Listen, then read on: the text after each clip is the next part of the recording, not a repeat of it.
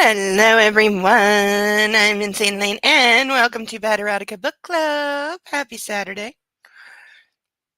This is our last one of these before Christmas. There will be one between Christmas and New Year's. I also plan to have the burn video for next week because it seemed appropriate that we should have the final burn video before we have the final stream of the year, which is next week. So this is second to last stream of the year. You know, if I timed it better, I wouldn't be reading this right now. I'd have another 2 weeks before I had to read any more of it. But I'm not that good with the timing. So, to recap, as if we need to, because, really not a lot has happened. We're only a chapter and a half in. So, we've got our main bad guy. Hello, Cerebellum. So happy to see you. Is your Christmas tree still standing or have the kitties conquered? So we met main bad guy who's supposed to be main love interest guy, who I am forever going to think has the same name as Vin Diesel in the Fast and Furious movies. We learned he is the head of a Sicilian crime family. He is supposedly very good looking. He is a violent, evil monster. He's a sexual predator and has definitely killed people. Somebody tried to kill him, which led him to have 5 years of delusions and hallucinations about his perfect woman. Cue somebody named Laura, who arrived in Sicily from somewhere. It occurred to me we don't actually know where her character is supposed to be from. We don't know if she's American or Polish or Australian. We have no idea. I don't think it actually said where she's from. So that's kind of iffy. But he sees her, goes, oh my god, it's literally the woman from my, possibly gunshot to the head induced hallucinations. I must own her. And then off screen, he somehow kidnaps her. We didn't need to see that, apparently. It's probably the most critical scene in the entire book. But no, we don't need to see him actually take her captive and then apparently keep her drugged for 2 days. And then upon waking in captivity, she does, of course, what you would naturally do. Get naked. And wander around in a bathrobe. In a house of evil people that are keeping her hostage. Because that's how you respond to waking up and being informed that you've been kidnapped. Hello, Nightwolf. A few lower ornaments were pilfered and rehomed. Yes. After he saw me with his harness. Oh, so Kitty was letting you know that, you're not allowed to touch the harness without taking the kitty outside, even though if it's as cold there as it is here, or if there's snow on the ground, it's quite possible Kitty doesn't want to go outside, but how dare you? So I will teach you by whacking a few ornaments off the tree. Yep.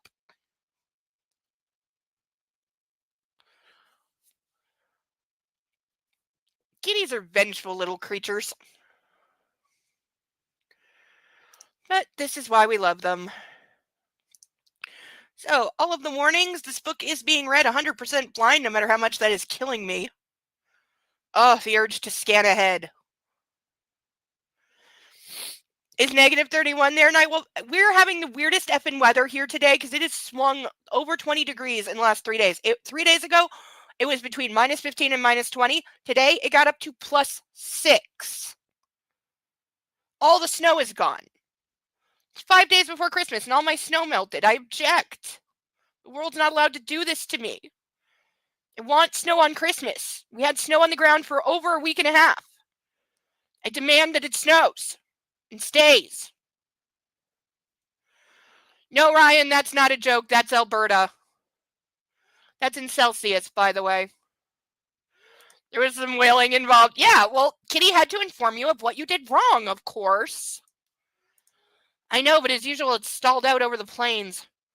I believe absolute zero is either 32 or 33 Fahrenheit, and that's Celsius. It's negative 31 Celsius. Yeah, I think absolute zero in Fahrenheit is either 32 or 33. I'm not sure.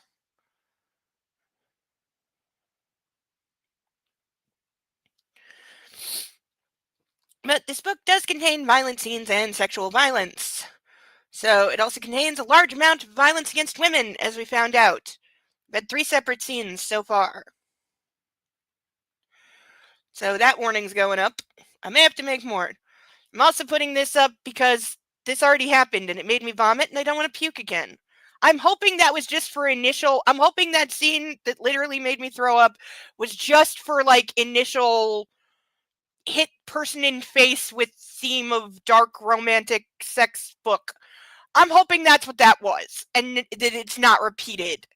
I'm hoping it was just a very bold in your face opening scene. You know, as some books/movies tend to do. You know, to really try and grab your interest with like, oh my god, this is so much more intense than I thought. There's a right way and wrong way. That was the wrong way. Hello, Sadale! Good to see ya!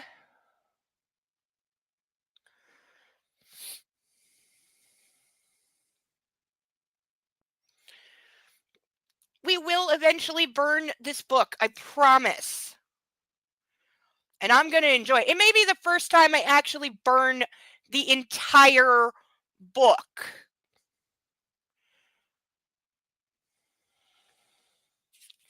Because that thought has been in my head all week, that I may actually, for once, after I have skinned it, of course, because the cover is the hide that I stick on my wall. That's my trophy to prove that I bested it. But I may actually burn the entire book for once. We shall see.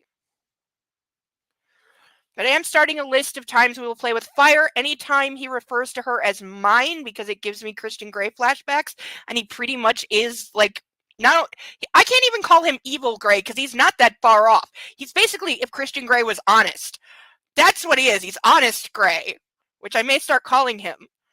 But we're going to burn it every time he calls her mine. That's on the burn list, and we'll see if we get anything else for the burn list. But for now, all rise for our national anthem, please. If you're still struggling with consent, just imagine instead of initiating sex, you're making them a cup of tea. You say, "Hey, would you like a cup of tea?" And they go, "Oh my God, I would love a cup of tea, thank you." Then you know they want a cup of tea. If you say, "Hey, would you like a cup of tea?" And they're like, I'm not really sure. Then you can make them a cup of tea, or not, but be aware that they might not drink it. And if they don't drink it, then, and this is the important bit, don't make them drink it. Just because you made it doesn't mean you're entitled to watch them drink it. And if they say, "No thank you," then don't make them tea. At all. Just don't make them tea. Don't make them drink tea. Don't get annoyed at them for not wanting tea. They just don't want tea, okay? They might say, "Yes, please, that's kind of you." And then when the tea arrives, they actually don't want the tea at all. Sure, that's kind of annoying as you've gone to all the effort of making the tea, but they remain under no obligation to drink the tea. They did want tea, now they don't. Some people change their mind in the time it takes to boil the kettle, brew the tea, and add the milk. And it's okay for people to change their mind, and you are still not entitled to watch them drink it. And if they are unconscious, don't make them tea. Unconscious people don't want tea, and they can't answer the question, "Do you want tea?" because they're unconscious. Okay, maybe they were conscious when you asked them if they wanted tea, and they said yes, but in the time it took you to boil the kettle or brew the tea and add the milk, they are now unconscious. You should just put the tea down, make sure the unconscious person is safe, and this is the important part again, don't make them drink the tea. They said yes then, sure, but unconscious people don't want tea. If someone said yes to tea, started drinking it, and then passed out before they'd finished it, don't keep on pouring it down their throat. Take the tea away. Make sure they are safe, because unconscious people don't want tea. Trust me on this. If someone said yes to tea around your house last Saturday, that doesn't mean they want you to make them tea all the time. They don't want you to come around to their place unexpectedly and make them tea and force them to drink it, going, "But you wanted tea last week," or to wake up to find you pouring tea down their throat, going, "But you wanted tea last night." If you can understand how completely ludicrous it is to force people to have tea when they don't want tea, and you are able to understand when people don't want tea, then how hard is it to understand when it comes to sex? Whether it's tea or sex, consent is everything. And on that note, I'm going to make myself a cup of tea.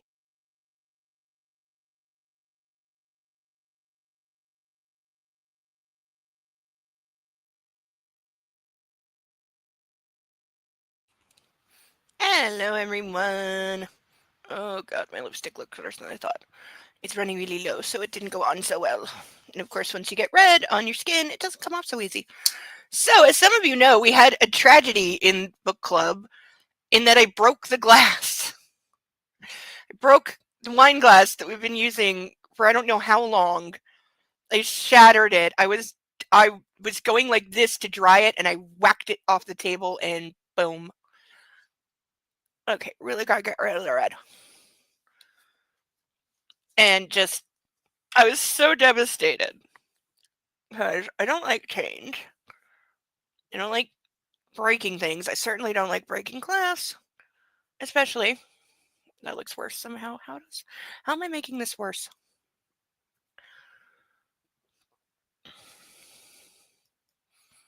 Ack.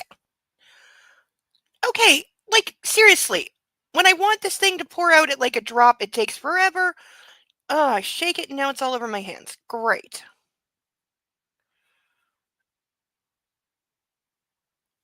There's like almost nothing left in this. I'm just trying to fix this so it doesn't annoy me all night and I can concentrate. Okay, that'll... still annoying me, but it'll do. It'll turn off the artistic part of my brain like that's fucking possible. But yes, I broke the glass, and I'm still very upset about it. Because I've had it for a long time. A friend made it for me, so it's special. Ugh. And I shattered it, and so now we're using this glass, which is a House Targaryen Game of Thrones glass. I originally had 6 of these. I only have 2 of them left. I will never tell anyone what they cost, because I bought them during Season 1 Game of Thrones from the HBO store.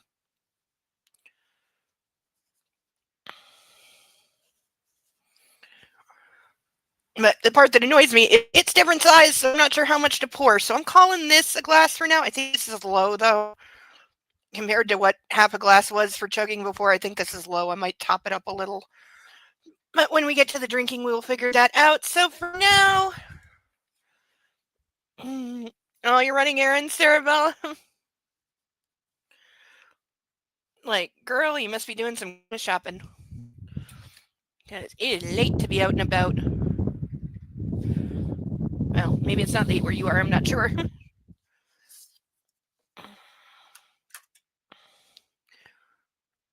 But, so we will be adapting to new glass. I have decided for the new year I'm going to buy a new book club glass. Because I don't want to use my Game of Thrones, because if I break it, I'll be very upset. But we will figure out something. Maybe we'll get something like theme appropriate, or that looks like a, a bubbling goblet or something like that. That could be very nice. But just so we have something dedicated, not whatever I dug out of my, cupboard from the section where you put stuff that you never use, but you keep anyway. Oh, I almost forgot to introduce the ducks. Oh, I'm so distracted. All right, all of our ducks, who we can all see on our lovely stages. We still have some room at the top. We have Charlotte, Steve, Paddington, Caspian, Inspector Clouseau, Dumbo, Sally, Bill, Xavier, Eloise, Pongo, Mitch, Sansu, Bob with 2B, Sasha, Bartholomew, Alex, Chuckles, Melman, Naruto, Jeremy DeWitt, Cinemark, Jeeves, Alan Tudyk, Playboy, Jethro, Gilbert, Vixen, Dennis, Rosie, House, Susie, Wolfie, Russell, Mark, Glacial, Cicero, and Phoebe Halliwell Duck.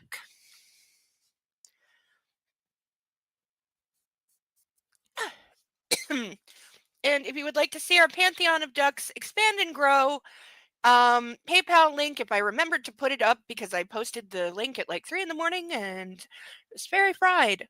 So hopefully I remembered to put the PayPal link at the top of the chat. That's where it should be. And if you would like to help fill out the remainder of our duck stage before the year ends, we do have 4 random ducks still available for $10 each.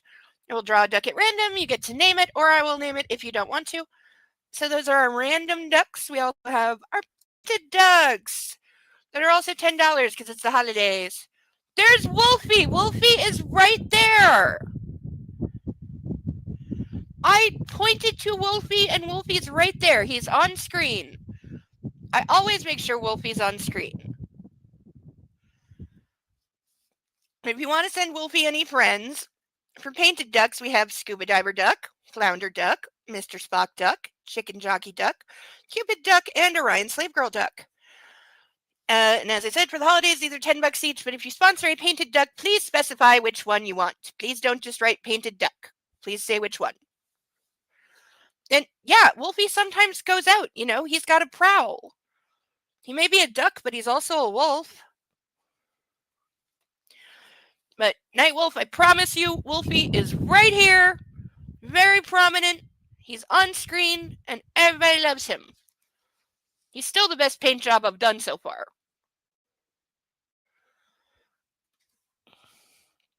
So that is our wolves, that's our ducks. So those are $10 each. We also have very real police issue handcuffs that I will put on for 20 odd pages for $25. For $50, I'm going to definitely top this up because this looks low. I will chug this glass of wine, hopefully in one and without choking, once we have started drinking, which is in about 45 minutes.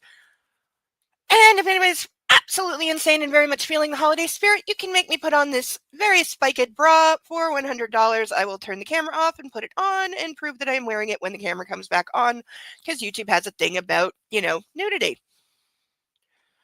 I mean, I don't, but they do.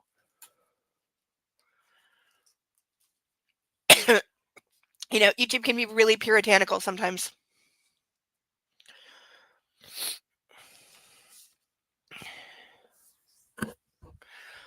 All right, now we have got all of our ducks introduced and confirmed that Wolfie is present, and our other ducks are on standby. We are jumping back into chapter 2, which we stopped randomly in the middle of because it was enough. So she has just been brought to the guy who's in charge of this place, who has kidnapped her, and he's kind of, I guess, laying down the rules and explaining, yes, I'm melting, what the situation is. Well, she's in a bathrobe and naked, and he's on top of her because, of course, things had to turn physical.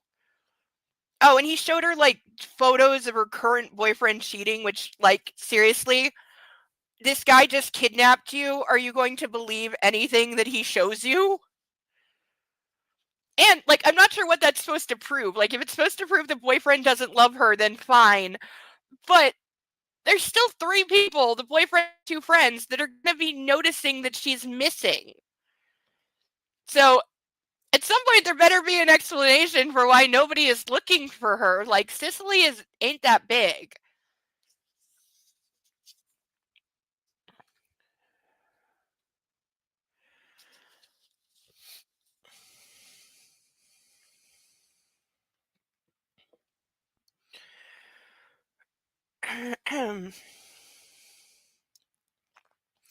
Oh, and he's promised that he won't have sex with her until she comes to him willingly, which, given the circumstances, that is impossible.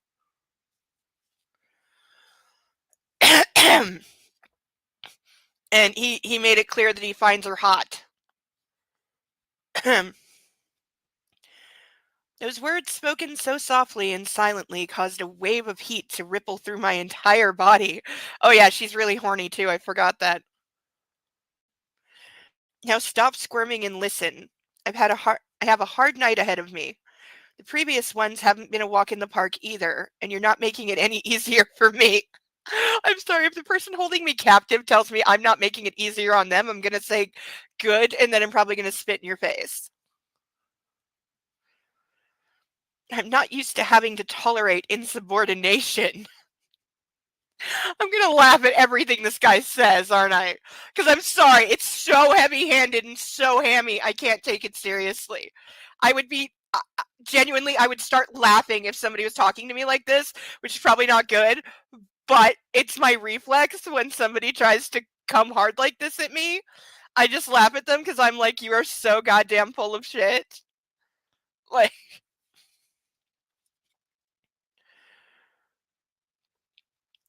I don't know how to be delicate, but I don't want to hurt you. So either I strap you to a chair and gag you, or I let you go, and you start doing what I say. Okay, that's an actual threat that I might take kind of seriously.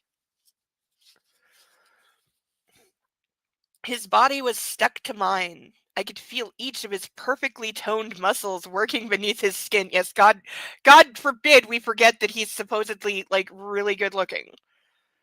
He slid his left knee, which had been locked between my legs, higher when I didn't react to his words.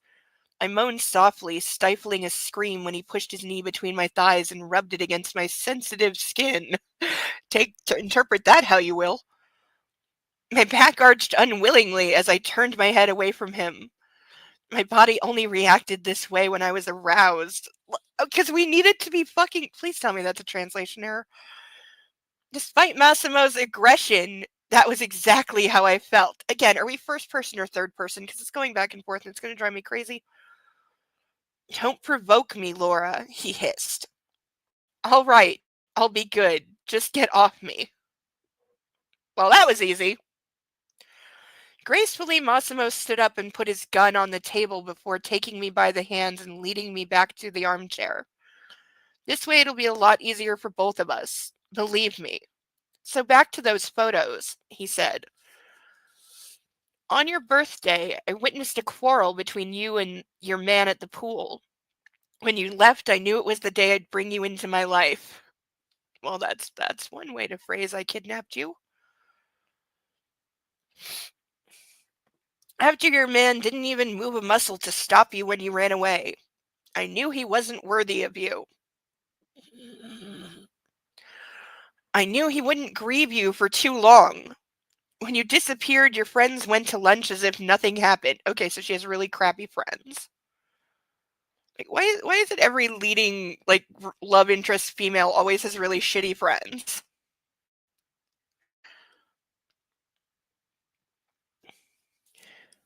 Looking at you, Twilight. That's when my people took your things from your room and left a letter in which you wrote to Martin that you were leaving him and returning to Poland, moving out of his apartment and disappearing from his life. Okay, so she's Polish. We know this now. So they left a letter. Because that's not sus. She disappears on vacation, but she left a letter saying, I'm going home early. I'm breaking up with you and moving out of your apartment. So we're assuming, what, that he has people in Poland that are breaking into his apartment and stealing her stuff? Or is that what we're supposed to believe?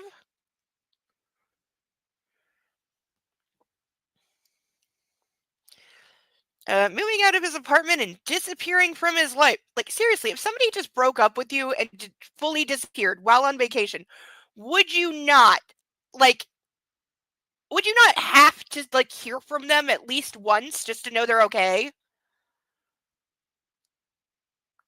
Like, whenever friends of mine travel, we have a rule that you text as soon as you land.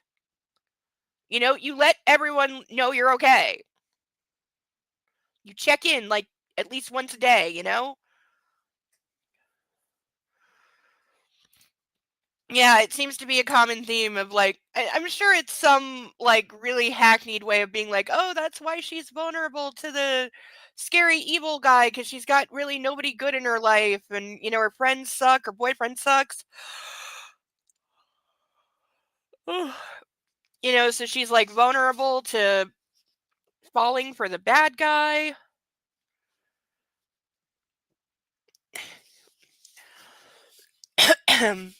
I have good friends. Yes, anyone who's showing up here, this is very good. Oh, wait.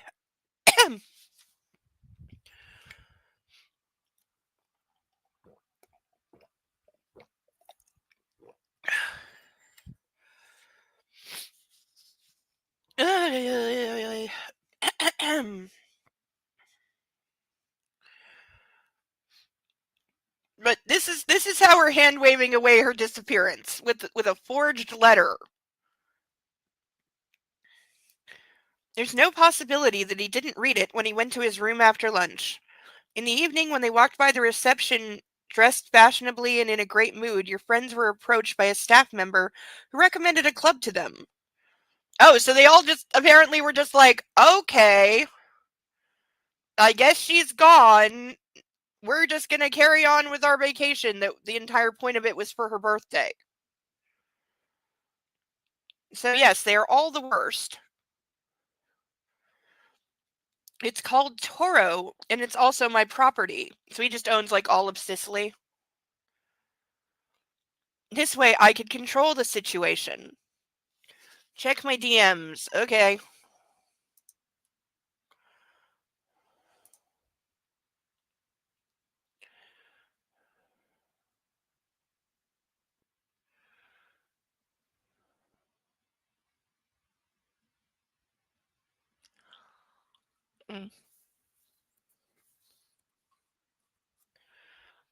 Apparently I have something on my face. Think I got it.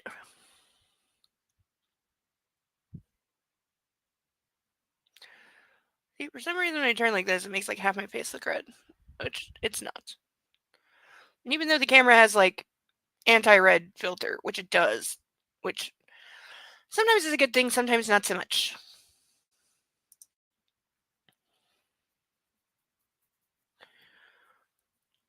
Hopefully my nails are dry.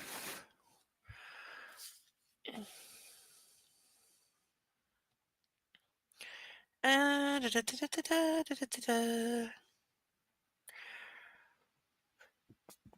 you look through those photos, you'll see the whole story play out just the way I told you. What happened at the club? Well, they drank, had fun, and Martin took an interest in one of the dancers. You saw the rest. The pictures speak for themselves. So he set the guy up. And it's like, dude, you could have drugged him easily, or those pictures are fake as hell. Like, this is like in 2020, so like AI generated photos are a thing. And even still, is he really just gonna accept her being disappeared? Like, really? I sat still, looking at him in disbelief. My whole life had been turned upside down in a matter of hours. I want to go back to Poland. Please, let me go home. Massimo got up from the sofa again and walked over to the fireplace. The dying fire bathed the room in a warm half-light. He propped one hand on the wall and said something in Italian. With a deep sigh, he turned to me again and replied, "Unfortunately, that won't be possible during the next 365 days. Title drop. I want you to sacrifice a year for me." That's not all he wants her to sacrifice. "I will do everything in my power to make you fall in love with me. If I fail by your next birthday, I will set you free. Don't get me wrong. This is not a proposal. I'm telling you what's going to happen, because that's so how that works. I will not touch you or do anything you don't want." You're holding her against her will, so kind of like the bar for anything I don't want is kind of already met because I don't want to be here at all. So everything else that comes after that is already on the wrong side. Like, are we seeing the fundamental problem with this premise? Because I'm assuming at some point, I'm assuming this follows literally Beauty and the Beast, the animated, where at some point either she escapes or he lets her go. It's got to be that he lets her go. The only way you ever get to even halfway to him being a viable love interest is if he lets her go, genuinely lets her go, and then she chooses to return to him. Which you still have major like Stockholm issues, brainwashing issues, etc., etc. But I'm assuming that that's going to happen at some point, so the reader can delude themselves into thinking this is a consensual relationship at some point, even though it's clearly not, and it never can be because of the premise.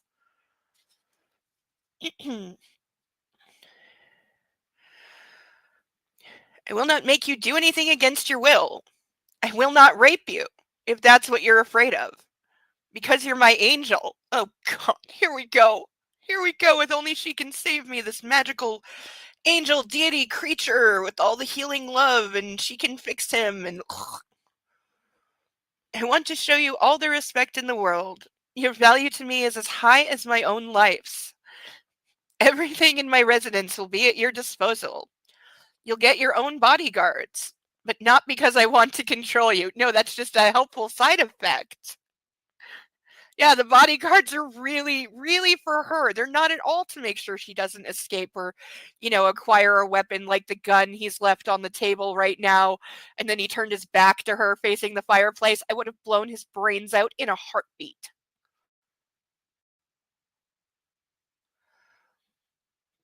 It's only for your own safety. Right. You will pick the men yourself. You will be able to access all my property.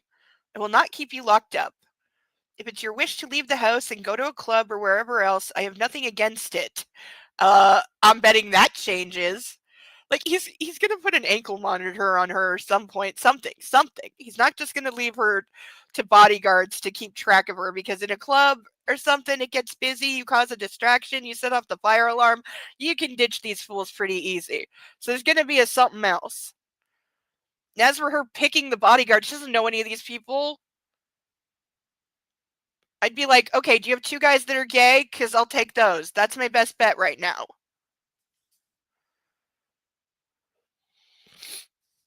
I interrupted him. You're not being serious, are you? You think I'll just sit here like nothing happened? What will my parents think? You don't know my mother. She'll cry her eyes out when she learns I've been abducted. Okay, so now we confirm we didn't know before, but she has parents. She has family. Yeah, they're going to wonder what the hell happened to her, too. She'll spend the rest of her life looking for me. Do you know what this will do to her? I'd rather you shot me right here and now than make me blame myself for my mother's pain. Why would you blame yourself? You've been kidnapped. Blame the guy who kidnapped you. I mean, this isn't the world's worst strategy, but she's doing it badly. If you let me out of this room, I'll run away and you'll never see me again. I will not be anyone's property. Not yours, not anyone else's. Oh, great. At least she is actually, unlike Anastasia in the previous books, she's actually like saying something back. Now, whether she backs this up, we don't know. We'll see.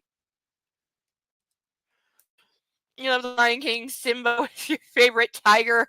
I think you better watch that again. It'll be an ankle bracelet in the form of jewelry AirPods. I've seen some of those. They're ridiculous.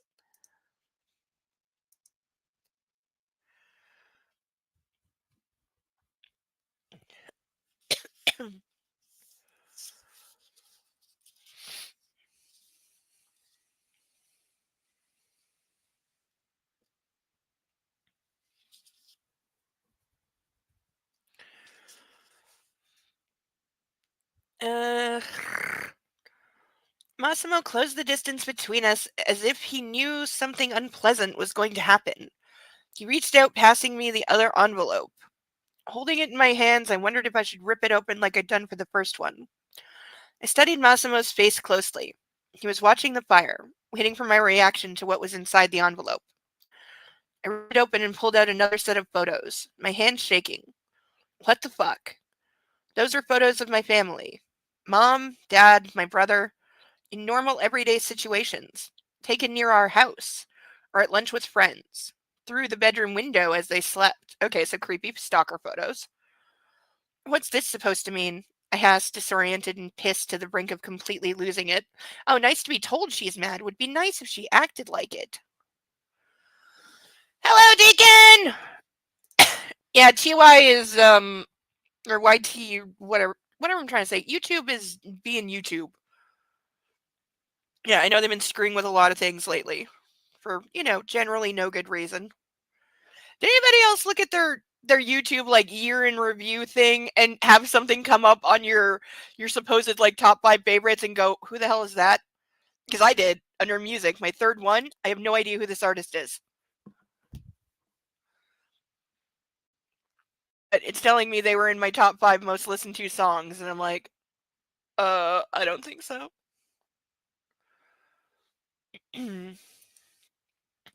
Yeah, please click the like button if you haven't. It helps. Or consider sponsoring a duck. That also helps. I'm amazed I don't have a puppy yet.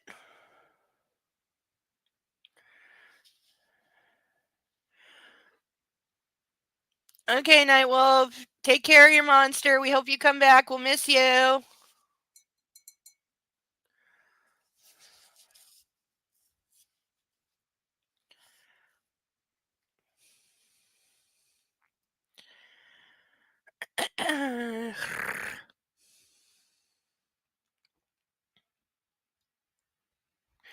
I will absolutely say hello to the puppy and rub his belly for you when he wakes up.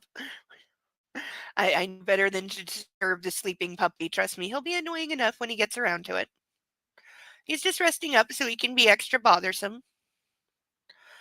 Plus, he's been conspiring with the ducks all day.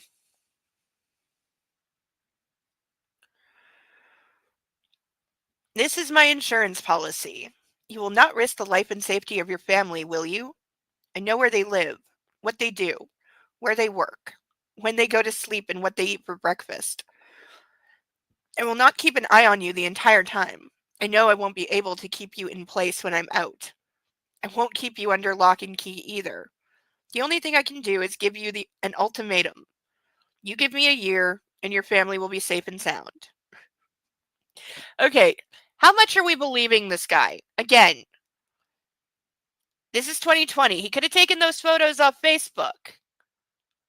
And they're in Italy, and he's claiming, I have people watching your family in Poland. That's a hell of a reach even for a mobster.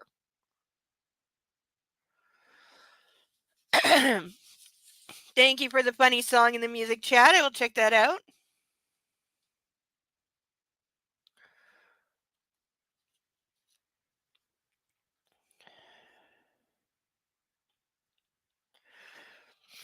I hope Deacon is... that sounds like a threat. Yeah, it is a threat. That's the point. He's threatening to unalive her entire family if she tries to run. But do we think he actually has the capability? Like, that's what I'm not... I'm sorry, I need something more substantial. I need like a live video of somebody looking through the window right now for me to believe that you are capable of taking out 3 people in a different country.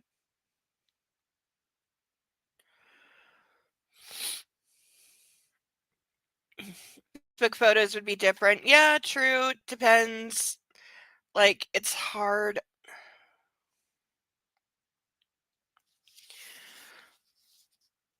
I don't know. I mean, I guess we're supposed to take him at his word because he is supposed to be like all powerful and, crime boss guy. I sat rooted to the spot and wondered if I could kill him. He should have done that when his back was turned and there was a gun on the table, dumbass.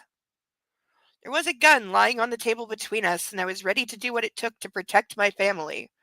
I sprang up and snatched the firearm, aiming it at the man. It's going to be unloaded, right? Because he wanted to see if she had the balls to do it, right?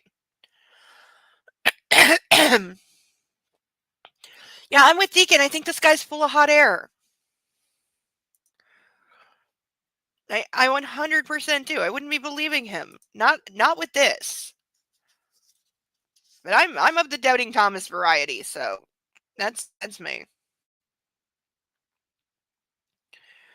He remained in place, calm and impassive, but his eyes were ablaze with anger. You're driving me crazy, Laura. Crazy and mad. Please put the gun down or the situation might get out of control and I may be forced to hurt you. It's definitely unloaded.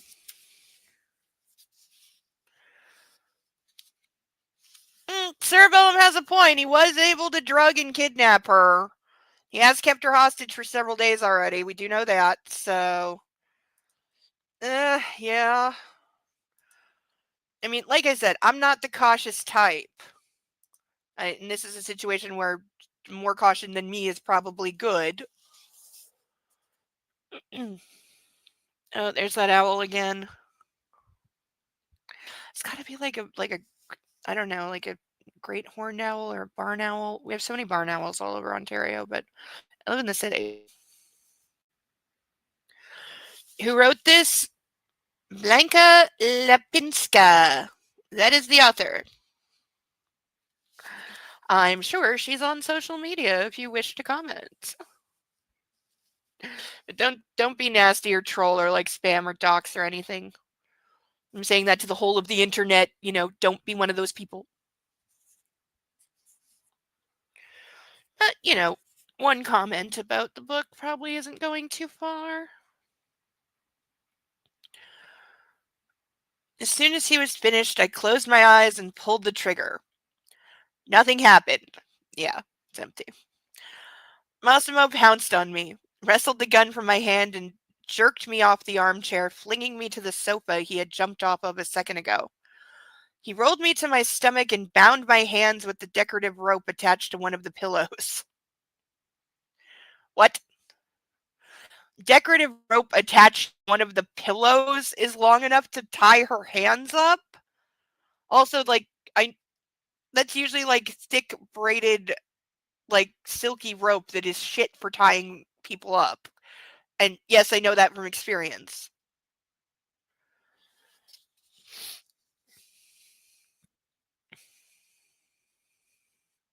Then he sat me up, or rather threw me against the sofa seat. You have to flick off the safety first. Oh, so he's not dead because she didn't know to take the safety off? Never rely on the safety on the gun. That is, even the NRA says don't do that.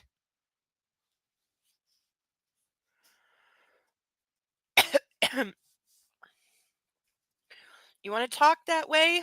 You comfortable? Want to kill me? Think it's so easy. As if nobody tried before you.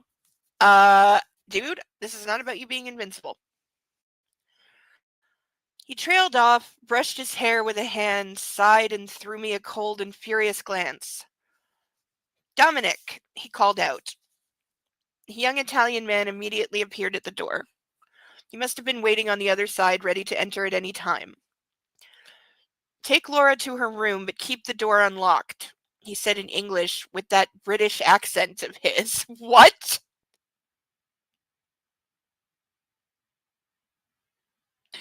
This is the first we're hearing that he has a British accent when he speaks English. Like, isn't this guy supposed to be Italian? Why does he have a British accent?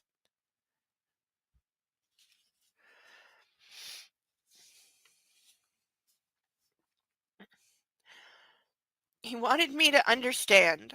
Having done that, he turned to me and said, I will not keep you here against your will, but will you risk escaping? See, that's a better tagline than whatever the tagline for the movie is.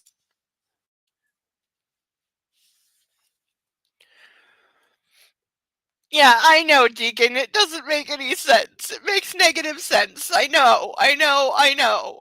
Yeah, I have a feeling he's not a card carrying member of the NRA either. I'm talking sure you're gonna have productive criticism. Yes, it doesn't have to be productive criticism. It's okay to just criticize. Yeah, if you learn English in England, like, are we gonna find out, like, I don't know, maybe because he was born into a crime family, he was like sent away to boarding school in England to protect him when he was a kid, from the other crime families, but now he's grown up and has returned to Italy to take his rightful place as the head of the mafioso family after his father died and blah blah blah. And I don't know, insert scenes from The Godfather. I've never seen those movies. Did he break pasta? No, Deacon, I will burn the page that is on immediately. You do not break pasta ever. Ever. It is a crime. It's never, ever, ever happen. You do not break pasta.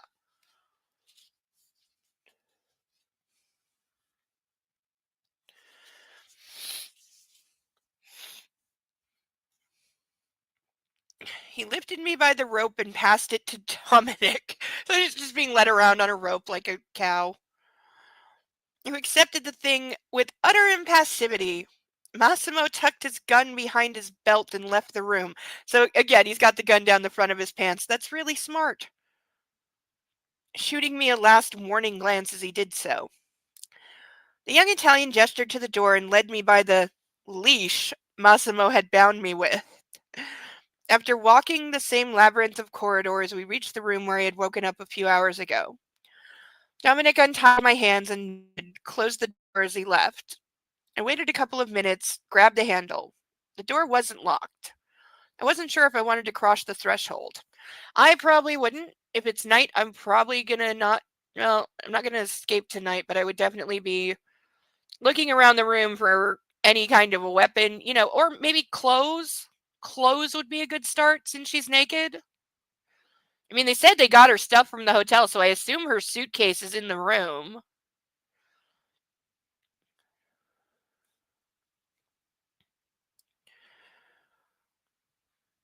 I sat down on the bed, thoughts spinning in my head. Was he telling the truth? See, somebody actually asked this. Was he being serious? The entire year without my friends, without my family, without Warsaw. I was like, I guess she's from Warsaw. I broke out crying.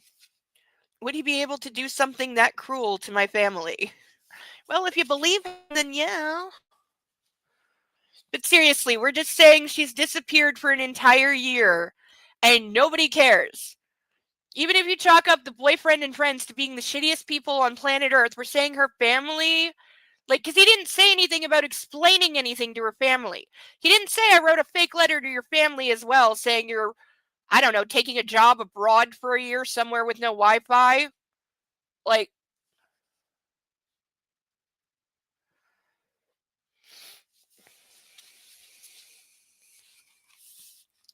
oh, YouTube doesn't like that word being in the chat, Ryan. So yeah, even in the chat, you should censor curse words and, that word. Yeah, YouTube's a pain. YouTube's a royal pain in the ass, okay? It's a royal fucking pain when it comes to shit like that. Because they're always changing the rules. They're always stupid about it. They never announce it. They never clarify it. And it's enforced completely arbitrarily.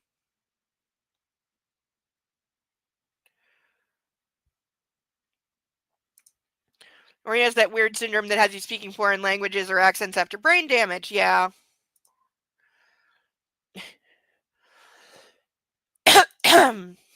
It is really dumb to carry a pew-pew like that. Is that not in Poland? Am I having geography fail? I thought it was the capital. But I am genuinely horrible at geography. Is it not called that anymore?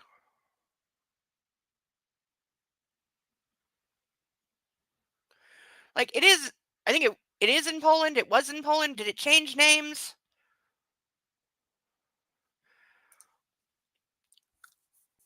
Author does look fairly young, so she might not know history. I think we looked up how old she was, and she was older than we expected.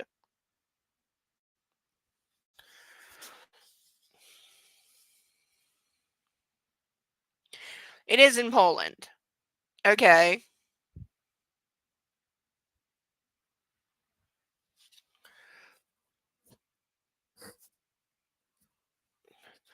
And it's still called that. Okay.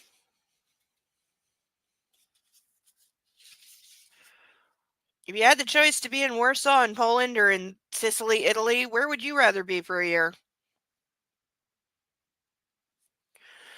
Minus the kidnapping.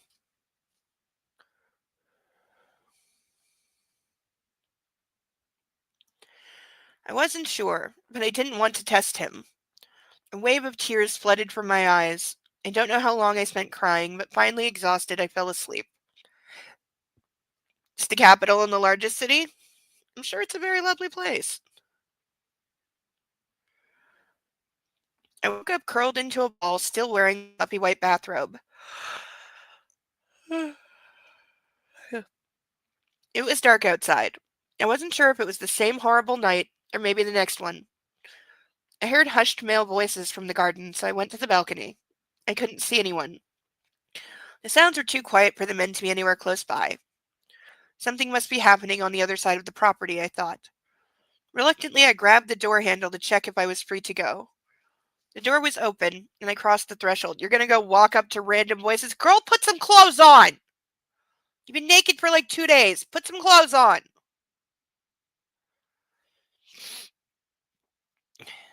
The door was open, and I crossed the threshold, only to spend a long while thinking whether to continue or retreat back into the room.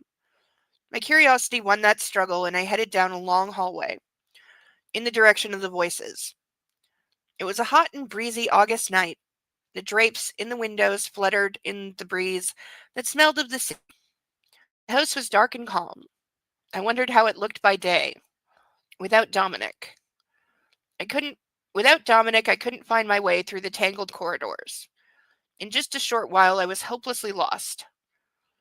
The only thing I navigated by were the voices. They were growing louder with each step I took. Passing through a half-open door, I found myself in an enormous hall with gigantic windows overlooking the driveway. I approached the pane of glass and leaned against the thick, tall frame, trying to hide behind it. In the dark, I could see Massimo and several other people. There was a tall man kneeling before them, shouting something in Italian. She's going to watch him blow someone away and then know he's for real, right? His expression suggested terror and panic as he stared wide-eyed at the man in black. Okay, you know his name. Stop cribbing from Westworld. Okay, I saw season 1 Westworld. It rocked. Massimo was standing at ease, his hands in the pockets of his casual pants. He was fixing the pleading man with an icy stare, waiting for him to finish. As soon as he did, Massimo impassively uttered a short sentence or two, took out his gun and shot the man in the head. Called it. Yep.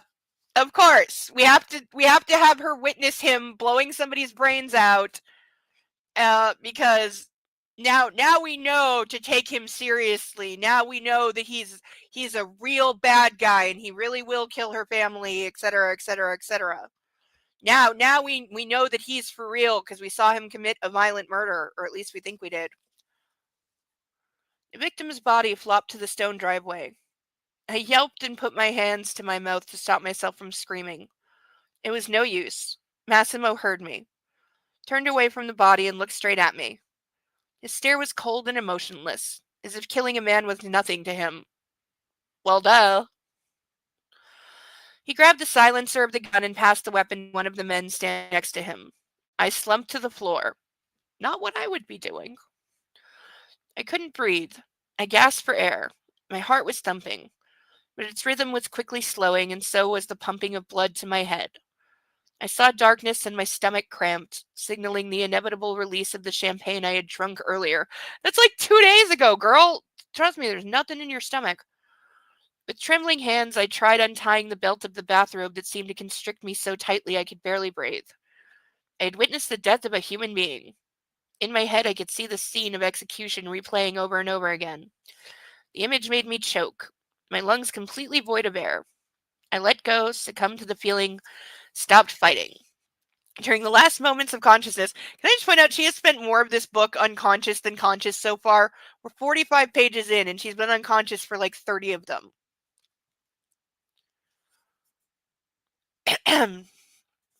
During the last moments of consciousness, I felt the belt of the bathrobe loosening and someone's fingers touching my neck, searching for a pulse.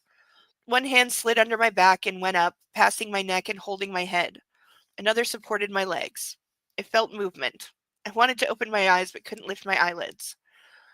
There were sounds around me, but only one clear enough to hear. Breathe, Laura. That accent. I knew it was Massimo with his arms around me. The arms of a man who had killed just a moment before. He took me to my room, kicking open the door. I felt him laying me down on the bed. I was still struggling to breathe. My heaving breath was getting less chaotic and panicked, but I still couldn't inhale deeply. There was still too little oxygen. Massimo opened my mouth with one hand and slid a pill under my tongue. This is not good. Don't be afraid, darling girl. No! No! Piggyback! No! No! No, that's not happening. No! No! He is not going to call her that. That is, no! I use that in my fan fiction occasionally when I'm being extra sappy. He doesn't get to call her darling girl. That's my phrase, goddammit! No! That is on the burn list right now. As soon as the back of this page is read, I'm burning this entire page. No way in hell. That is my phrase. No! Don't get to have it in your god-awful writing. Hell no! Also, ow. No!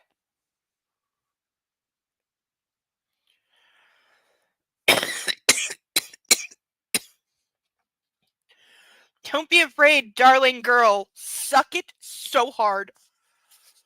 It's heart medicine. The doctor left it just in case of such a situation. Was it nitrous? Because that's usually a spray. A while later, my breathing went back to normal. Or is it just like basic sedative because her heart rate is to slow down? Either will do. Oxygen finally got into my lungs and my heart steadied its rhythm. I sank into the sheets and fell into a deep sleep, definitely sleeping pills. Oh, good. The next, okay, end of chapter, by the way. And I need to stretch really badly. Oh, but we are setting this page on fire! Because that is my phrase! I claim it, okay? My story. I'm the darling girl in the story, and I'm not in this, so, yeah.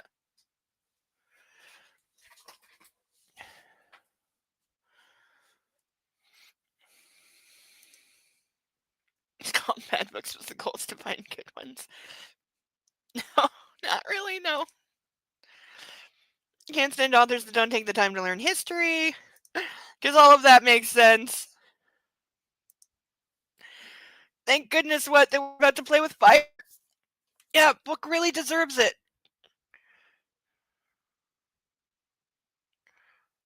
Oh, stretch, stretch, stretch, stretch, stretch.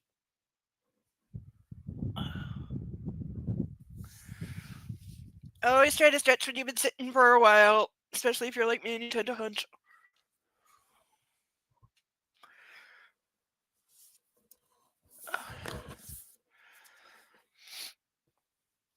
I still haven't worked out what to add as like a signature costume piece for this, because it's the only thing we've got so far is a white bathrobe, and I don't own one of those, and I'm not going to buy one just for this. So it's got to be something I can make or repurpose or sew myself or something like that. We'll figure something out. We'll figure out something. But now we get to play with fire.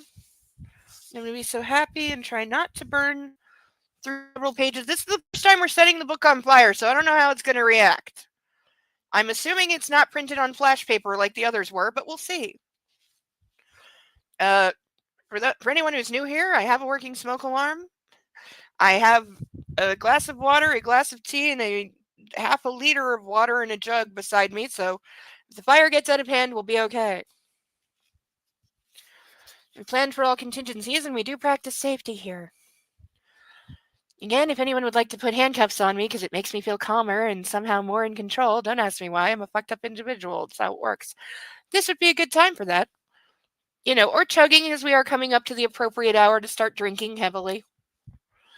But anytime the word mine, as in him referring to her as mine, or darling girl comes up, that's now the burn list. I mean, somebody write that down for me, please. But here we go. Inaugural playing with fire. 1, 2, 3. Ooh, that went up crispy. That went up real crispy. That definitely burned the other page more than I thought. Oh, yeah. Oh, that burned through a few pages. Okay. I didn't think it would do this.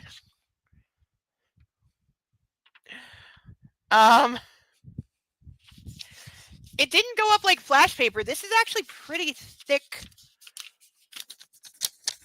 It's pretty thick paper, but it just, wow. That just evaporated. Because, yeah, hole. There's a hole. Okay, there's a hole right through the book. And it burned the other page pretty significantly. Oh, it actually, wow. It actually put a hole in the next page too. Can we see? Yeah. Put a hole in the next page too. Okay, note to self, be a little gentler when playing with fire. Got it, noted.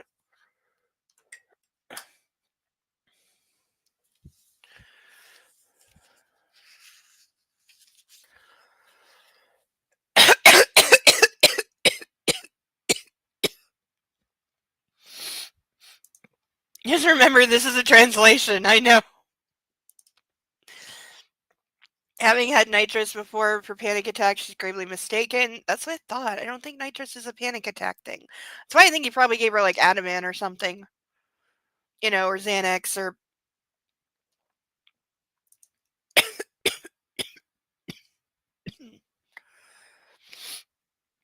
Yes, the book is trash. And don't play with fire.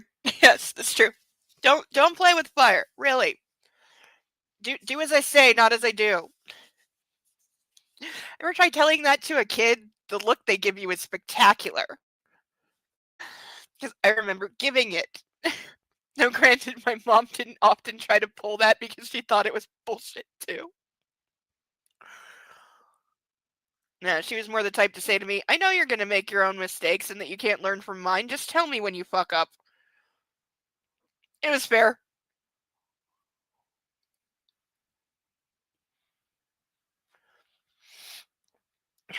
When I opened my eyes, it was day. It was laying in white sheets, wearing a t-shirt and briefs. Okay, so she finally has clothes on. Oh, chapter 3.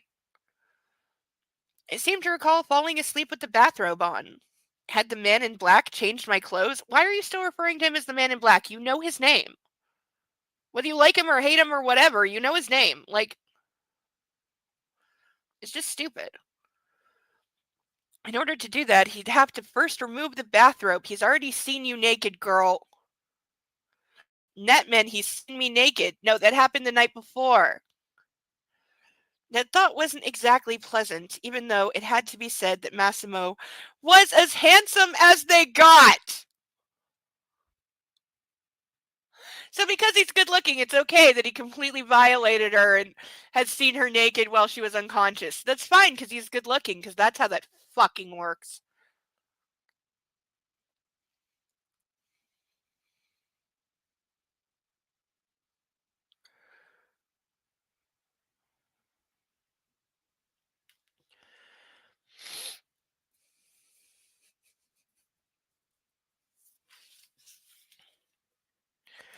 Yeah, that's true.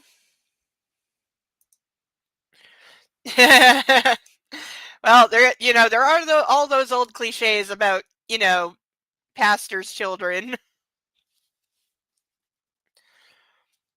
They're generally true.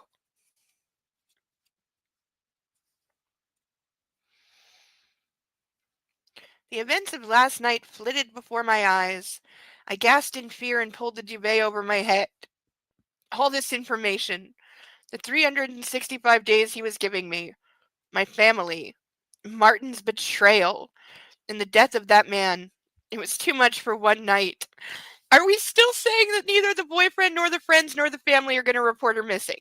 Like, I'm sorry, there needs to be more. You may have mentioned that you can't stand this book, but do it like 100 more times so we're really sure. And I genuinely mean that. And ask what this week's book is, but let's face it, I'll never read it. Yeah, you know what book it is. It's the same horrible book, and it's just getting worse. He's now, let me catch persnickety up. He's now informed her that apparently he has guys. We now know that while they are in Italy, she's originally from Poland, Warsaw, which is in Poland, in case you know. And he's got people watching her family and has now explained to her that if she tries to escape, he will kill her family. And that he left a letter, a forged letter from her, allegedly from her, like not real, but he forged a letter from her, left it for the boyfriend saying, I'm going home, I'm leaving you, I'm moving out of your apartment, don't ever talk to me again. And apparently this explains why the boyfriend and friends are just completely fine that she has disappeared off the face of planet Earth. And they're mostly true.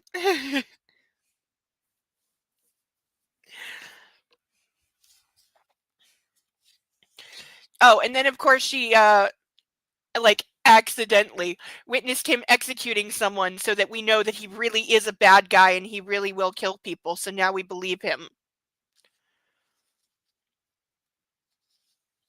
I don't even know the characters, but has vibes of the Mister. Yeah, little. Yeah. Well, like I said, these are known to be inspired by the 50 Shades books. And for when these came out and the movies came out, that is exactly when the Mister books were coming out. Like the Mister came out in like 2009 or 2019. This came out in like 2020 or 2021. So I think it was largely based off all of that. You know, like the collective works of E.L. James, because yeah, there's vibes of both in here.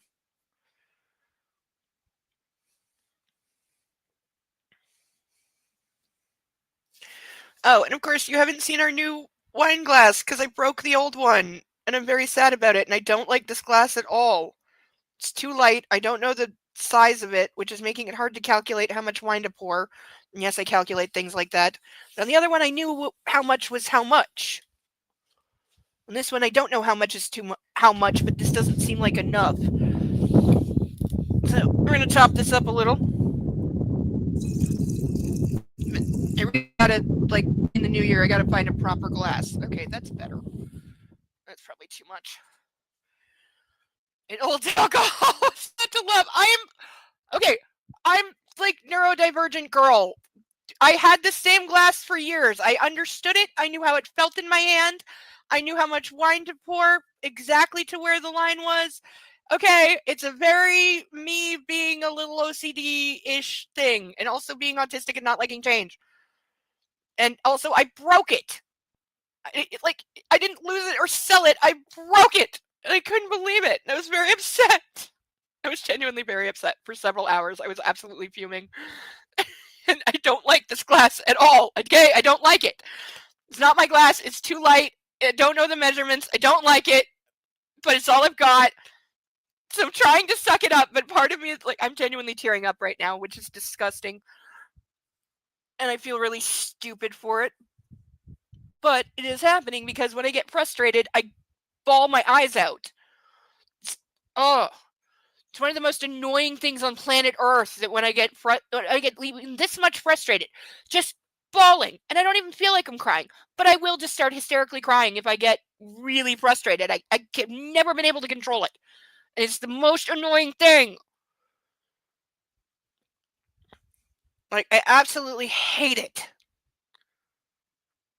Because then people are like, oh, it's not that big a deal. Why are you crying about it? And I'm like, I'm not fucking crying. I know I'm physically crying, but I'm not crying. Shut up. Get out of my face. I hate you. This works on the playground, not so much in real life. You gotta get one of those glasses that pours out when you fill it up too.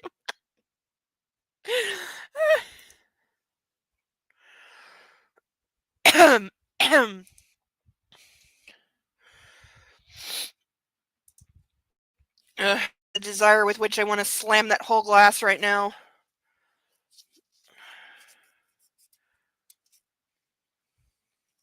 Oh, and we did set the book on fire once already. We have 2 things on the burn list, mine and Darling Girl, which I'm going to remember to write down later. Actually, just grab a marker and write them on my arm right now.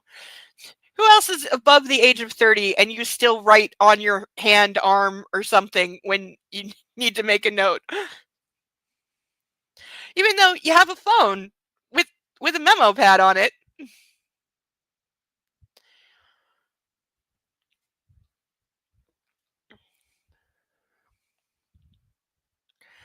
It wasn't me who changed your clothes. I heard a muffled voice saying through the duvet. Is he in the room? Did he sleep next to her? Because that's creepy on like a whole other level. I slowly pulled it off and looked at the man in black. He was sitting in a grand armchair by the bed. This time he was wearing a more casual outfit. Gray joggers and a white tank top accentuating the muscles of his wide shoulders and perfectly chiseled arms. Oh god, this is another book where like every time we see him, we're going to be reminded of how good looking he is, like with Gray. He was barefoot. His hair was in disarray. If not for the fact that he was looking so fresh and tempting, I'd have thought he just woke up.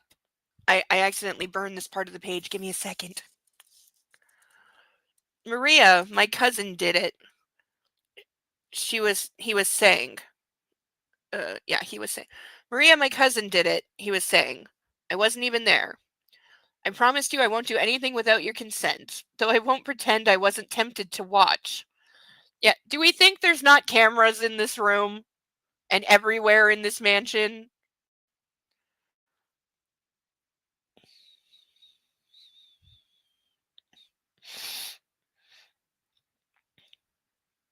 Especially because you were unconscious. So defenseless.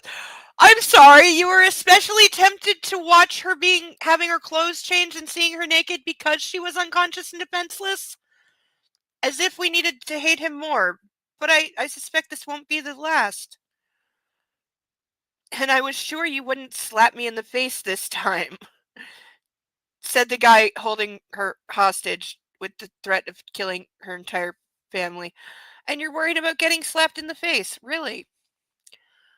He said, raising his brows in amusement. I saw him smile for the first time. He looked carefree and happy. For him, the dramatic events of last night were already forgotten.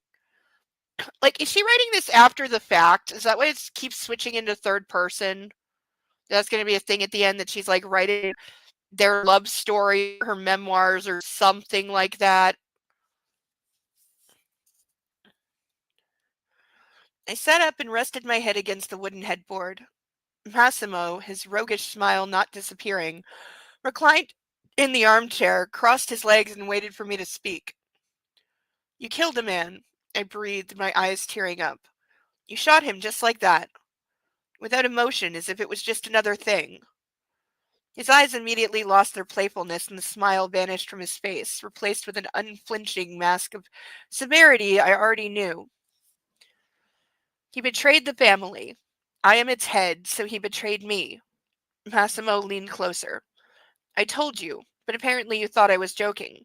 I do not tolerate defiance and insubordination, Laura. There's nothing as important as loyalty. You're not ready for all this, and you can't ever be ready for what you saw yesterday. He trailed off and stood up, walking over to the bed and sitting on its edge. He combed through my hair with a hand as if checking that I was real. At some point, he slid his hand under my head and grabbed me by the hair hard. Oh, yeah, this is a great way to get her, like, on your side. After saying you're not going to do anything and you're not going to touch her and you won't rape her, now you're sitting on the bed and you're grabbing her by her hair. Yeah, no, I totally believe you're not a fucking pig.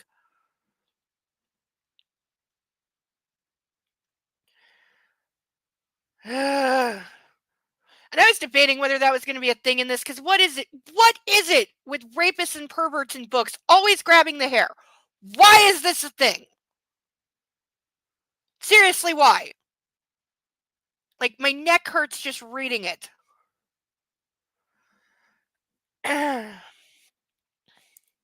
Grabbed me by the hair hard. He flung his leg over me and sat astride me, pinning me down. Yeah, this is really going to make her trust you. His breathing quickened and his eyes flared with passion and animalistic ferocity. Because, of course, thinking about murder, now he's turned on. So he's very much like Gray. I went rigid with terror, and it must have shown on my face. Massimo saw it, and he liked it. Yeah, we've already established he gets off on fear. After the events of last night, I knew this man was no joke. Really? Because he's kind of coming off as a joke. He's so cartoonishly over the top. If I wanted my family to be safe, I needed to accept his terms, or learn how to take the safety off a gun. That also works. Massimo clamped his hand even harder on the back of my head, trailing his nose across my face. Ah! Ah! I'm gonna have nightmares about that. Ah, creepy. Ah! Could have said he licked my face and it'd be less creepy than that. Ah! He inhaled deeply, taking in the scent of my skin. She hasn't had a shower in like 4 days. I wanted to close my eyes to show him the depth of my contempt, to overcome my own fear, but I was hypnotized by the savagery of his gaze and couldn't take my eyes off him. I'm gonna laugh so much reading this. He was a beautiful man. Exactly my type. Black eyes, dark hair, large and full lips, a light subtly on his face. We have a puppy. Who wants to see a puppy? Oh, yes! He didn't need a second invitation. Oh, look at the puppy. I command everyone, look at the puppy. Hi. Going, Mommy, you have that stuff on your face that means I can't lick you. I'm disappointed, puppy. No, don't put me down. I'm a baby. I'm a baby. Oh, she did take a shower. You're right. She took a shower like 2 days ago. Well, maybe it was yesterday. I don't know. We're a little off on time.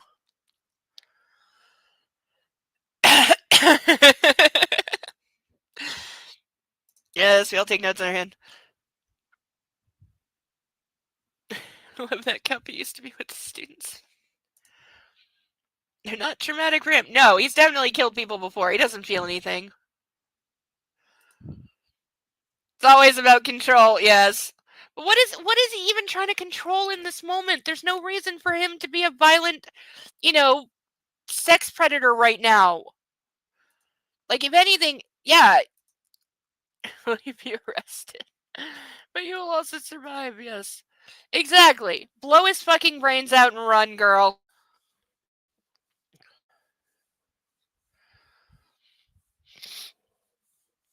But for right now, everyone say hi to the puppy. Consider buying him a duck. He always tries to steal them. Don't you? Yes. No, I would never do that. I never try to steal the ducks. I don't try to do that. I don't try to steal the ducks and eat them. I don't do that. I never tried to do that. I didn't try to do that. No. You didn't see me do that. I didn't do it. I'm a good boy. I'm a really good boy. Look at my sweater. You know I'm a good boy because I have a sweater. That's how you know I'm a good puppy. Yeah, it's 'cause I have a sweater. Oh, I know I'm not holding you right. I know. I'm such a bad mommy sometimes. I know I don't cuddle you the way you want to be cuddled 24/7. Or carry you around in a baby carrier. Or feed your chicken all the time. What are you staring at? You want to sniff the book? You did have to give it a very thorough sniff because I think it came from a house with other dogs in it. Because I bought it like used. And when I threw the packaging away, he pulled it out of the garbage and stuck his head in it. So I think it must have smelled like other dogs. He needed to make sure that there were not other dogs in the package,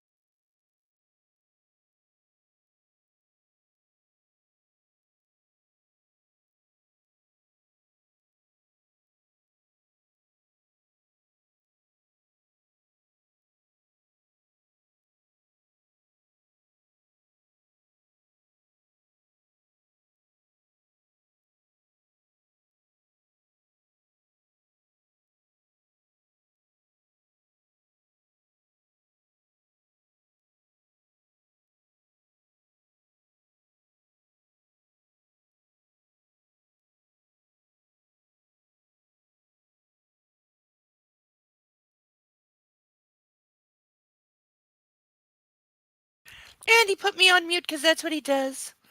And we'll rub the belly because we told Nightwolf we'd rub the belly. Yes, rub the belly, rub the belly, rub the belly. Rub the belly, rub the belly, rub the belly. Say hi to the tail. Look, I have a tail. And sometimes I'm aware of it.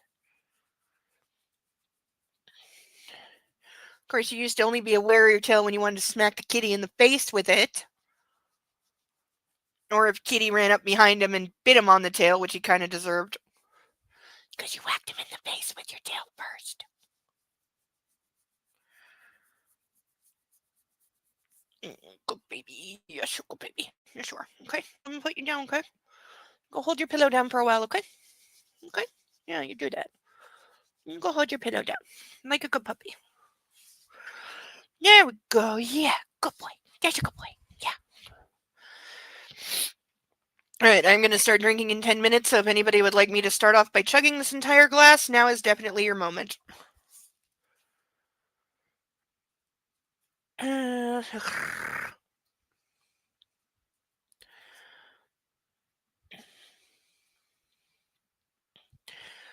He was a beautiful man, exactly my type. Black eyes. What is it with people in this book having black eyes? It's weird. Dark hair, large and full lips. A light stubble on his face. Now delicately tickling my cheeks. And that body! There's an exclamation point. There's a fuck. The dude is pinning her down in bed, ripping her hair out. She's aware that he just murdered somebody, but wow, has he got a great body! On the list of things I would not be thinking about, that's like number 10,781.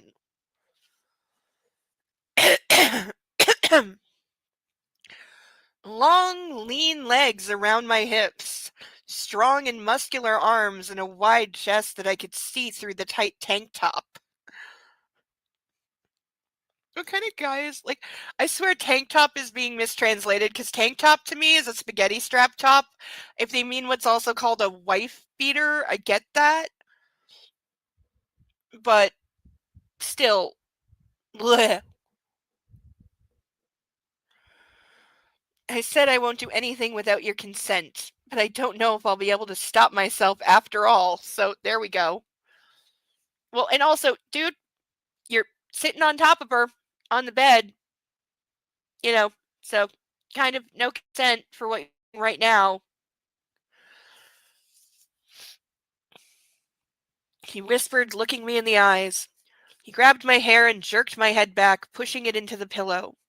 I moaned softly. Yeah, that's the response, not ow, get off me. Massimo sucked in a gust of air and then slowly and delicately inserted his right leg between my thighs. He rubbed against me with his manhood. Like, would you not be like falling apart and terrified and like kicking into either freeze or fight here because flight's not an option?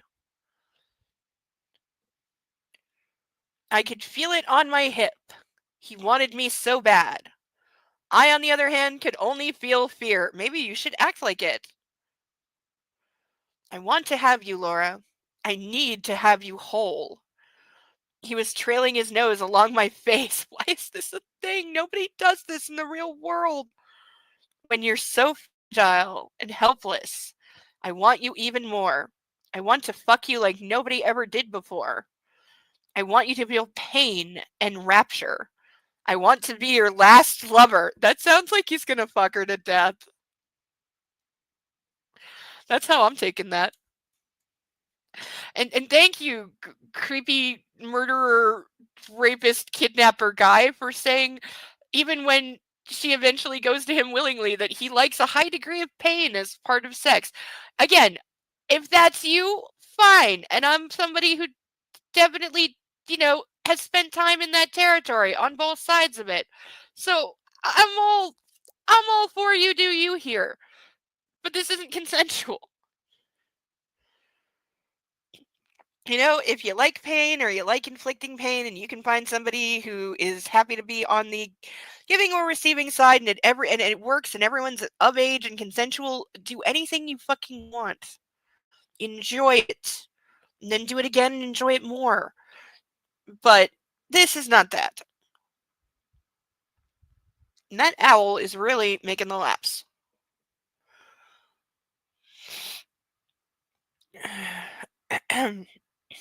He was saying all this while his hips were rhythmically rubbing against me, so he's dry humping her, because that's not terrifying. I understood that the game I was going to be a part of has just begun. I hadn't. This may be the dumbest line I've ever read in my life. I had nothing to lose. I knew we were going to get there eventually because she has to feel like that eventually, but I thought it was going to be after she escapes and she would like have this moment of like, well, nobody's missed me for the last like 4 months. You know, my family, my friends, ex-boyfriend, they all got on with their lives just fine with me, so I have nowhere to go. You know, do they even want me back? And then she has like the despair spiral and goes back to him. But I had nothing to lose. You got a great deal to lose right now.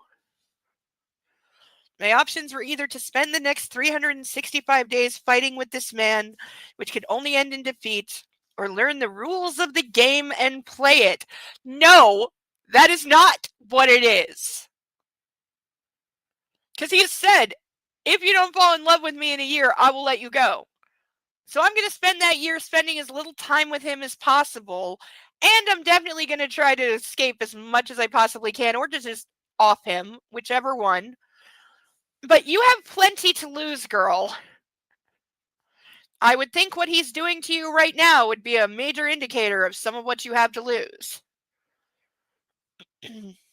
But this is not a game. You cannot win. Slowly, I lifted my hands above my head, resting them on the pillow, showing submission and defenselessness.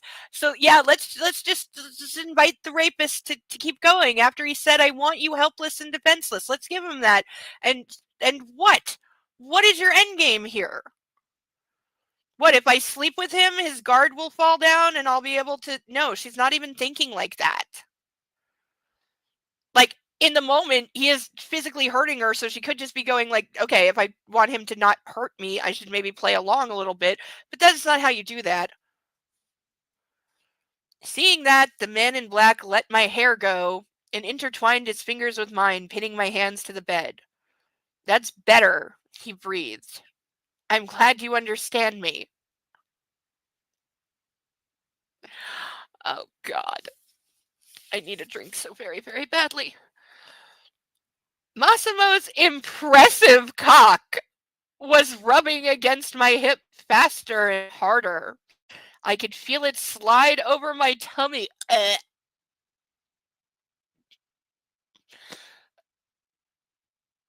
not gonna be sick. This is why the Tums. Okay, really not gonna throw up.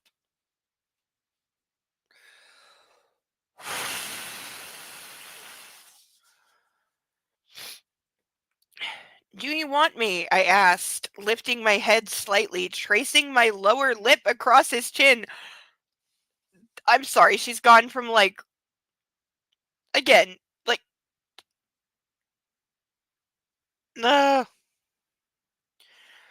Nobody acts like this. He moaned, and before I could react, his tongue was already in my mouth. Yeah! There we go.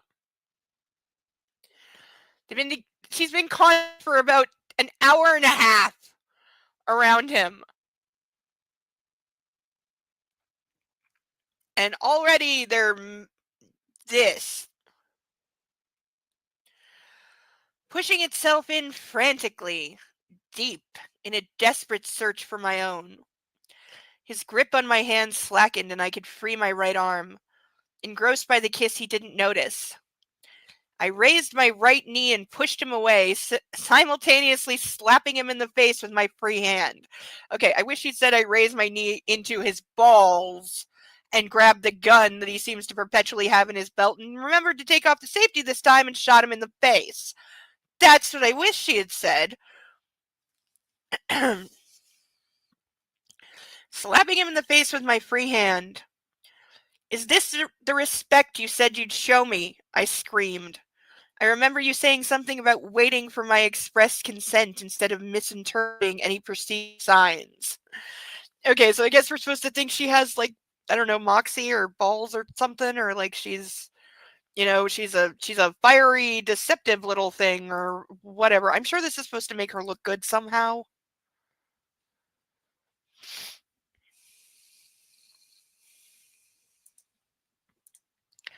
I don't think the author knows the difference between being seduced and being sexually assaulted. I'm pretty sure there's a difference, though. You're correct. There's a difference. But yeah, clearly to the author, they are the same thing. Very much so. Maybe she was drugged with aphrodisiacs. That would make sense.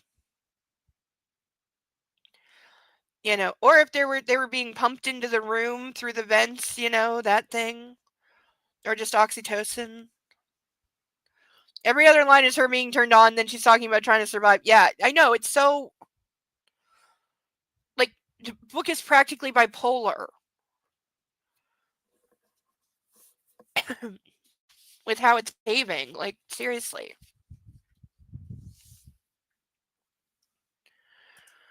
Ugh.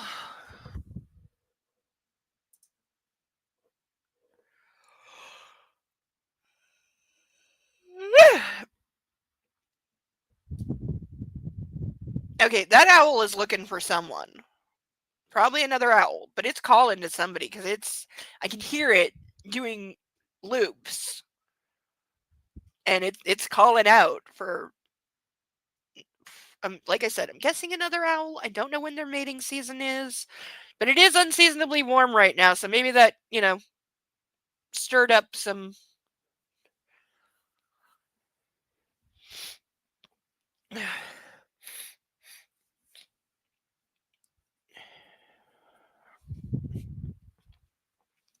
Thankfully, Bo is under his puppy bed, or he'd be running and hiding from the owl, because the kid told him that it will come take him away. Because evil kitty.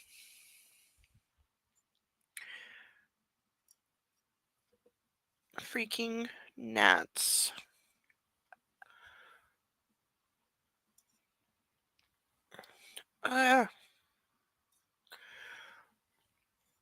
Need glasses.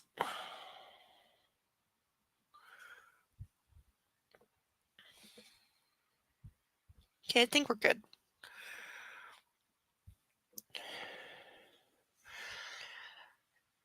Na zdrowie.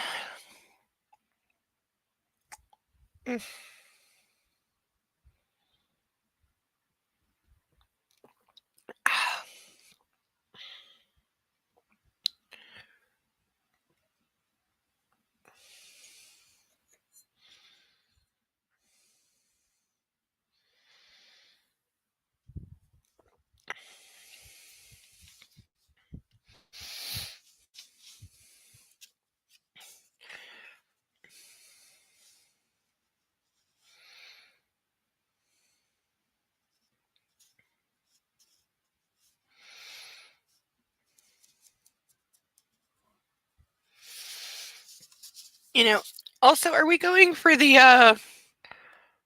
again, a little cribbed from...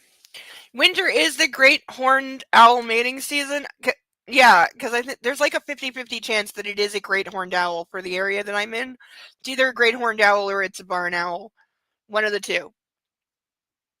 So yeah, if this is their mating season, that's what I'm hearing. Because, yeah, wow.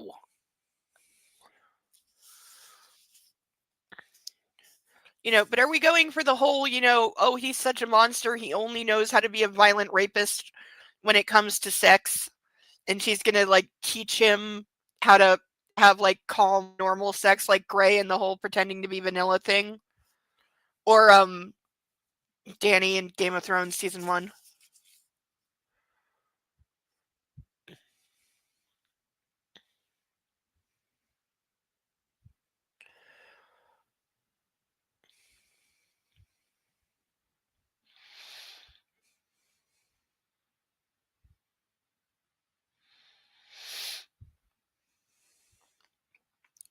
Massimo froze. When he turned his head back to me, his eyes were calm and expressionless. If you hit me one more time, what are you going to do? Kill me? I barked before he could finish. She has a point here. Because he won't want to, like, he's not going to kill her. He's not going to want to, like, you know, scar her, mess up her face or anything like that. Which is not to say he can't break her arm or something like that. But, what do you do? He withdrew, sitting on the edge of the bed. For a while he just stared at me. And then suddenly he burst out in loud, clear, and completely sincere laughter. That wouldn't be scary AF. In that moment, he looked like a young boy. For all I knew, he might have been one. I had no idea as to his real age. But in that instant, he looked younger than me. I have a feeling he's not a young boy because he's the head of a crime family and blew somebody's brains out in front of you. Not that you have to be an adult for either one of those, but it helps. How are you not Italian? He asked. This doesn't feel like the Slavic temperament. Is that even okay to say? How many Slavic girls do you know? Oh, one is enough, he replied, still mirthful, and jumped off the bed. And I can say I am half Italian, so I know all about the accused of having the Italian temper thing, and it's definitely true at times. This is also why I get loud and animated and talk with my hands. I didn't even grow up with the Italian side of my family. I only met them 2 or 3 times my whole life.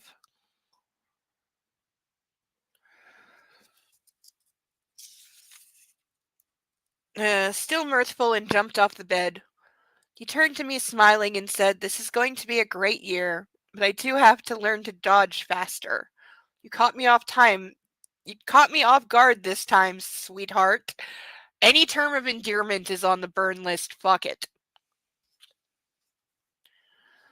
He headed to the door, but before crossing the threshold, he stopped and shot me another glance. "Your things are here." Dominic arranged them in the closets. Not too many of them, but still. For someone who's supposed to be here only 5 days, you have a surprising amount of clothes. Not to mention shoes. Well, isn't it great he's an overpacker? So now she has enough clothes. Not I'm also sure that like at some point either he's going to send her out shopping and we'll get a pretty woman montage, or just clothes will appear that of course will magically fit. Like clothes ever fucking fit that well. We do need to do something with your outfits though. I'll be back in the afternoon and we'll go buy you something new. Underwear and whatever else you would like. Yeah, I'm so going lingerie shopping with you because that's not creepy. This room is yours unless you find another one you like more. The servants know who you are. So he's got an entire domestic staff and however many henchmen that are just completely fine with going along with him holding a woman captive. Yep, okay. Call Dominic if you need anything. The cars and drivers are at your disposal, though I'd prefer it if you didn't travel alone. You will get a security detail. They will do their best not to look too conspicuous. As someone had one of those from a time or two, that's impossible. Believe me. Like, I was walking through the mall once because I needed a shortcut through the mall, and people started getting out of my way because there was a guy in a suit with the aviator shades walking behind me. I was on my way to a thing. It wasn't the way that it sounds, but I had to put up with it just for the day. Yeah, we were on lunch break, and so I went to the mall because it has food. No, I will say bodyguard guy came in handy for when I got lost because I don't know the Eaton Center Mall and it is huge and very confusing, and we had like 10 minutes to get back to the building with the meeting in it, and I didn't begin to have the first clue where to go. I tried to keep track. I really tried, but for those who know, the Eaton Center Mall stretches over like a collective 8 blocks of downtown Toronto. It is several different buildings, most of which are connected with either skyway bridges or underground. It is so big, it has its own subway system. It also, in places, is up to 8 stories tall. And it is on both sides of the street on 2 of the streets. It's massive and it's really confusing if you don't know it, and I'd never been there before.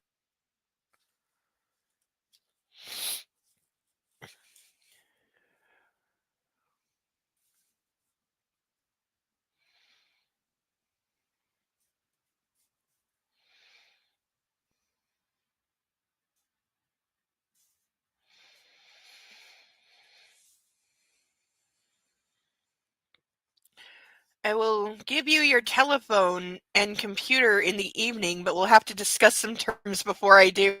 Okay, dude, just give her like a phone that's like jailbroken and only works one way, and a laptop that's been like air gapped from Wi-Fi. Like,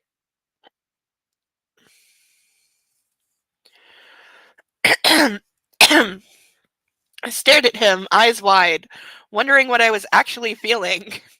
My thoughts were racing, and I couldn't focus with the taste of Massimo's mouth still on my lips. His penis was still erect, throbbing, and I couldn't take my eyes off it. How can you tell through his clothes that it's throbbing? And also, why are you looking?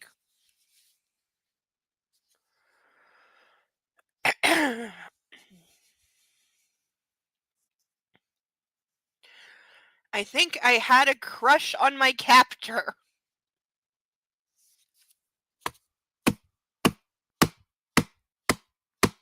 Ow.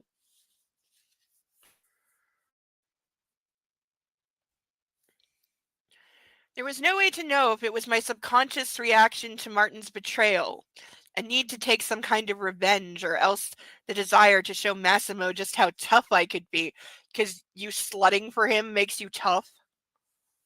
I do not think that word means what you think it means. Meanwhile, Massimo continued. The residence has a private beach, jet skis, and motorboats, but you aren't allowed to use them just yet. So he's like Scrooge McDuck rich. There's a pool in the garden. Dominic will show you around. He will be your personal assistant and translator if it comes to that. Some people don't know English around here. I chose him for his great love of fashion, so he's definitely gay. Besides, he's about your age. How old are you? I interrupted him. He let go of the door handle and leaned against the doorframe. Shouldn't godfathers be old guys? Excuse me. Massimo narrowed his eyes and replies, keeping his stare fixed on me. I'm not capo tutti capo. Hair older, you're right. I'm capo familia, or Don, but that's a long story. If you're interested, I'll tell you later. So probably his father's like still alive, but has like kind of retired.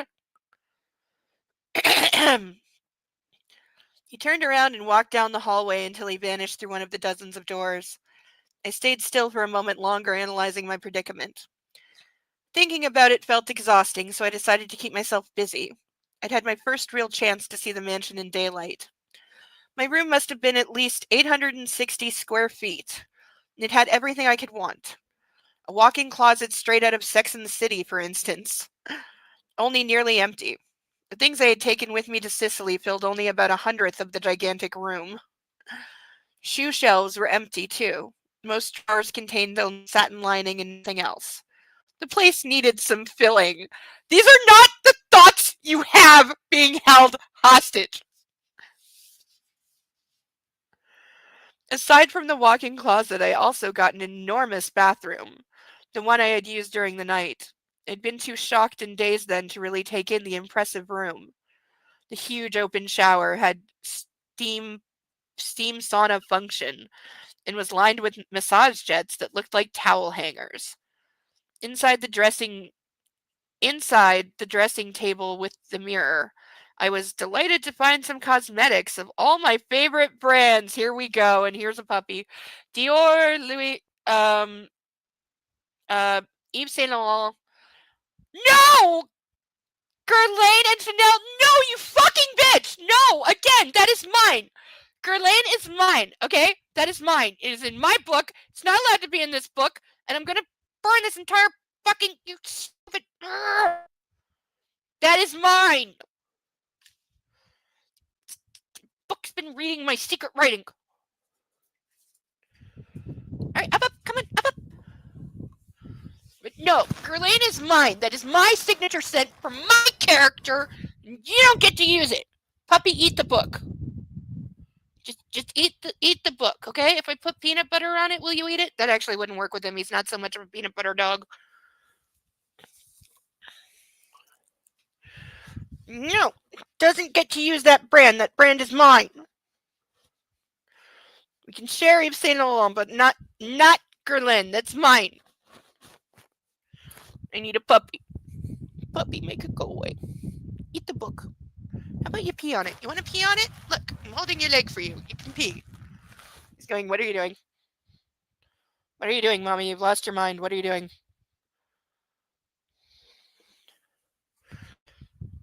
If I put it under a tree, will you pee on it?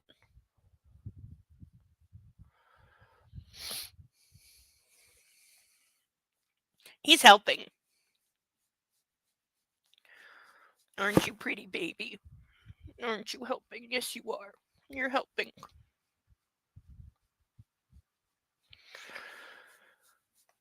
But I have a feeling we're going to be playing with fire quite a lot. So I'll get better. Right, baby? Right? Yeah. Yeah, you want to burn the book? You want to burn the book, huh? You want to do that? Hmm? You go, baby? Yes, you are. Yes, you are. Okay, everybody tell him he's a good baby. Yes, that's my good baby. And you're so pretty. And your nice clean sweater that you're doing your best to make as pretty as possible, as fast as possible. Yes. Okay. Okay, good boy. Yes. I love you, little baby. Yes. There we go. Love you so much. Okay.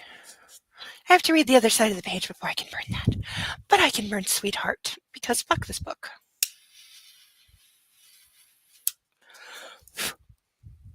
It's very flammable.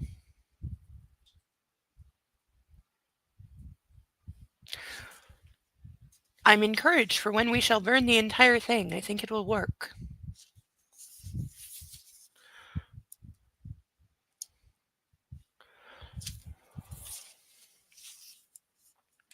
Just keeping the lighter right here. Chanel and lots of others. Bottles of perfume crowded the counter next to the sink, and one of them was my beloved Lancome Midnight Rose. At first, I wondered how he knew, but he knew everything about me. Or he took it from your room. So much mundane little details, like my favorite perfume, which he must have found in my baggage. Duh! Duh, you stupid bitch. So he has no idea that that is your favorite perfume. It was in your bag.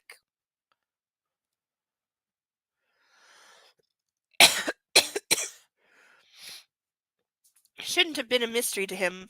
I took a long hot shower, washed my hair. It needed it desperately by that time. For some reason, that's in brackets. Bottom of the page. Why is it needed it desperately by that time in brackets? Who is she talking to? Who is she narrating this for? And went to the closet to choose something comfy to wear. It was at least 86 degrees Fahrenheit outside. We know we're in Europe. So I selected a long, flowy, raspberry-colored, bareback dress and wedge heel sandals. I wanted to dry my hair, but before I finished dressing, it was already dry. I bound it into a casual bun and headed out into the hallway. The house looked a bit like like the mansion from Dynasty. Isn't that a show from like the 80s? Only more Italian flavored. It was gigantic and very impressive. Passing through dozens of rooms, I found more portraits of women from Massimo's visions. Does she even know about the visions? Did he tell her? I don't remember. They were beautiful, presenting me in a variety of poses. I still couldn't understand how he was able to depict me so closely without having seen me before. I went down to the gardens, meeting no one on my way. I wondered what servants were as I strolled the path lined with meticulously pruned greenery. Finally, I stumbled on the entrance to the beach. There was a little dock there with a beautiful white motorboat and several jet skis floating in the quay. Can we say escape plan?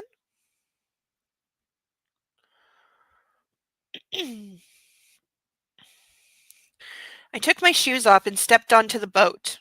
The keys to the ignition were right there. lying unguarded next to the steering wheel. Okay, so let's go.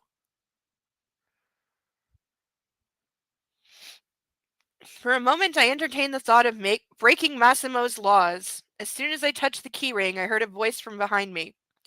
I would prefer it if you didn't do that today. I spun around, startled, and saw the young Italian. So he's been like silently following her and she didn't know. Dominic, I just wanted to know if they fit, I stammered with an idiotic grin on my face. I can assure you they do. If you'd like a little trip on the boat, we can arrange it after breakfast. Food.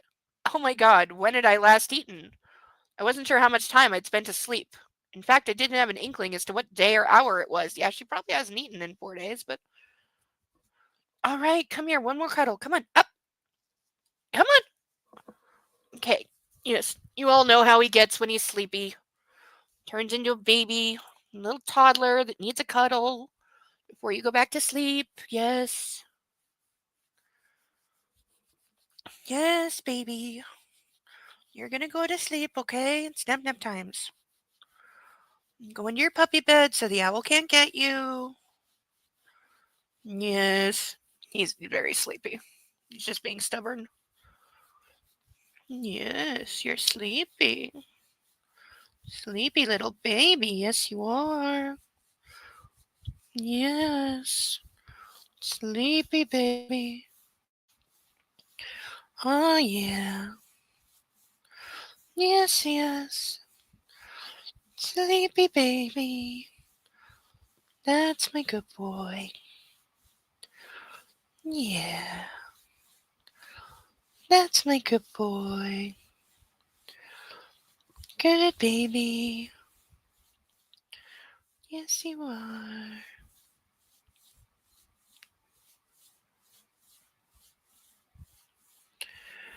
Oh, yes.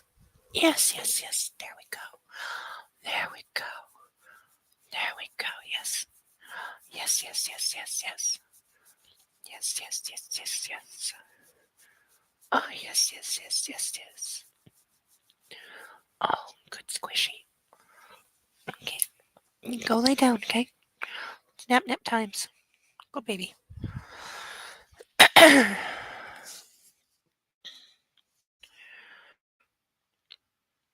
The thought of eating made my stomach rumble loudly. I was starving, but with all those conflicting emotions, I'd simply forgotten about it.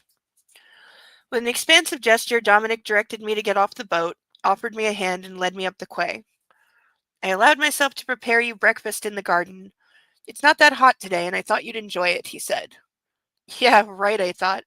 But 86 degrees wasn't that hot around here, I realized. Why not eat outside after all? Okay, I think like 86 is hot enough that I'd be dying. I don't do heat well. But did you think I forgot about the perfume? I didn't forget about the perfume. Actually, I need to finish reading this page first because I'm definitely going to burn it all the way through. But then we're burning that because it's mine. Dominic led me through the garden to a great terrace on the other side of the mansion. The view seemed familiar. My room had to be somewhere on this side of the house. There was a makeshift gazebo on the stone floor, closely resembling the enclosures at the restaurant where we had eaten the first night. It had thick wooden supports that served as anchors for the great sheets of sailcloth stretched ahead as protection from the sun. Beneath the gently waving roof, there was a long table made of the same wood as the supports, and a set of comfortable-looking chairs with white pillows. The breakfast was worthy of a queen, and my hunger had only intensified.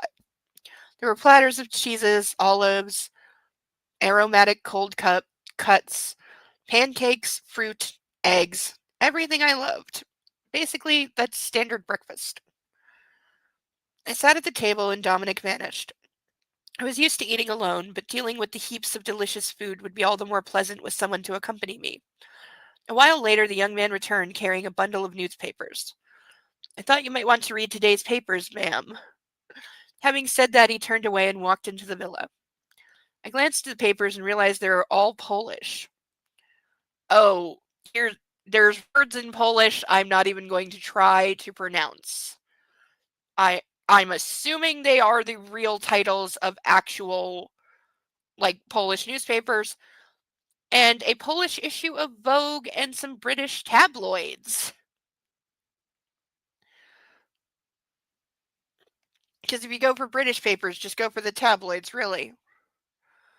I felt better immediately. At least I could read about the goings-on in my home country. Helping myself to all the delicacies and leafing through the papers, I wondered if for the next year this would be the only way I would read news from Poland. Sometimes later I finished my breakfast. I had no strength to do anything taxing. I was too stuffed. Apparently eating so much after several days of fasting was not the brightest idea. Yeah, you really would not be feeling so great. I'd be going for a nap. But first we burn what is mine.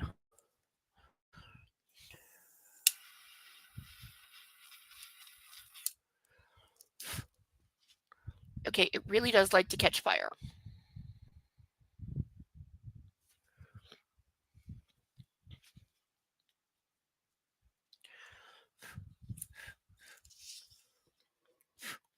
Okay, smother. Go out. Okay, accidentally burned through a couple of pages.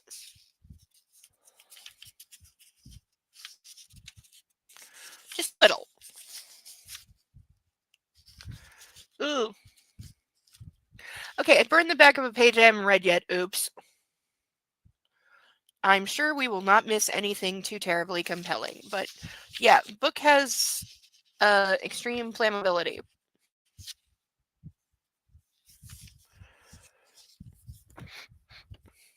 Ugh, it smells weird. Ugh, it smells like burned celery. Like, or rotten celery, maybe.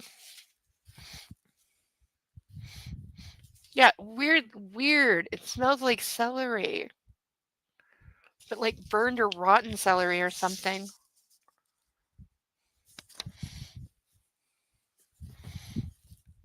That is so weird.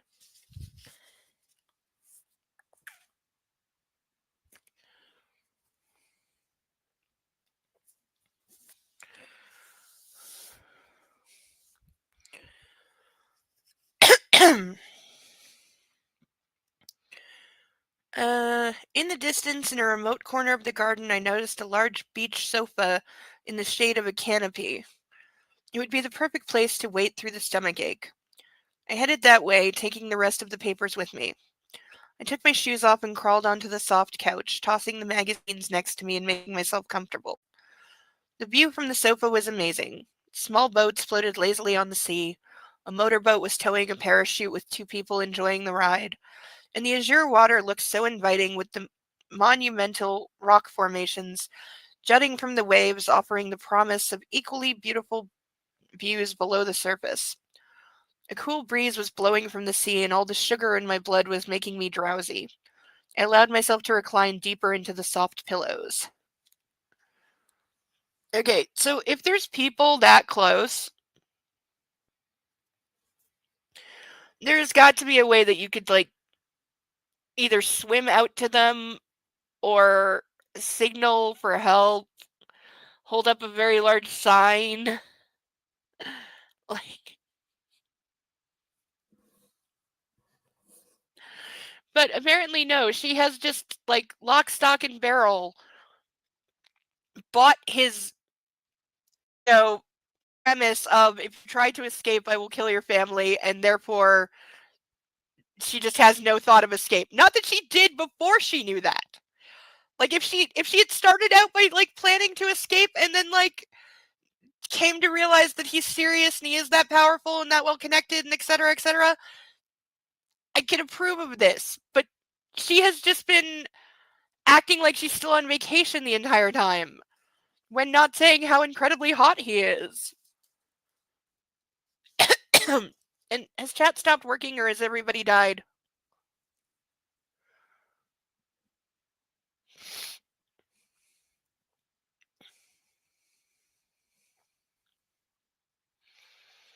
Are you going to sleep through another day?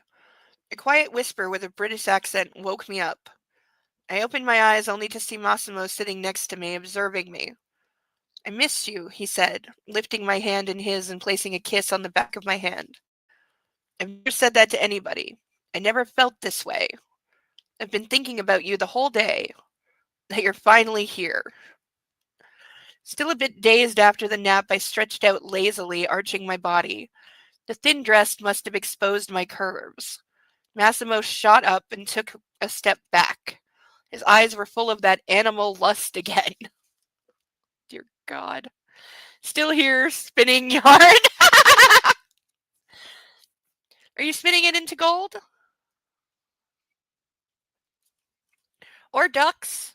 Or sweaters for ducks? We could put sweaters on ducks. I can't knit, but I'll figure it out.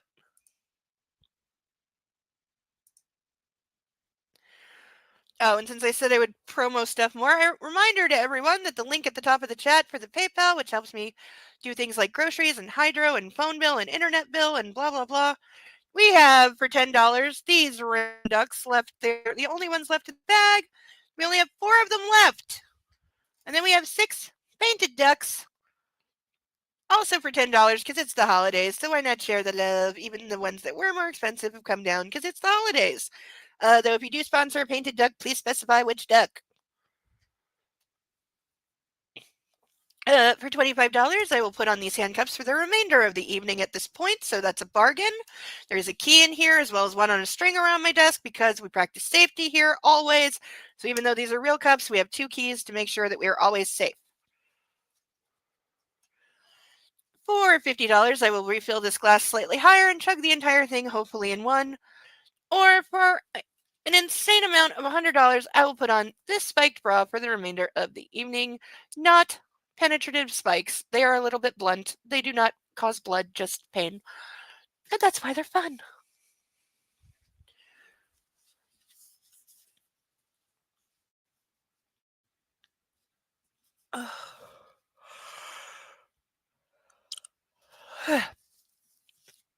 Okay, end of shameless plug. Can you stop that? He asked, shooting me a warning glare.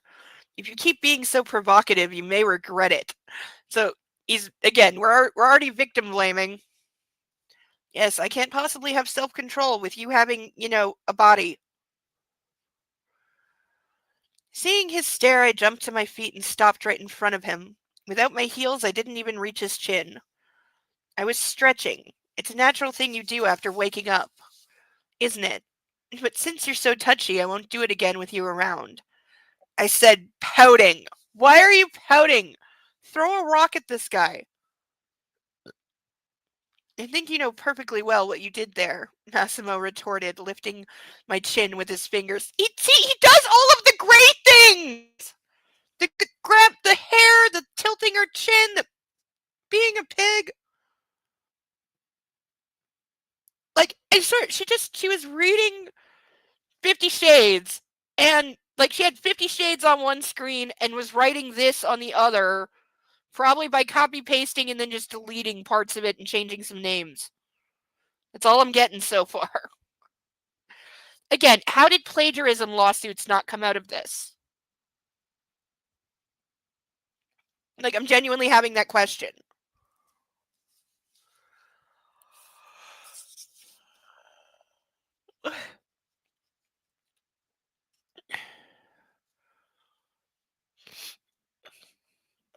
But since you're up, we can go now. You'll need a few more things. You'll need a few more things bought before we leave. Leave? Why am I leaving all of a sudden? I asked, crossing my arms. You are, with me. I have a couple things to do back on the mainland and you'll accompany me. After all, I only have 359 days left. So she's been here for 6 days. And she has been unconscious for like 5.5 of those.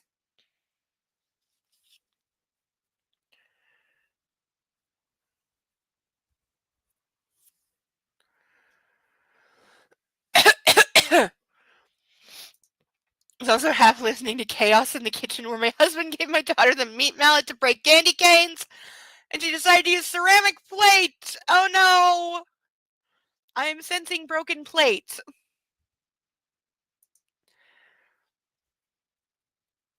And also, I'm sorry, putting the blame on that for your husband if he watched her do it because he should have stopped her. But I assume there's a reason candy canes are being smashed, not just because she hates them.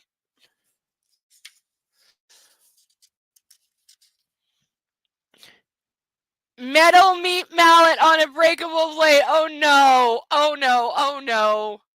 Yeah, no. Somebody wasn't thinking in it. It's not the younger person. Because they're allowed to not think of things like that because teenagers don't.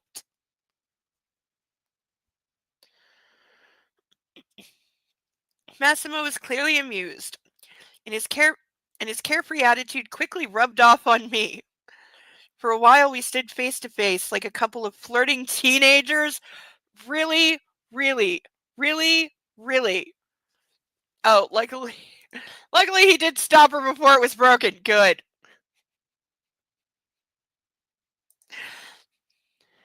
Hey! Well, yeah, she's been existing on like milkshakes and mashed potatoes for 10 days. She's really gonna be hungry. Plus, she's been probably, between the meds and the resting a lot, she needs to build her strength up.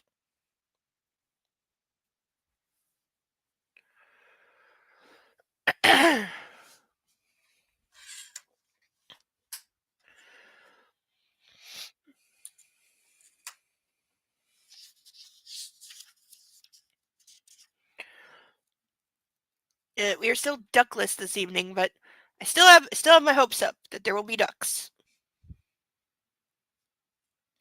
or cuffs. I definitely am. I got to come up with something to go with the handcuffs because I'm gonna need something to get through this. Need a way to make that more appealing.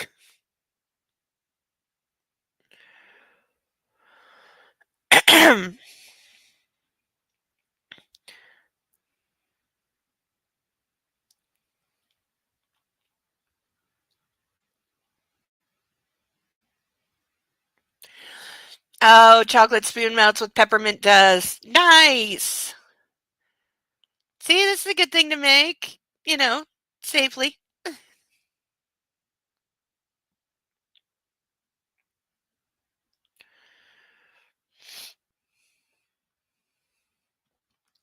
For a while, we stood face to face like a couple of flirting teenagers. I could feel the tension between us, the fear and the lust.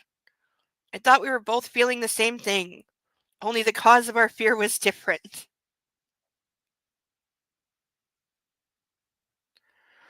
Massimo kept his hands in the pockets of his loose dark pants, his shirt of the same color, with the top button undone, showed a glimpse of the short hairs on his chest. He looked so sensual and seductive when the wind ruffled his combed hair. I shook I shook my head again, getting rid of the unwanted thoughts. Yeah, he's definitely slipping her like hormones or aphrodisiacs or ecstasy, Molly, something like that. MDMA.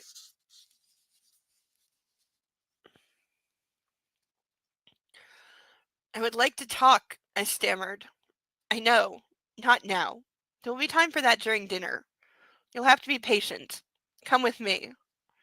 He took me by the hand and picked up my shoes from the ground and led me to the villa. We passed a long hallway and found ourselves on the driveway. I stopped on the stone surface rooted to the spot. The horror of last night returned. It was the place. Massimo felt my hand grow limp and he took me in his arms and carried me to the black SUV parked a few feet away. This girl faints over everything. You did miss Puppy. I'm sorry, Nightwolf. You did miss a couple Puppy appearances. He did show up. I did give him belly rubs for you. Chat firm for me. Belly rubbed the puppy for Nightwolf. Puppy got his belly. He got cuddled and told that you love him. I promise. He got very expertly cuddled three times and is now under the puppy bed, having a nap. I'm sorry you missed a puppy, but I will send you a puppy picture later.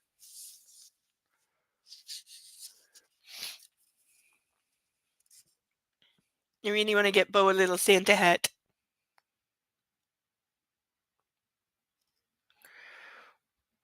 Just wouldn't he just look so cute with a little Santa hat?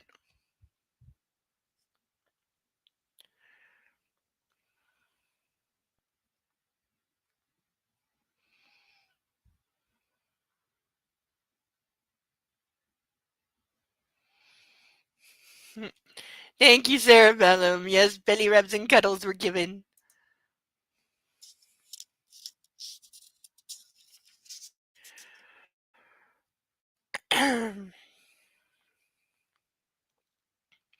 I blinked nervously, trying to clear my sight. I wanted to pinch myself to wake up from the nightmare that kept repeating itself over and over in my head. God, she's going from like I'm so hot for him and so horny to oh my god, he's a murderer. Now I'm scared. And like back and forth and back and forth and back and forth and back and forth. And it's like girl, you're giving me whiplash. If you're going to black out each time you leave the house, I'll have to have my people replace the whole driveway. Massimo said matter of factly, keeping his fingers on my wrist and looking at his watch. So he knows how to check her pulse. Your heart is going to burst if it continues like that. Try to calm down. Otherwise, I will be forced to give you your medication, and that would only make you go to sleep again. So confirm that he's just pumping her with sedatives. He grabbed me and sat me on his knees, bringing my head against his chest, stroking my hair and swaying softly. He's literally rocking her like a child. Because we needed the infantilism in this. Jesus. But yeah, Persnickety called this. This is leaning very heavy on the Mr. vibes. My mother did this to calm me when I was little, he said. In most cases, it worked wonders. His voice was gentle. His hand didn't stop its rhythmic movement. This man was so full of contradictions. A tender barbarian. The perfect way to describe him. Dangerous, imperious, intolerant of any defiance, but at the same time so caring and delicate. She's just like warp speed moving through the Beauty and the Beast Christmas movie. The mixture of all those things was terrifying, but also fascinating and intriguing. Massimo said something to the driver in Italian and pushed a button on the panel, which caused a darkened window to rise between us and the man. The car accelerated and the man in black did not stop stroking my head. A few moments later, I was calm again and my heartbeat returned to its normal rhythm. Thank you, I breathed, slipping from his knees and sitting down next to him. He studied me intently, making sure I was okay. In order to avoid his piercing eyes, I looked out the window, only to realize we were going uphill. I raised my eyes and gasped at the beautiful vista stretching out before us. A city built on a rocky slope. Where are we? I asked. My villa stands on the slopes of Tormina. We're going to town. I think you'll like it, he said, looking out his own window. I'm assuming that's a real thing. Where's Persnickety? I don't know if she's still here. She was here. She's been dropping in and out.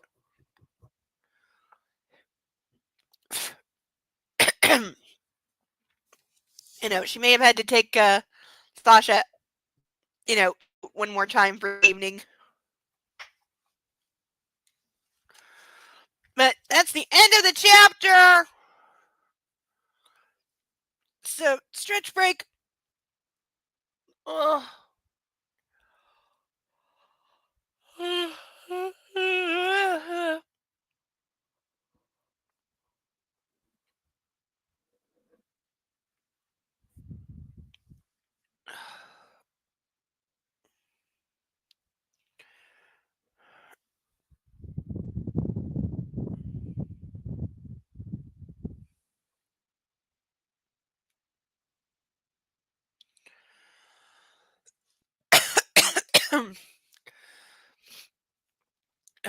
My desire to chug this twice is so high.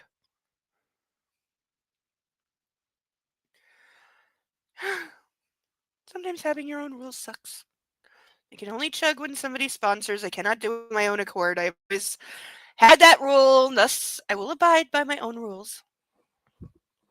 No chugging without permission.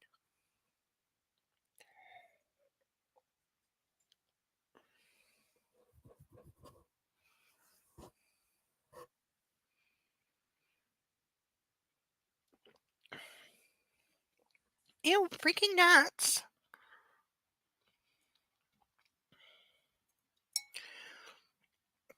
I need like a paper towel or something to put over this.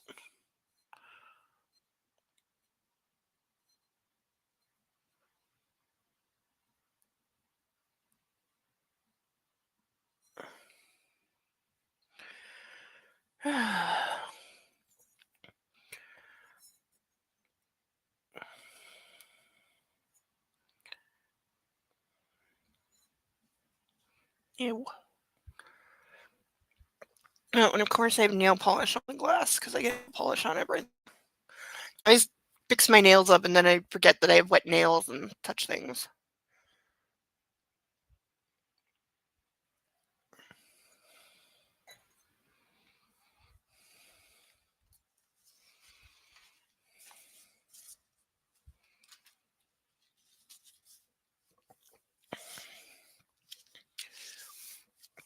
Chapter 4. Giardini Nios, where I had stayed with Martin, was located a few miles from Tormina. The town on the rock was visible from practically everywhere in Gardena. We were supposed to go sightseeing there. What if Martin, Mikhail, and Carolina went along with the plan? What if we met them? I fidgeted restlessly in my seat, and the man in black noticed. As if he was reading my mind, he said, "They left the island yesterday. So confirm that her boyfriend and her friends don't give a damn about her."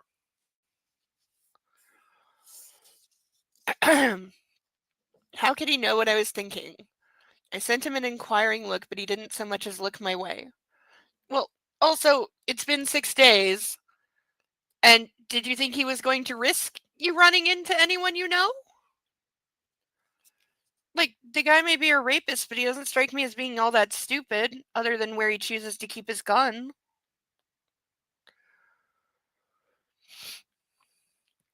When we reached our destination, the sun was already setting, and thousands of tourists and locals were storming the streets of Taormina.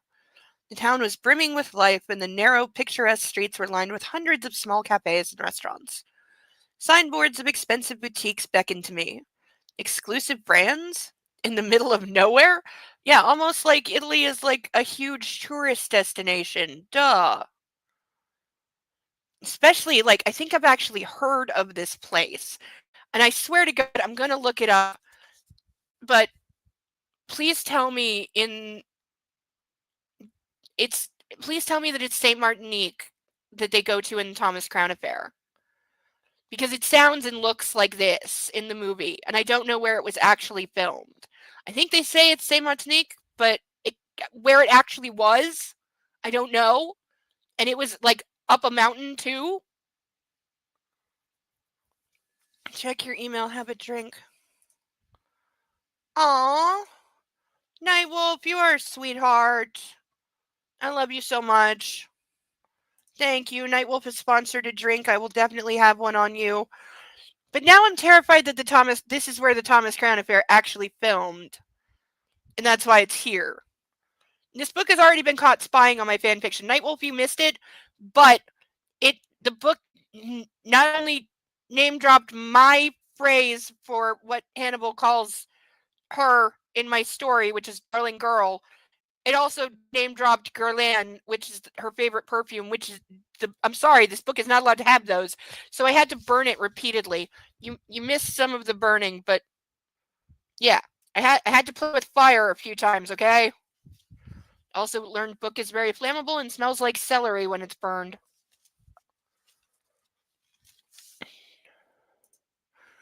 Haven't seen that movie. Oh, you should. I haven't seen the original. I've seen the remake with Rene Russo and Pierce Brosnan. It's fun. It's a fun movie. You can't think too hard, but it's fun. Do not watch with the teenagers though, because it does have very explicit sex scenes with full nudity. So not for the under 18s. Also, Rene Russo in a fully see-through dress for another large part of the movie. Okay, for now, I'm defining this as a full glass until I get a better glass.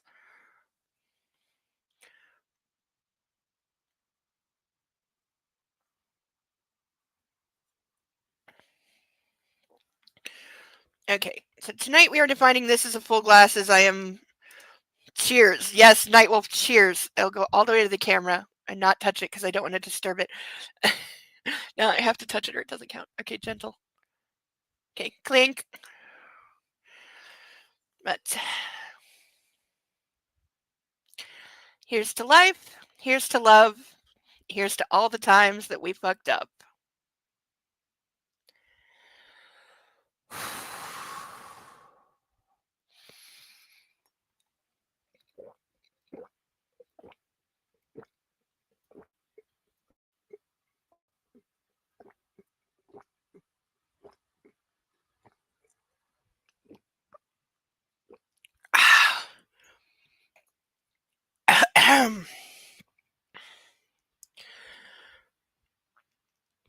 Okay, that kind of feels like I poured about the same amount. I'm definitely gonna burp. You've been warned. I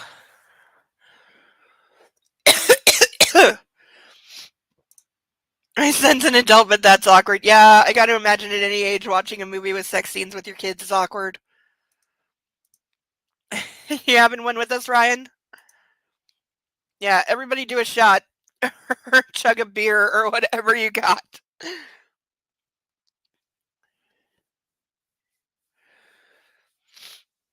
But it is one of my favorite, like, sex scenes in all of cinema.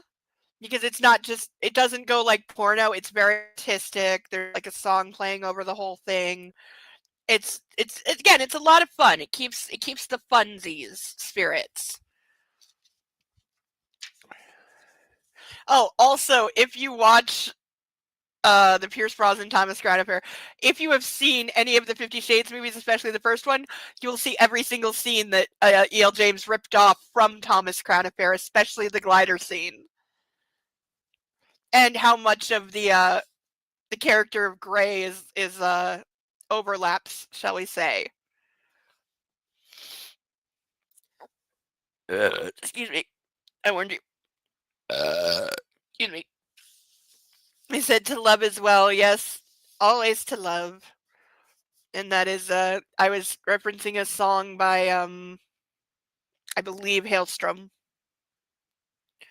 It is called Here's to Us, which is a great, like, end of the year type song.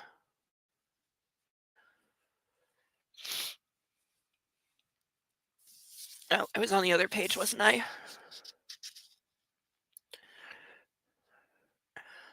I what, Rene Russo? Oh, she's not your type? You should see her in the see-through dress.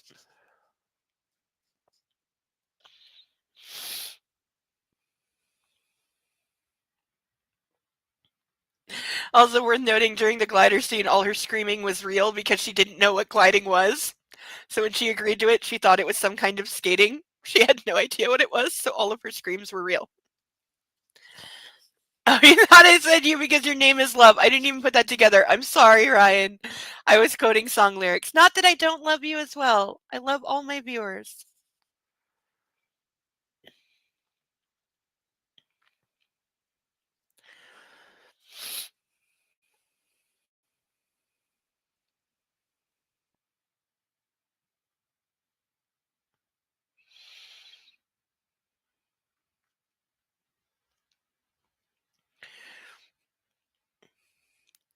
There are no stores like that in the center of Warsaw. Oh God, we're doing the thing. Yeah, she definitely was like reading the Mister because yeah, she's doing what I don't even remember the name of the chick in the Mister. I don't even remember what the fuck her name was, but she was constantly doing the looking around London at the expensive stores and cars and stuff and saying like, "Oh, we don't have that back home in Afghanabania." That's where she was from because we made it up.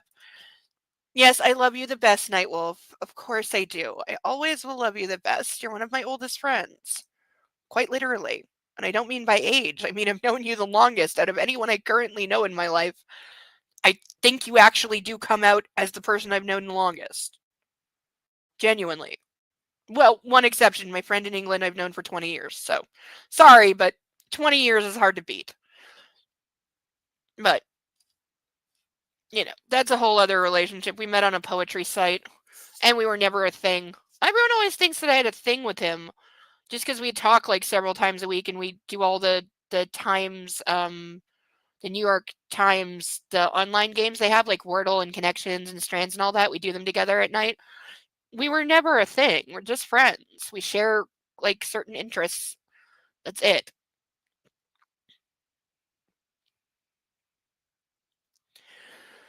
I probably won't see much of him for the next few days because he's very, very, very, very busy with all the family stuff and the Christmas and the baking and the. Oh, and currently stressing because he custom ordered a pillow, like a throw pillow with the picture of the grandkids on it for his wife, and it was supposed to be ready yesterday for him to pick up, and it's not ready. And Christmas is coming, and he's kind of stressing, like, this better be ready in time or I'm very, very screwed.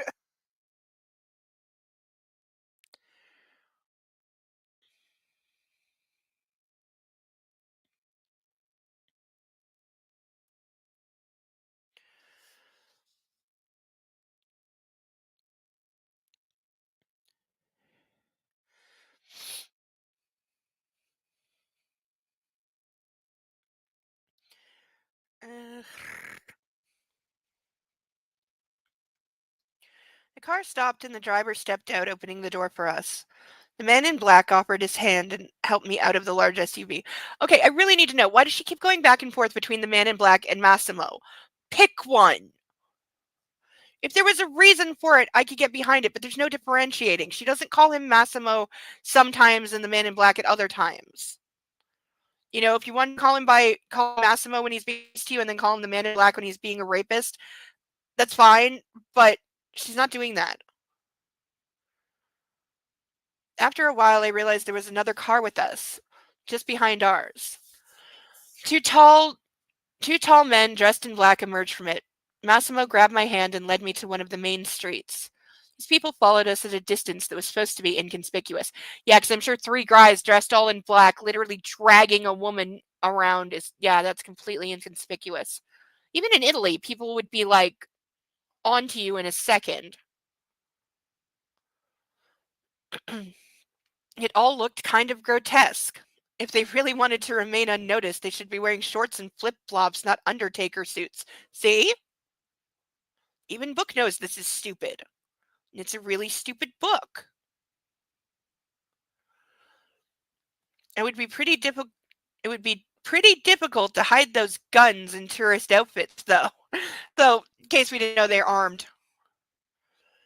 The first shop we visited is the Robert Cavalli boutique. I'm not saying that right, but I do know this designer. I've heard of it. Oh, if they say Zagna, I'm gonna rip the page out and do something bad to it. And I'm not sure I'm pronouncing that correctly, but Zegna. Oh god, it's an Italian brand too. Fuck. If that's in here, I reserve the right to rage. Hard. It is a men's brand though, so there's kind of hope. As soon as we stepped over the threshold, we were greeted by a shop assistant who sprinted from behind her desk, eager to please. Hey, you know what? I also had this thought. He had a fuck doll before her, named Anna, in case we didn't know what books were being ripped off. But he had a fuck doll. We saw her. Where is she? Did he kill her? Did he just tell her, babe, it's over and kick her out? Is she somewhere else in the mansion? Because, this strikes me as a guy who's not going to go 364 days without getting any, waiting for her to say yes. Is that just never going to be, are we just never going to hear about her again? Is she going to turn into the Layla of this piece? Is she going to turn into the bad guy that we don't see coming, who will be jealous of Laura and and pull the why can't Massimo love me like that? And why did he throw me away? And now I'm crazy and I'm gonna kill you. Is she gonna be the Layla? I think she might be. Men in Black Will Smith song, yes! Yes! I have also been fighting that in my head. But also for me, it makes me think of Westworld. It's season 1 of Westworld. So hard. But yeah, the Men in Black song does keep popping in my head also. That is also very true.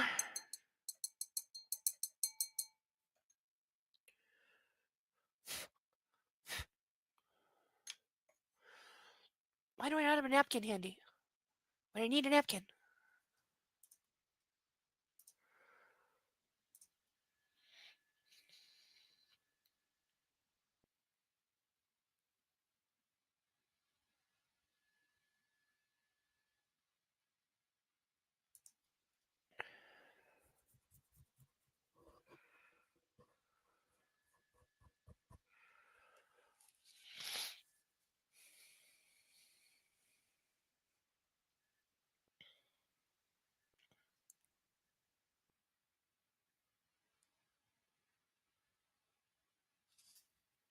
Okay, I just accidentally saw something on the next page, which if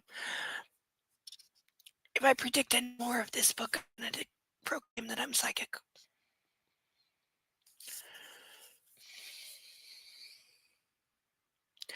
A well-dressed older man appeared from the back room.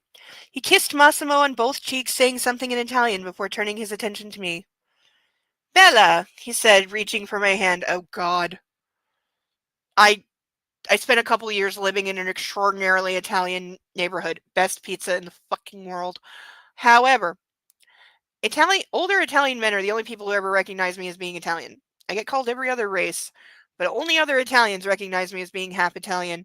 And every day, while walking to the bus stop or walking to school or the pizza shop or wherever, there are always these old Italian men always watching the perpetual soccer, which seems to be on like every day, no matter what the season is. And every day, I got Bella, Bella, Bella, Bella, Bella, all fucking day and night. Bella, Bella, ciao, Bella, bellissimo, Bella, blah, blah. And then they try to hit on you, and it doesn't matter, like 14. They will totally grab your ass if you get too close.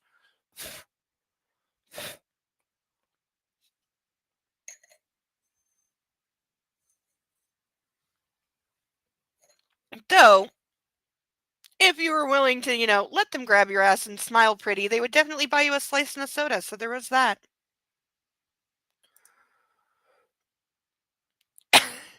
The perfect movie for me.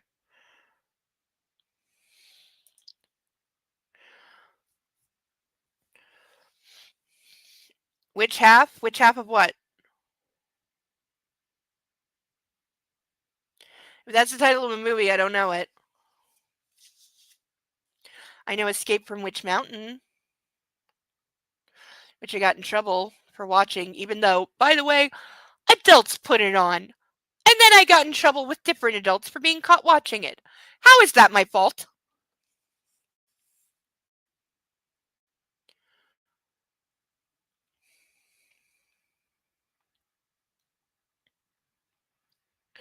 It was one of the few words in Italian I did understand. I smiled at the man, thanking him for the compliment. Honey, it ain't a compliment. They call every woman Bella. It's just a cultural thing. If you're old enough to have tits, you start getting called Bella. Constantly. It's basically their word for female. My name is Antonio. I shall help you choose some more appropriate attire, he said in fluent English. Okay, you can fuck off if you're calling what I'm wearing inappropriate. I'm leaving the store and you can suck it. And you can hear from everyone around you how many thousands of dollars I spent in other stores if you're going to walk up and insult me. Idiot. Witch Mountain is a good movie, isn't it? I don't remember a damn thing about it. I must have blocked out because I got yelled at. Now I want to download that movie. Nightwolf, remind me in my DMs to download Escape from Witch Mountain. I'm sure it's on Blu-ray somewhere. I mean, I think it's 90s as fuck, probably, but now I want to watch it. Maternal or paternal side? Paternal side. My dad was born in Florence. Yeah, Florence. Yeah. My dad was born in Florence, and his mother, along with him and an older sister, immigrated to Canada in what would have probably been the mid-60s. The weird thing has always been that on dad's side of the family, I know that my Nonna Maria, my grandmother on that side, came over to Canada pregnant and with 2 small kids herself. No husband. And she's Catholic AF. And I have never once ever heard why she came over here alone. Because she was married. She had 3 babies. But she came over here pregnant with 2 small kids on a literal slow boat from Italy, like a 3 to 4 month trip, while pregnant in the mid-60s. So I've always wondered what the story is there, because there is one, obviously. Like, what happened to her husband? But I've never gotten an answer. I don't even know his name. I don't even know my grandfather on that side of the family's name. I have no idea. Never seen a picture. Never heard him referenced or mentioned my entire life. I have no idea what happened or what sent her here.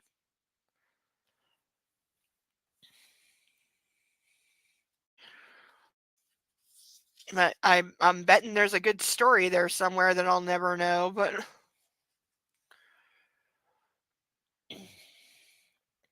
size 36, I presume. He sent me a probing stare. Sometimes 34, depending on the bra size. Okay, any guy who can clock my bra size by eye, I'm backing away from. As you can see, Mother Nature hasn't been too generous to me. I said, pointing to my breasts with a wide grin. Why the fuck would you ever do this? And I'm sorry, I don't know European bra sizes. Like, I know what size I wear.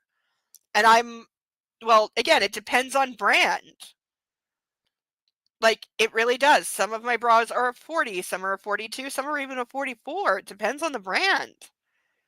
And as for cup size, forget it. I buy the largest cup size they stock in the store, which is usually a triple D or a double E if I'm really lucky, and you just stuff into it. The proper fitting bra I have is a double G that is like I think it's a 40.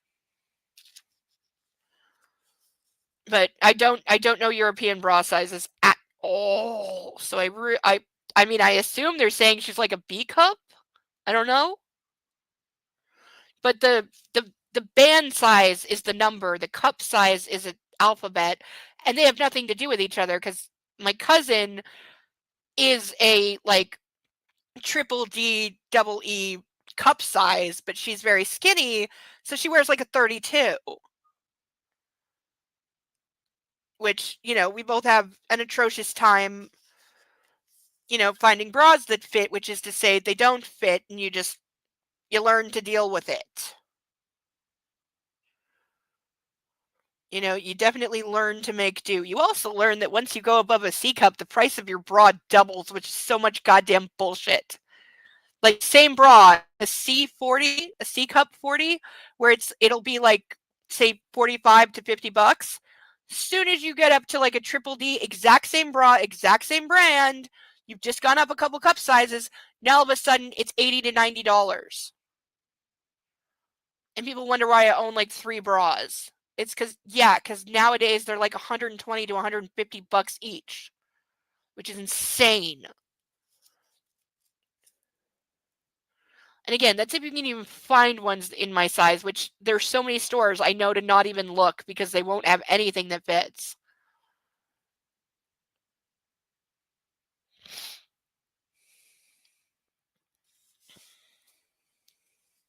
Darling, Antonio exclaimed, Roberto Cavalli adores such shapes. Come, let Don Massimo sit here and wait for the show. So now she's being turned into a stripper. That's great. The man in black began to sit down on a silvery satin couch. Before he even touched the soft pillows, he was offered a bottle of ice-cold Dom Perignon.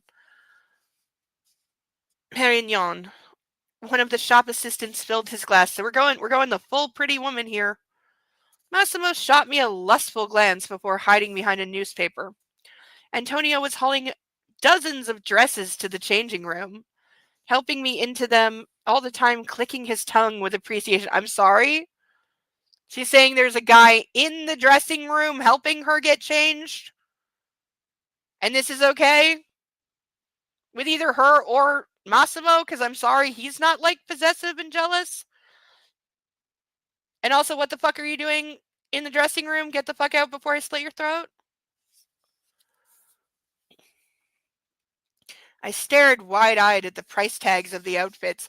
Honey, you're being held captive by a mob boss. I gotta think he's got unlimited funds.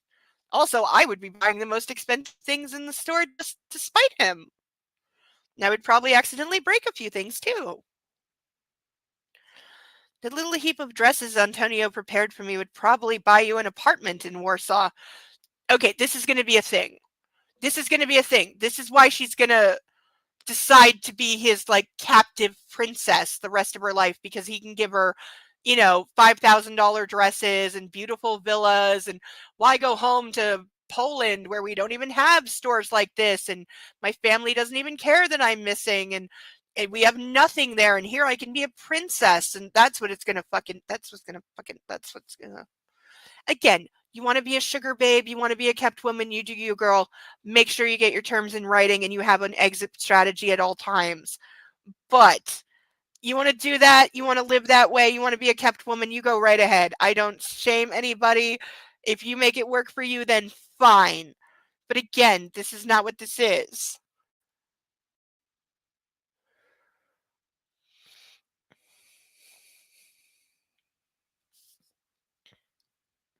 Oh, there's definitely some tea in the story on my family's side. God, yes.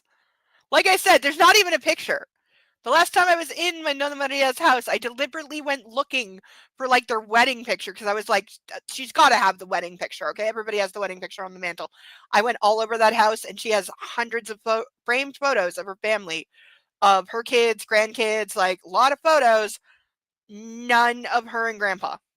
None. And I asked my dad about it. He blew me off. And I got the impression that he might not even know, because he was only like 3 when they came over, so he doesn't remember. And I very much got the impression that he didn't know either. I will raise you. My daughter asked me to buy her a bra. Never again. Okay, who said never again, though? You or her? Who said never again?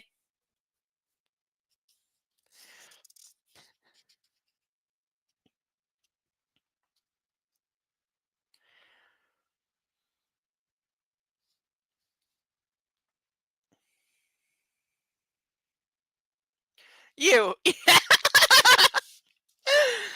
Yeah, it's a confusing world. Did she at least tell you what size to get, or a brand, or anything? Because if you were trying to guess size, good luck.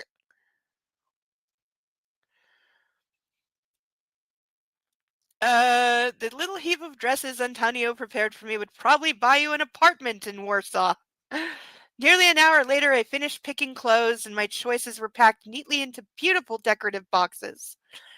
The story repeated in other boutiques, an enthusiastic welcome followed by an unending shopping spree. So we are Prada, Louis Vuitton, Chanel, Louboutin, and Victoria's Secret to top it all off.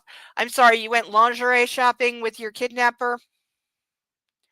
Each time, Massimo would sit down and patiently wait for me, reading his newspaper, talking on the phone, or scrolling on his iPad. He seemed completely disinterested in what I was doing. On the one hand, I was happy, but on the other, it was getting on my nerves. What was wrong with him? Girl! Check yourself. Earlier in the morning, he couldn't take his eyes off me. And now, when he had the opportunity to admire me in all these beautiful outfits, he wasn't paying attention. Yeah, we're gonna find out, like, this is him trying to be a good boy, because, like, oh, if I see you in sexy panties and and words are failing me. Garter belt stockings. I may just rape you right in the store because I can't help myself because I'm an animal with no control. So I'm hiding behind this newspaper to avoid looking at you. And she's mad about this.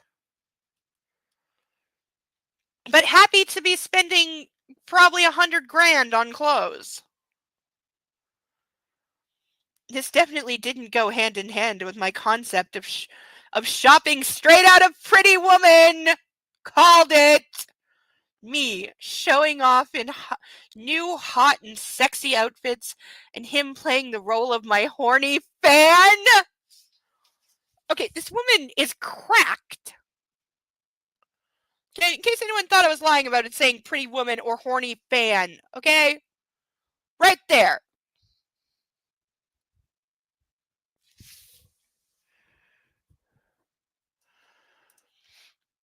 If it were me going shopping, I would get the most expensive dresses and use it as my art, painting, pottery, creative outfit. Yes!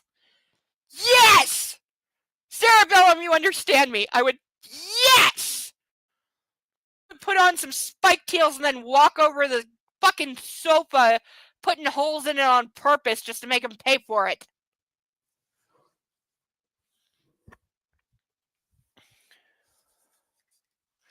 But yeah, you better believe I would like accidentally throw a shoe over my shoulder and be like, oops, I broke the really big expensive $4,000 mirror. Oops. Yeah, you better believe 100%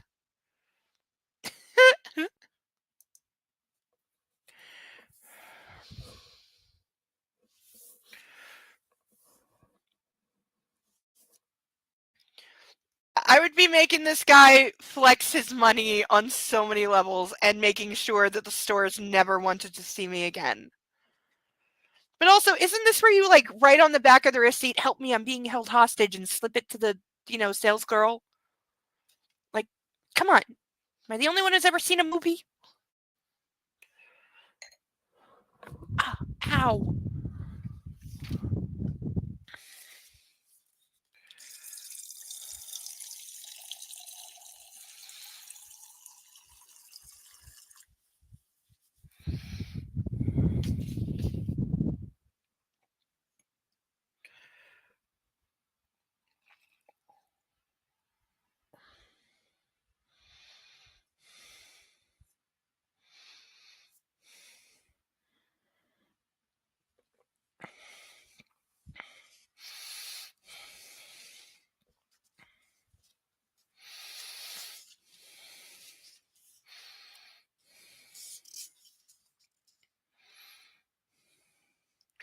Victoria's Secret greeted us with pink. It was everywhere. On the walls, the couches, the shop assistants even. This is true, I've been to a Victoria's Secret. I felt like I'd been thrown into a cotton candy machine. I was about to puke with all that sweetness. Usually they are like hot pink and black striped, so it works. But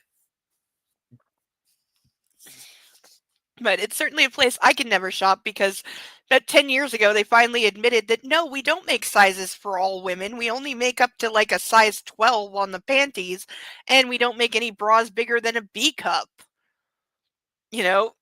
So they kind of out Lululemon before their CEO got caught on tape saying how he only wanted young, underage, extremely skinny, size 0 13-year-olds to wear their clothes because that was attractive and that was a selling point. And if anyone doesn't think he was a pedophile.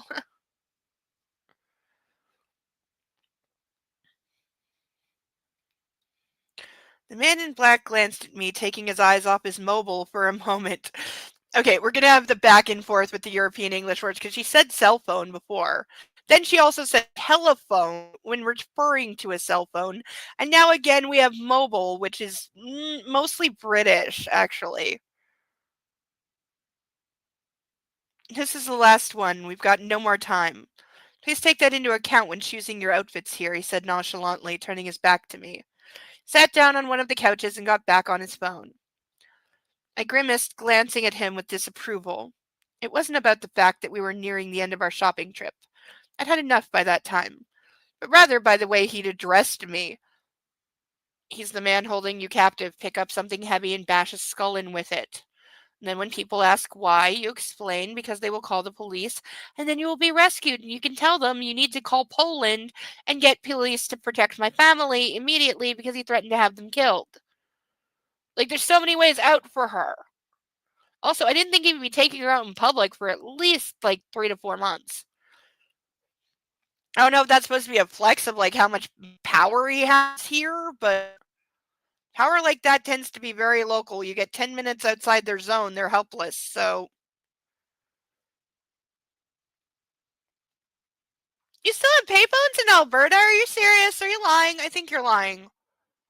Okay, next time you're out and about and you see a payphone, you have to send me a picture of a payphone with like something to prove that it's from today or like current year, because we haven't had payphones here in so long.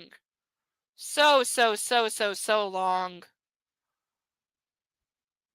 Like, it's actually a point of contention because some people want them brought back in certain locations, like for emergencies. But you still have payphones in Alberta? Seriously? Because we don't. I would appreciate that very much. Also, shout out to Nightwolf's new avatar of the wolf with the Santa hat, because it's adorable and I love it. It is such a struggle with the bras. My daughter has to wear them and attempt all sort of tricks. Oh no. Also, receipt trick wouldn't work on language barrier. True, if Man in Black is believed. This is true. Okay, I didn't think of the language barrier, and that's me being North American, but you have a point about the language barrier, yes. But yeah, bras are a bitch. Oh, there was a time when I was a teenager I refused to wear one because my boobs were growing so big so fast that I had huge, I looked like a tiger clawed me. I had rips, literally. I had huge skin rips down the side of my breast, like ripped open to where it was like deep purple. I think it was like muscle. And it would be like seeping and my clothes would stick to me and then it would dry on my clothes. And like I got made fun of, but like my boobs hurt so much constantly that I couldn't wear anything because it was too painful. One of those times I wish my mother had been capable of being a mother and taken me to a doctor and said, "What the fuck are we going to do about this?" Because she's in massive pain. This for years, and I still have the scars. Like, think of the worst stretch marks ever, but having them at like 12, 13, and that happened because I went from completely flat chested to a D cup in about a year or less. So this is true. I didn't wear a bra, but the problem is I had big tits, and I was the only one in my class who had tits.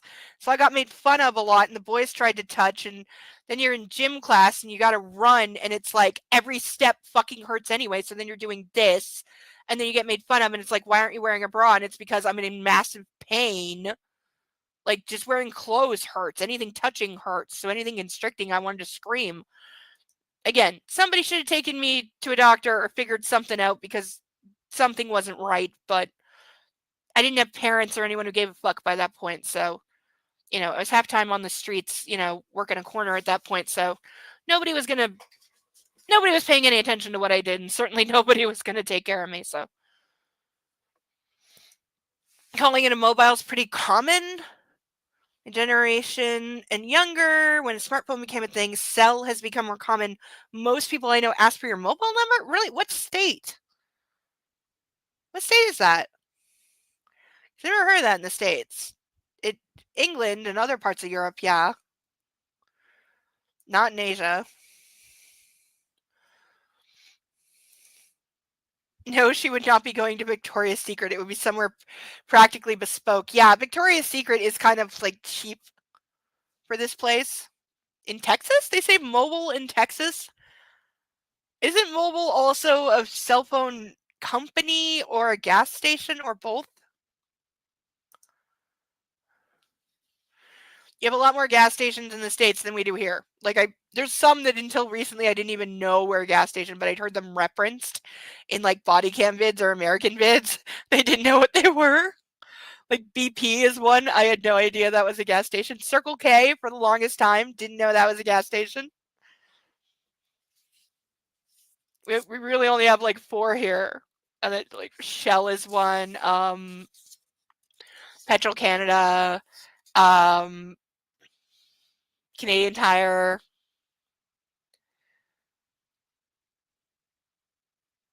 Yeah, that's the only ones I can name off the top of my head. I'm sure there's more. I don't drive, okay? I don't drive, so my lack of knowledge with gas stations is a lot of I don't drive. I tried once, got screwed over.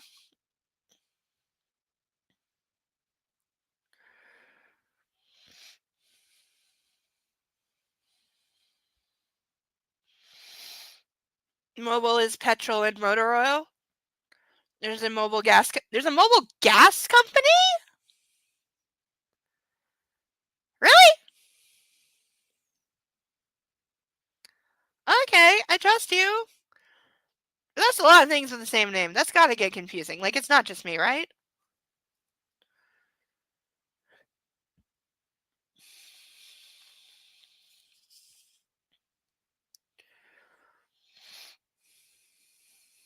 Shell is the gas and Circle K is the convenience store? Are are they like owned by the same person? Same company? And like that's how it works?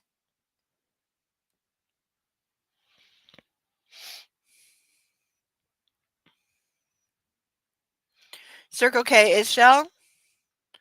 Okay, I didn't know that because here nothing is called Circle K here. It's all Shell with the yellow literal seashell logo. That's what Shell is here. They would never be called Circle K here.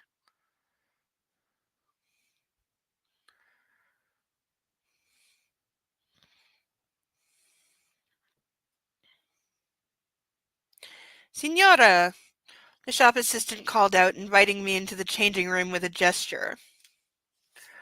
Also, that's not, he wouldn't call her, she's too young to be called Signora. As I entered the cubicle, my eyes were drawn to a neat heap of swimsuits and underwear waiting for me. You don't have to try on everything, just one will be enough. I'll make sure the size I've chosen for you is appropriate, the woman said and disappeared, drawing a heavy pink curtain behind her.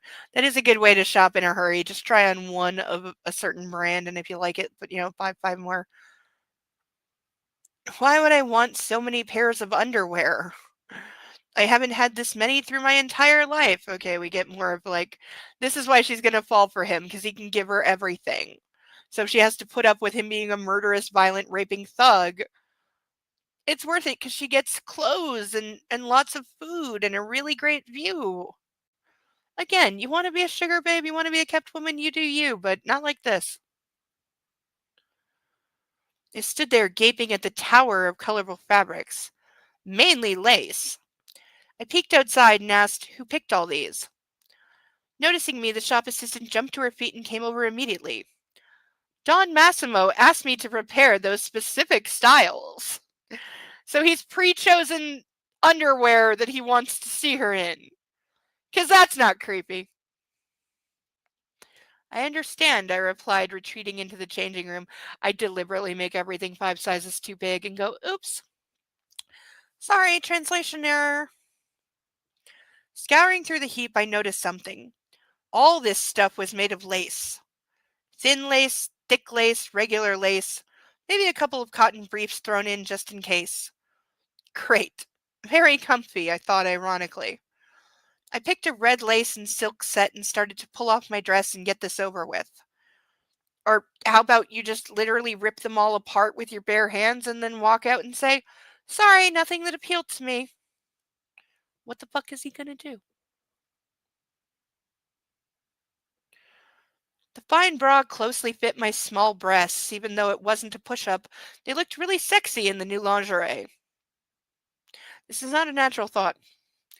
I bent over and pulled the lace up, and as I stood back and looked in the mirror, I realized Massimo was standing behind me, of course!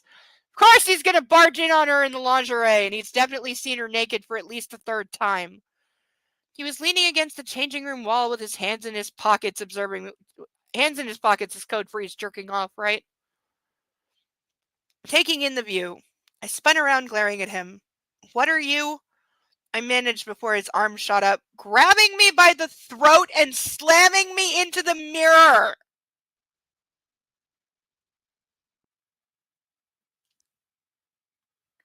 Seriously?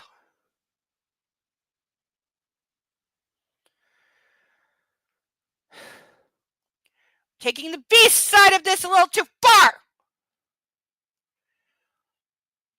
He stepped closer, his upper body pressed against mine as he delicately trailed his thumb along my lips.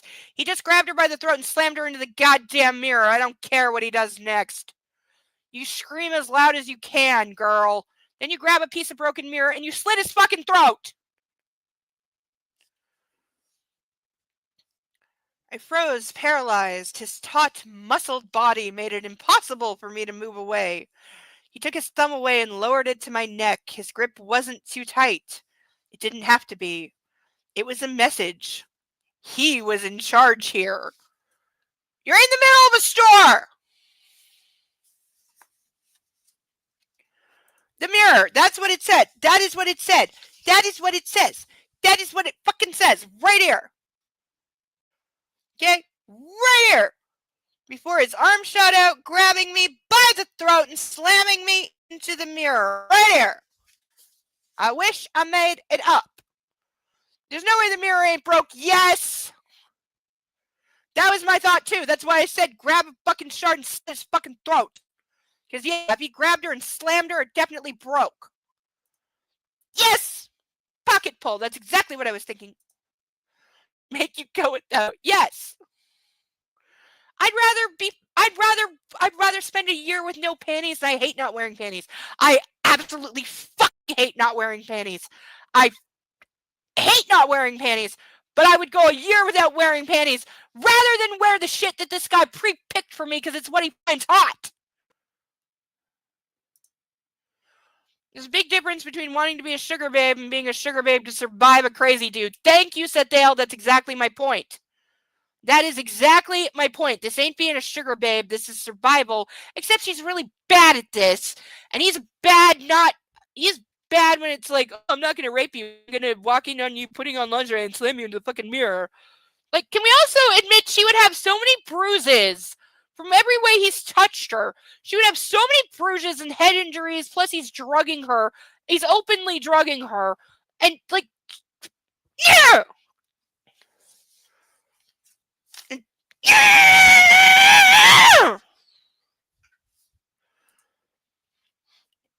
Probably not the only time I'm going to need to scream during this book.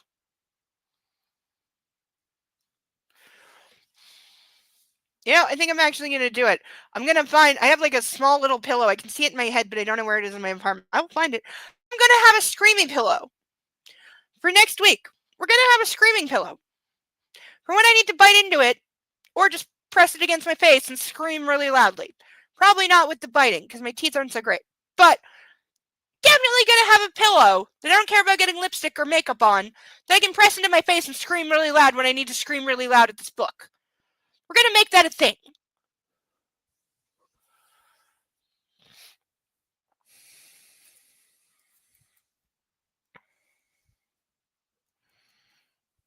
Of course, my pen doesn't want to fucking work. What do I have to write on? Ah! Don't break the pen.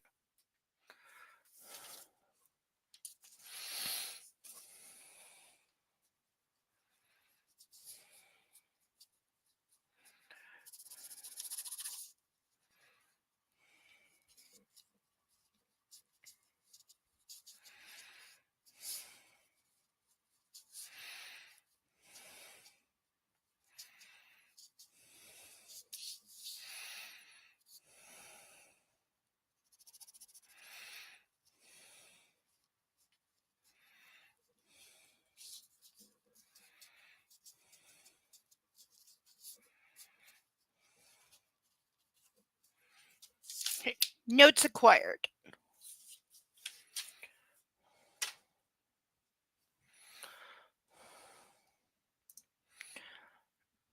Four a.m. is very early. Good night, Night Wolf. Thank you so much for being here. I love you all the best. Please don't pet any wolves. But sleep very well. 4 a.m. is ungodly early. You're a stronger man than I. But have a good one. Hope it warms up a little bit at least soon. Be careful out there. Everyone say good night. I get finger grip bruises from my husband barely touching me. I'd be black and purple instantly. Yeah. One of my cousins is like that. Took me till I was in my teens to realize that's why she never held the banister walking downstairs, because I noticed it, and she's a klutz because she got tall very early. Excuse me. So she's very klutzy. But I noticed she never held the banister going downstairs, even though she'd fallen downstairs God knows how many times. And I asked her one day, and she told me it's because if she did, by the time she got to the bottom of the banister, her fingers would be swelled up and they'd all be black and blue. She got like, I'm convinced she's some version of a hemophiliac because she had see-through skin until she was almost 10. And she bruised like as kids we both used to joke that she would bruise if you looked at her too hard. Like, she had, like, huge, deep bruises all the time. Like, literally, if she slept with one leg on top of the other, the inside of one or both of her legs would be heavily bruised in the morning. Like, heavily, like, deeply, deeply purple in that way that takes weeks to go away.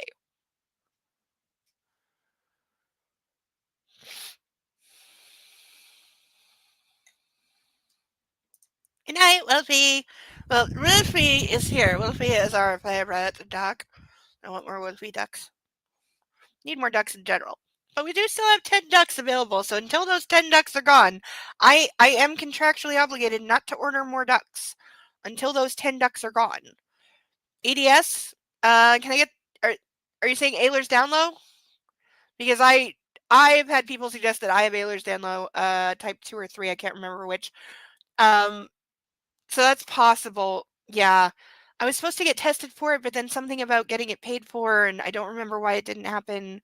But for me, it fits some of the symptoms I have, especially I'm double jointed in several places, to like an insane amount, which even though I'm very, very heavy, you'd be amazed how flexible I am in some places.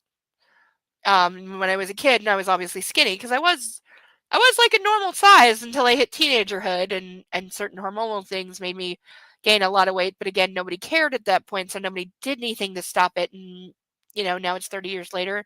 Well, it's 22 years later, and here we all are. But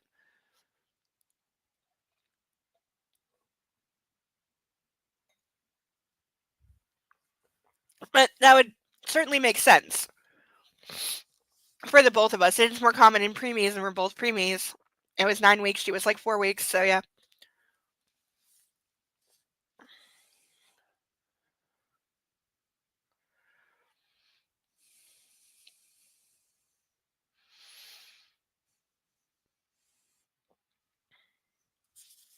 By the way, we're like 20 pages behind where we're supposed to be. I'm gonna have to get faster at this or we'll be here forever. And there's 2 more books after this.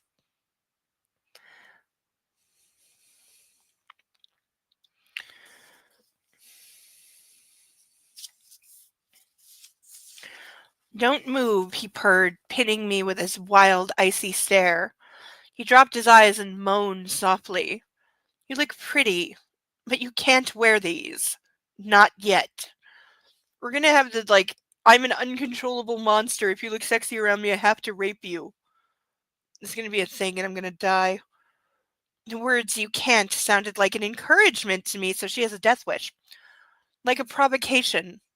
I felt like doing the exact opposite of what he was saying. I pushed myself away from the mirror and took a step forward. Massimo didn't resist. He pulled away, matching my movements, keeping me at an arm's length, his hand never leaving my neck. When I was sure we were sufficiently far from the mirror and that he could see me entirely, I lifted my eyes and looked into his. As I suspected, his stare was fixed on my reflection. In other words, he is looking at your ass in a thong. He was appraising his trophy, and I could see his pants becoming too tight for him. Are you kidding me? He was breathing loudly. His torso was heaving faster and faster. Somebody shoot him. Massimo, I whispered. He tore his eyes from my ass and looked me in the eyes. Leave, or I guarantee this will be the last time you see me like this, I growled, trying to make a threatening expression. Oh, isn't she supposed to be sassy? In a thong. I'm sorry, that doesn't work. Even Halle Berry couldn't make it work. He smirked, accepting the challenge. His hand tightened on my neck. Yeah. Duh. His eyes flared with fury and lust as he took a step forward. And then another. I felt the mirror on my back again. That's when he let go of me and said, I picked everything for you. I will decide when I want you to wear this. She's trying it on to see if it fit, you fucking asshole! He turned away and left without another word. Yeah! Asshole! But you're the one who entered and wanted her to try them on! Thank you! Thank you, thank you, thank you, thank you! And I don't care if I break the book, I'm gonna burn it in anyway, effigy anyway. But thank you, thank you, thank you! I hit my tit and that hurts, and ow, my nipple! But damn it, this fucking piece of trash! And it's apparently indestructible because I hit that really hard and it didn't do anything to the cover. But ow, my nipple! Seriously, ow!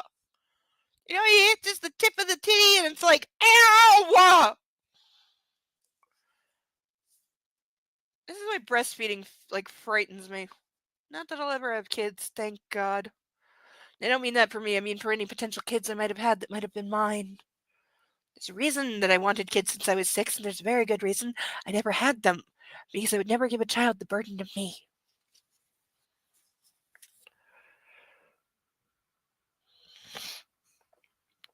Now it's too late, which takes the option off the table, which, in a way, kind of... Well, I'm sure eventually it will feel liberating. Or it will feel fine. And it will stop having weird dreams. Biology sucks ass sometimes, by the way.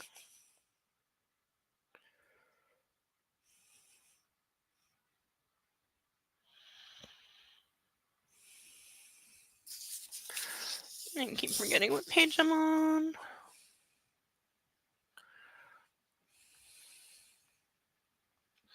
I stood there for a while longer, boiling with fury, but somehow satisfied at the same time. I was beginning to learn the rules of our little game. I was getting to know his weak spots. He barged in on you. You didn't walk out there and shake your ass at him, you stupid twit. As I put my dress on, I could still feel the anger inside. I snatched the heap of lingerie from the drawer and stormed out of the changing room. What drawer? Did the author forget where they are? The shop assistant sprang to her feet, but I walked straight past her. Massimo was back on the couch, and I marched across the room with all the underwear in my arms. You picked that? Then here you go. It's all yours, I screamed, and I flung the lingerie at him before running out of the boutique. Are you 5, you stupid twit? The security detail waiting outside didn't move a muscle as I passed them. They sent Massimo wary looks but kept to their posts. I ran along crowded streets thinking about what I'd done and what I was about to do. Okay, so you're out of his sight. It's super crowded. Get gone, girl! What my behavior could bring about. I glimpsed a flight of stairs between 2 buildings, took a turn, and ran straight up, taking another turn and disappearing into the first narrow street I saw. It ended in another flight of stairs. I climbed higher and higher until I found myself 2 blocks away from the place I'd escaped from. Then, leaning against the wall, panting, also, how does that work? I'm sorry, she just said she went up and then up again. But supposedly they went up from his place to get to the town. I'm sorry, the geography doesn't work. It's really fucked up.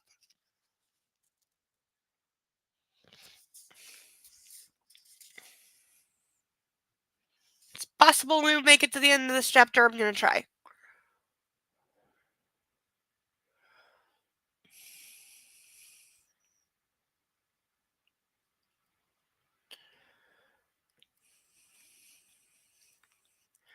Then I leaned against the wall, panting. My shoes might have been works of art, but they definitely hadn't been made for running. I stared into the sky and the grand castle looming over Tormina. Fuck this, I thought. I can't go on like this. It's been 5 minutes, you dumbass slut. It used to be a fortress. It used to be a fortress, I heard someone say. You want to run all the way up there, or will you spare my boys the exertion? They're not as fit as I am. I turned my head.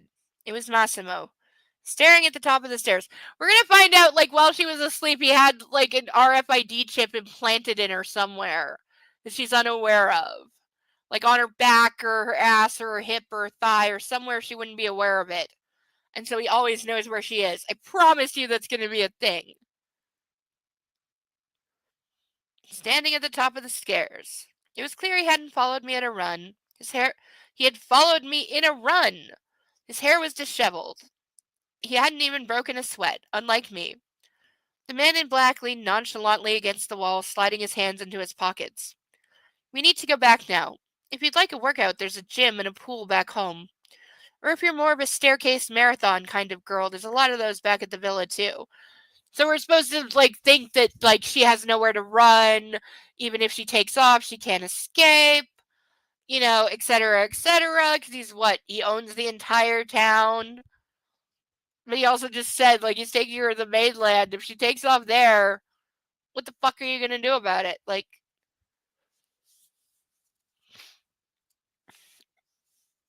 I knew I had no choice. I had to go back with him. But at least for a moment I had felt my fate was in my own hands. Shoot him. Massimo extended a hand, which I ignored, heading back down the stairs where the two suited bodyguards were already waiting. I passed them both with a disapproving frown and walked over to the SUV, parked a couple feet away. I got in, slamming the door behind me. Again, scream bloody murder, you stupid bitch! A while later, Massimo joined me. He took a seat next to me and put his phone to his ear, talking all the way until we reached the driveway. I had no idea what he was saying. I could still understand very little Italian. Massimo's voice was calm, though, and down to earth. He listened more than he spoke, and I couldn't read his body language. We stopped at the mansion. I grabbed the handle, but the door was locked. The man in black finished his call, tucked the mobile into his breast pocket, and fixed me with a stare. Dinner will be served in an hour.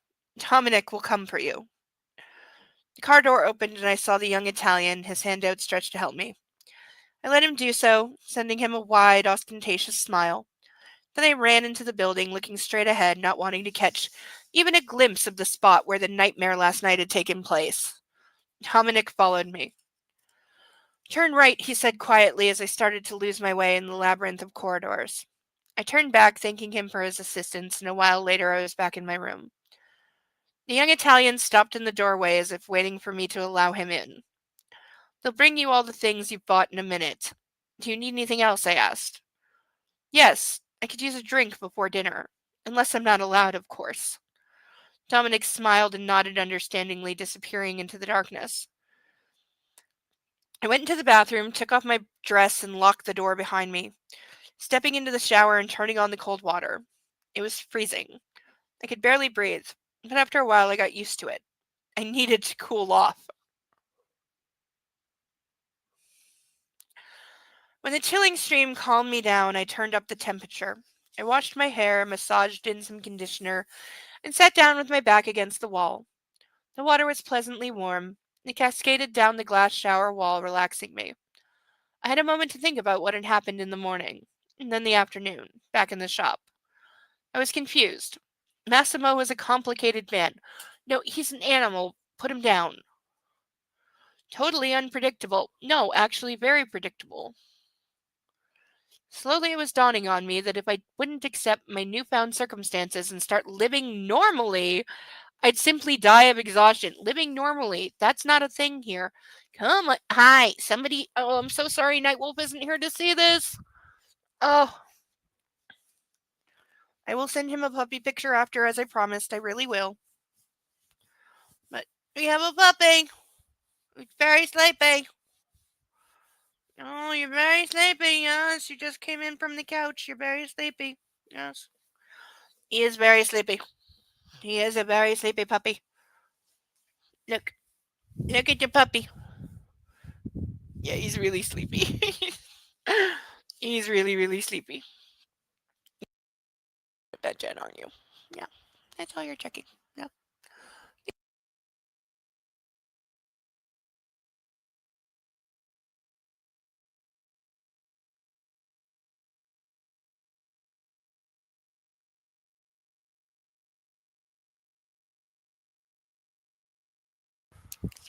We're very lucky we got a nice ham sandwich to eat later, okay?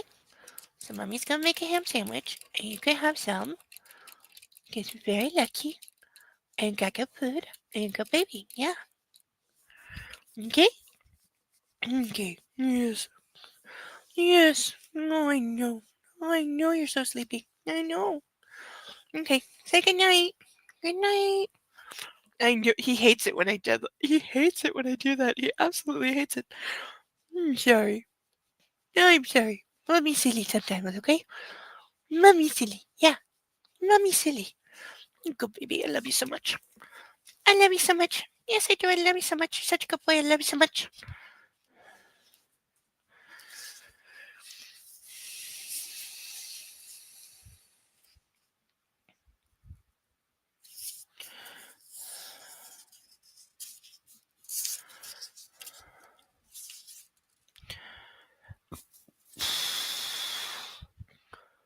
That's when it struck me. There was nothing to fight. Nothing to run away from. Wow. To quote C.J. Craig in one of my favorite moments on The West Wing, wow, are you stupid?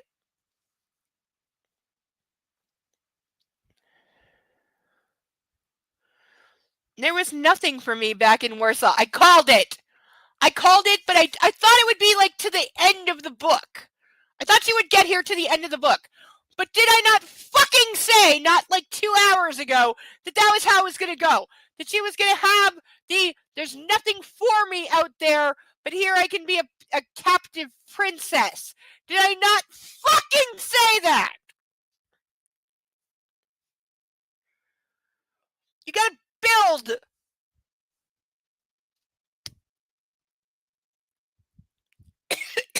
Like, what the fuck is he drugging her with?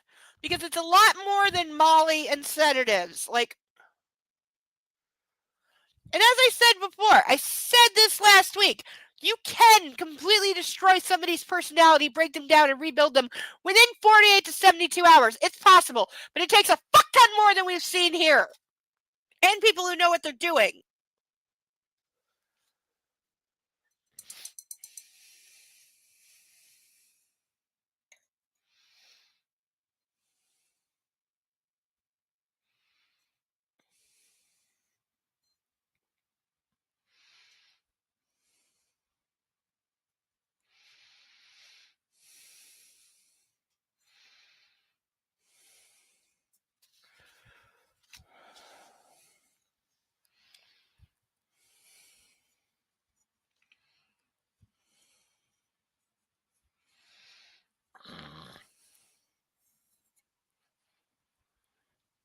Okay, number one criteria for a new wine goblet, it comes with a lid.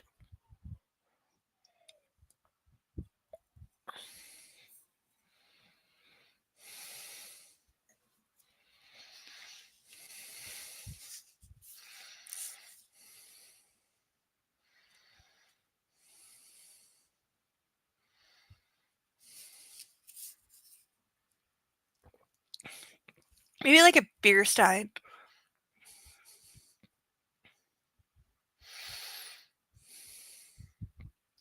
I wasn't losing everything because everything I had was now gone. The only thing I could do was let this adventure unfold. Really, so everything's gone. So, like, I'm sorry, he didn't already murder your family, boyfriend, and friends. If he'd done that, I might get to this point. But he didn't. Like, the only thing I could do was let this adventure unfold.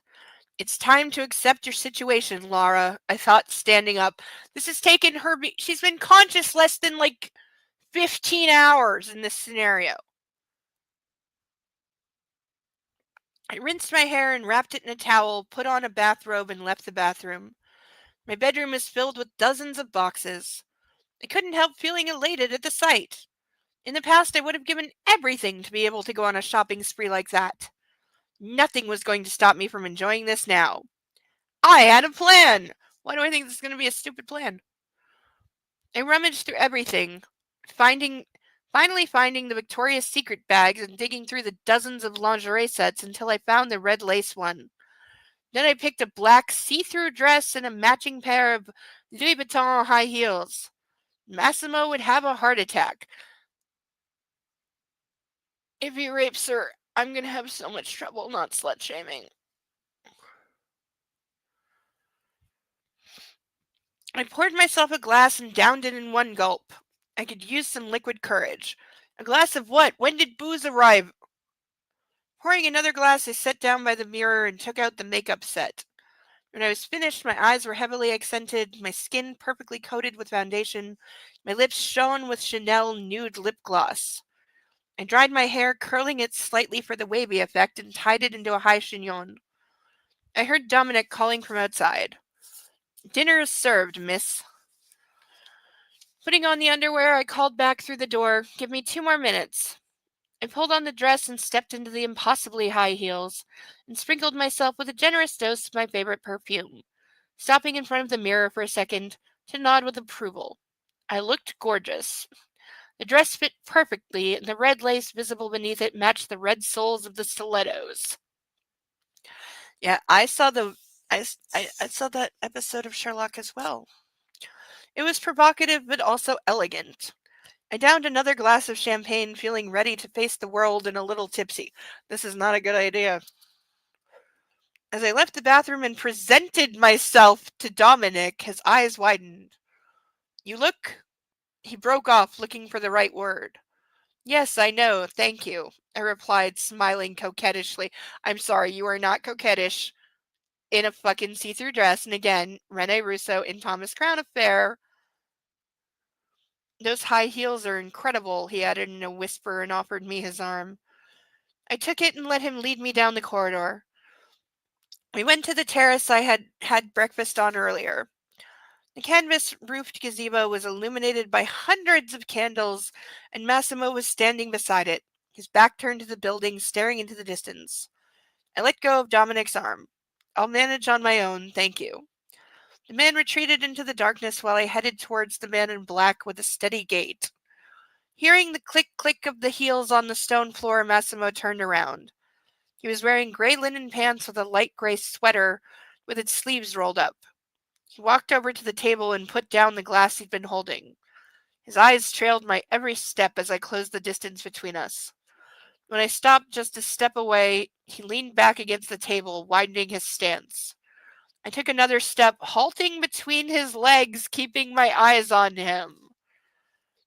Seriously, if it ends up that she was like bored with her life, and because she said she had a like successful career that she just left, if this ends up that she like paid for some kidnap me experience that ends up going too far, I've had that thought since I read the back cover, so I'm just putting that out there now.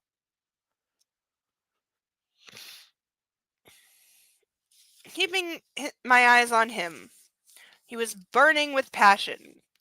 Even if I'd been blind, I would have felt his desire through my very skin. Will you pour me a glass? I asked quietly, biting my lower lip. Massimo straightened up, showing me that even in my heels I was still a lot shorter than him. Are you aware, he said in a whisper, that if you keep provoking me, I might not be able to control myself? Then you're a rapist. Ryan, are we losing you? I'm sorry to lose you. But it's late. I understand.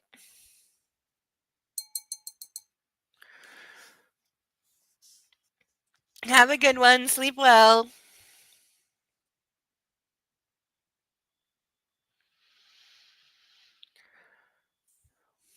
I placed a hand on his stone-hard torso and delicately pushed him away, suggesting he should take a seat.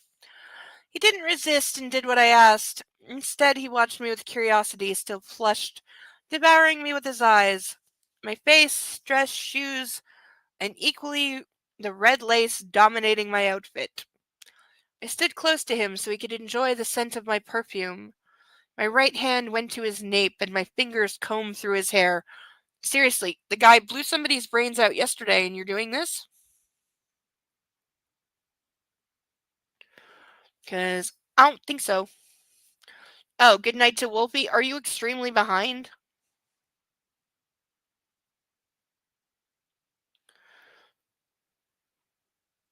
Oh, you forgot to say goodnight, so you're just catching up. Thank you, that's sweet.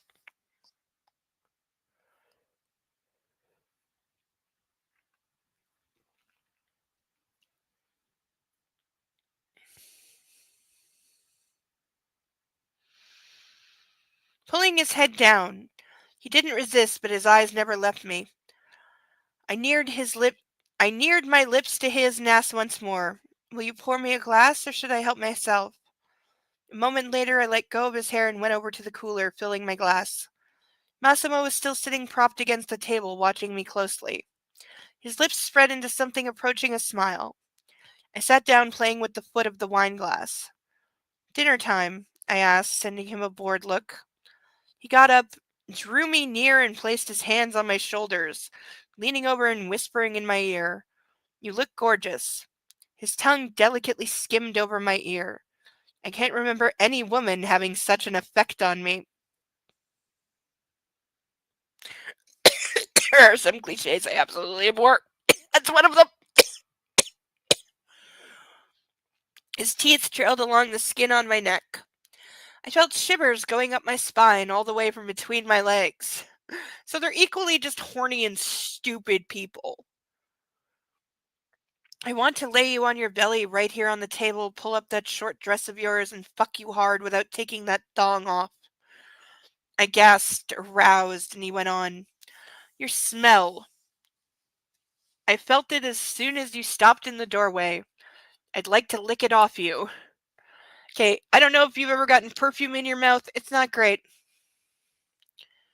Saying that, he had to tighten his grip on my shoulders rhythmically. "There's one spot on your body that scent is absent, I'd wager, and it's the same place I'd like to explore the most." "No, it just has a different scent, but no, don't spray perfume on your vagina." Which I've known girls that have like sprayed perfume on tampons and shit, and it's like, no, that's how you get toxic shock. Don't do that.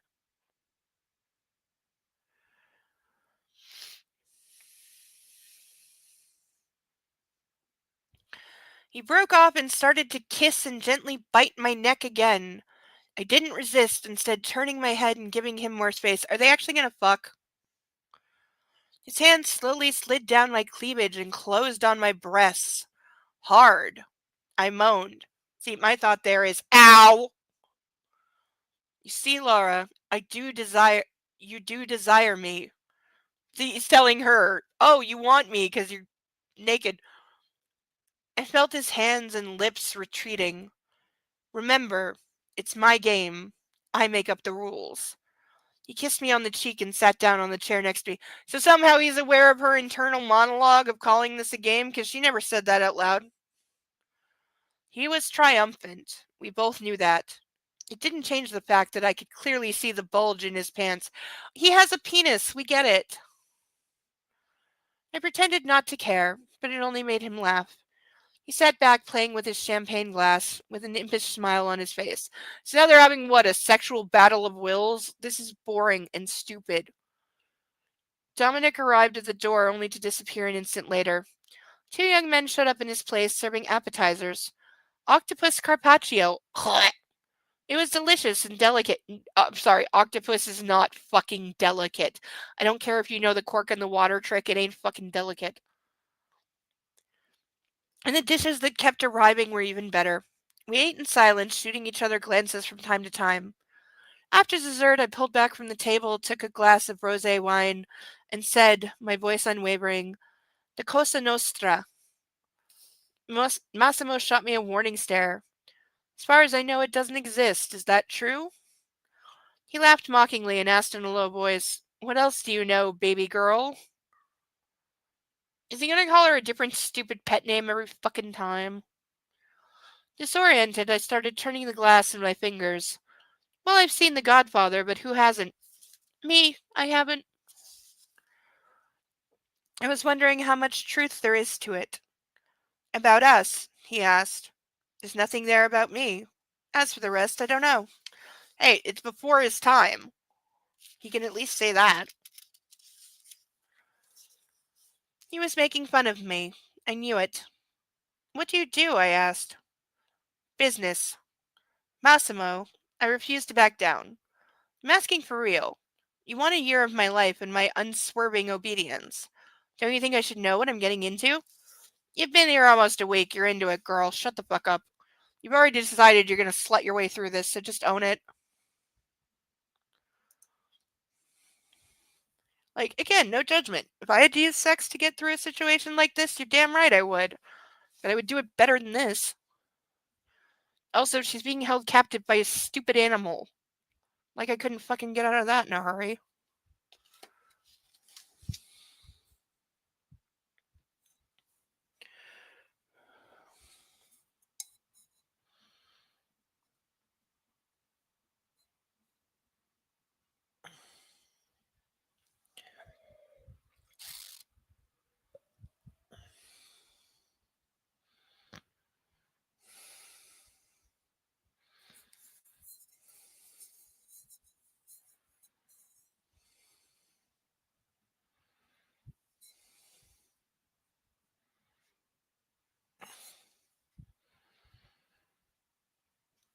Yeah, overly white glasses suck.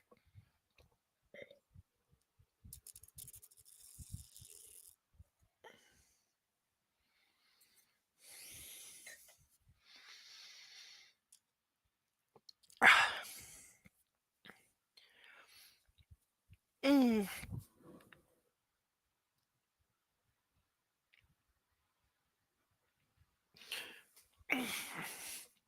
Good stretch break.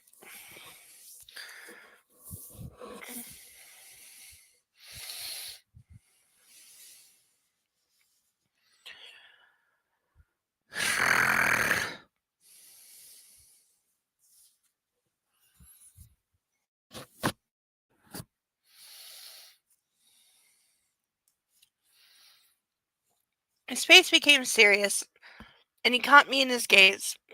You're entitled to some kind of explanation. You're right. I will tell you as much as you need to know. He took a sip of his wine.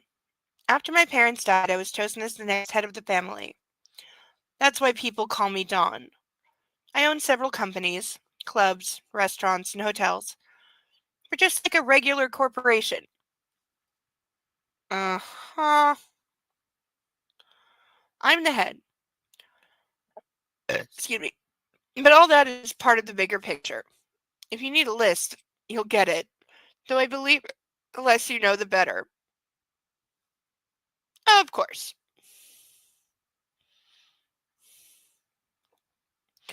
He kept his eyes trained on me, looking deathly serious. What do you want to know specifically? You want me to tell you if I have a consigliere? Yes, I do. You'll meet him soon enough. You already found out if I have a gun and if I'm dangerous. Whether I tackle my own problems head on. What else? Ask away. Okay, he's not gonna answer her. And like, girl, if he let you witness a murder, you think he's really gonna let you go? No, he's not. Because either you fall in love with him or your liability, and he's gonna shoot you in that exact spot at the end of a year. Will you give me my phone and my laptop? The man in black calmly turned in his chair and crossed his legs. Whenever you want. We only have to agree that on what you're about to say to the people you'd like to contact. So what? He's gonna let her contact her family and like make some excuse as to why she's away for a year, like I said. But what? He's trusting that she's not gonna like send them a coded message or type something without his looking, or like you can type help me and send on an email in about 3 seconds. So like seriously, this is about to get dumber, isn't it? Which, oh my god. Also, I don't care if it's midnight. There's like 4 pages left to the end of chapter 5, and then we're done. Chapter 4, I mean. How is it only chapter 4, and we're still 10 pages behind, but I don't give a flying fuck. We're getting to the end of this chapter, and I'm so done. Like, I need a sandwich and a lot more wine and some loud music and something really stupid to watch. Like, really stupid. Like one of the dumber episodes of MASH. Not that show is stupid, but it's, sometimes it's just funny and it's enough. I need mindless entertainment. MASH is right up there for that. Doesn't always hold up to the test of time, and Margaret should have killed Hawkeye and BJ and Trapper and Charles at different times, but, ain't nobody do furious outrage like Loretta Swit, R.I.P.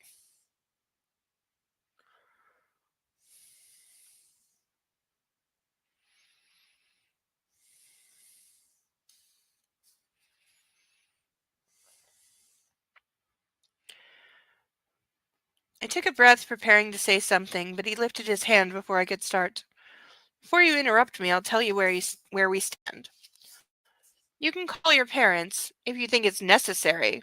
I'll let you return to Poland. And if you think it's necessary, I'll let you return to Poland. So what? She's going to go home to her parents and pack up her childhood room and say, hey, I got a great job in Australia for the next 2 years. Don't contact me or whatever. I said this. I keep can I point out, I've predicted this book 4 times already. And I did it by just saying the dumbest, laziest thing ever. He's my character in my fanfic when she, disappears. There's a reason nobody notices.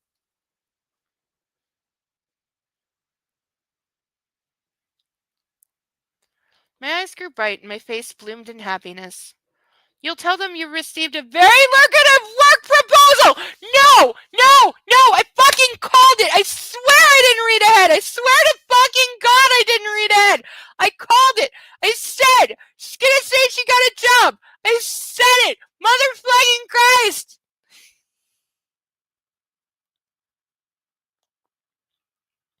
So that's the theme. Just think of the laziest, worst thing, the most stupid, would never work, bullshit thing that's lazy and stupid, and it's the first thing that comes to your mind after 2 glasses of wine, and that's what it's gonna be! Motherfucker! Oh, it hurts.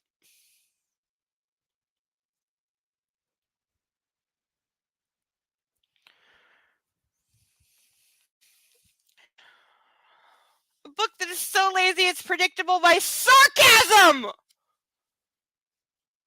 I feel bad for how much time I put into the thumbnail, because that took me a while. I am not a good editor. I'm not a good Photoshop person. These are not my skills.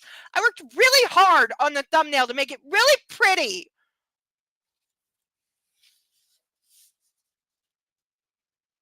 And it still lacks ducks. Because for anyone who doesn't know, the rule of ducks is that only ducks that are sponsored while we're reading this book go to the thumbnail. So once we started the new book, that's why there's no ducks, because they were all sponsored on the last book. Only ducks that are sponsored during this book can appear on the thumbnail. That's the rule of ducks. So that's why there's no ducks on the thumbnail, and it's conspicuously lacking ducks.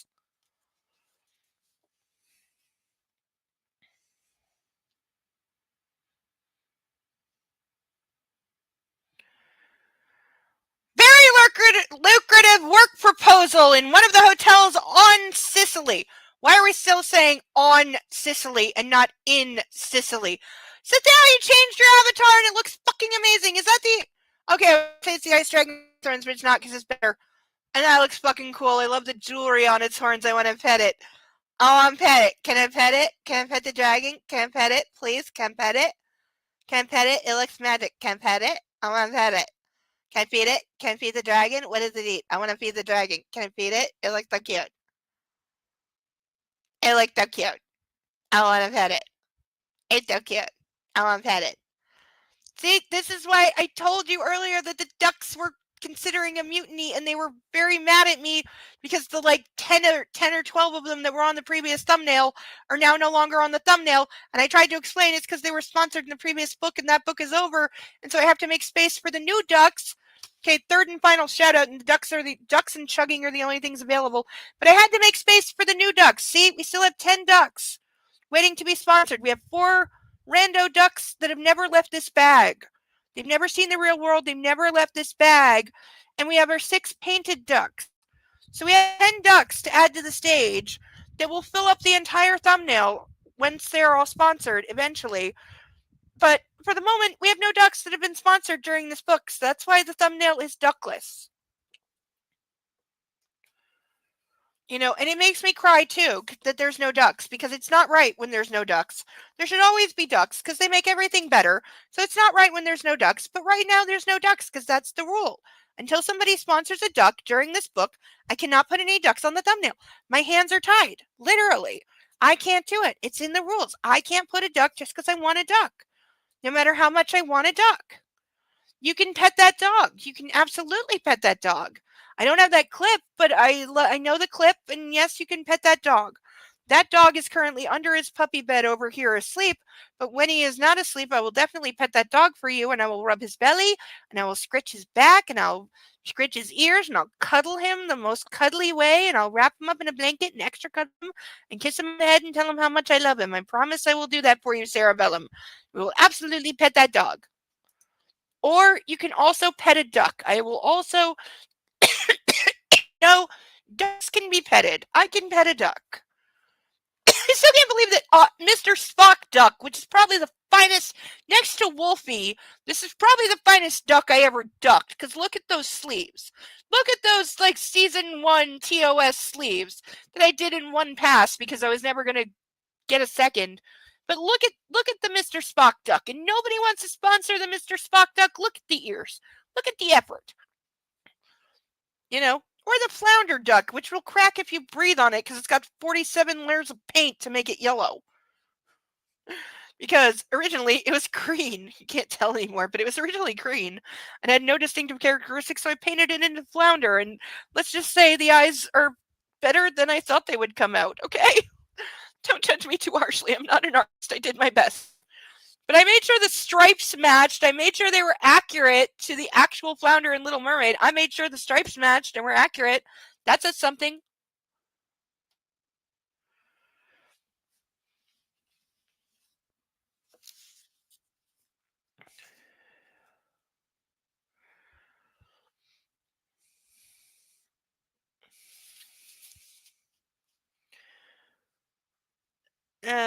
One of the hotels on Sicily. I'm never getting over this, by the way. It's in Sicily, not on. And that you're going to take it up. There will be a 1-year probation period. You won't have to lie to your relatives when you feel like calling them. We've taken your things from Martin's apartment before you returned to Warsaw. I told you! I told you he had people breaking into her place and bringing her things. But also, this establishes, like, you know, that he does actually have people in Warsaw, Poland, that could kill her family. So at least we know he's telling the truth. You have to say goodnight to the chat. Cerebellum will miss you so much. We love, love, love, love, love you. You are the best. Please pet all of the kitties for me. All of the kitties, and whatever their favorite way to be petted and loved on is. Please show them all the absolute most love they can possibly be given. Love on all the fur babies, always. Yes, night, Cerebellum, and to anyone else who has fur babies, love the fur babies. Love, love, love, love, love, love, love, love, love the fur babies. They're the best fur babies. Oh, Cynthia, we have ducks. We have ducks. We have ducks. We have ducks. It's raining ducks. It's the holiday spirit. And we have ducks. We have 3 random ducks. Oh, that means one little duck's going to be all lonely left in a bag all by itself. But we'll see who are the lucky ones. Okay, I hope you got names. Or at least I'll have names. I'll figure out names. Okay, I'm putting them all in the corner. Okay. This is on screen. My hand is in the bag. I'm closing my eyes. My head's all the way back. Not looking. I swear I'm not looking at all. My head's all the way turned to the side. My eyes are closed. Going in the bag with the random ducks. Round, round, round, round, round, round, round we go. And first duck. First duck. Astronaut duck. Look. Look, it's an astronaut duck. With like, sorry, I dropped it. It's got like this silver 50s, like Soviet. I'm not even sure. Is he an astronaut duck or a football duck? I'm not sure because it's a silver helmet. And he's got this weird, like, square on his chest. So I could write something on that if we wanted to label him. I was thinking astronaut duck. Now I'm not so sure. But we're going to go with that for now because I don't know what else to call it or what else has a, extremely silver helmet other than, astronaut photos from the 50s. Let's see.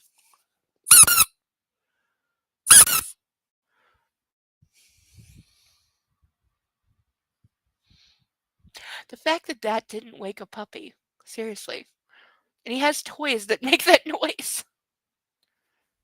Okay, second duck. I'm not looking. There's only 3 left in the bag, and we'll be drawing 2 of them, and then one of them will be very lonely. Round and round and round and round and round and round. This one. What is it? Oh, it's the baby chick duck. It's like a baby. It's like half born in an egg. Ah! Stop dropping them. No! Shit. Okay, dropped it. Okay, hold on. Ow, my leg. Ow. Ow, ow, ow. Ow. Thigh muscle cramp. Ow, motherfucker.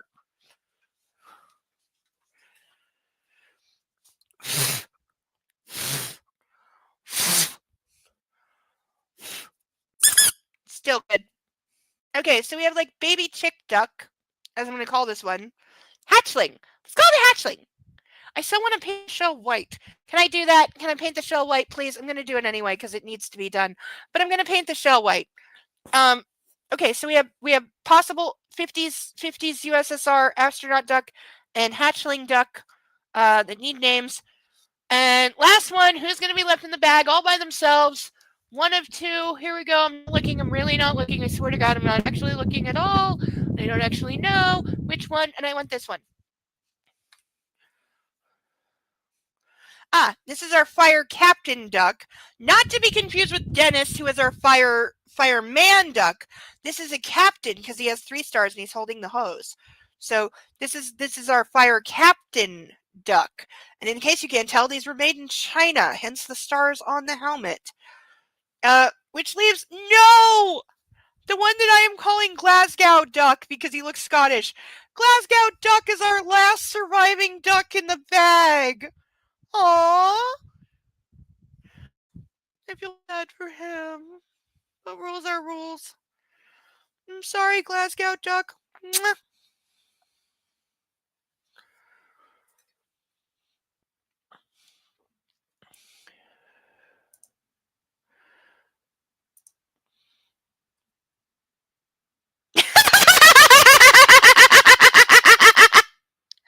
Aww. Okay, so Dale has said no duck left behind. So Glasgow duck is free. He's free. I have a name for him if you don't mind. For this one, the other 3 I don't have names, but I will if you don't want to. But for this one, I really have a name. Please, please, please. I want to call him Ferguson. We got all the random ducks. The bag is empty. Only ever painted ducks left. But we have all the ducks have been freed. Now I have to remember what order they were in. Hold on, I gotta write this down because I'm drunk and I'll forget. Hold on. Okay, so we have 4 ducks needing names. We have I can't spell.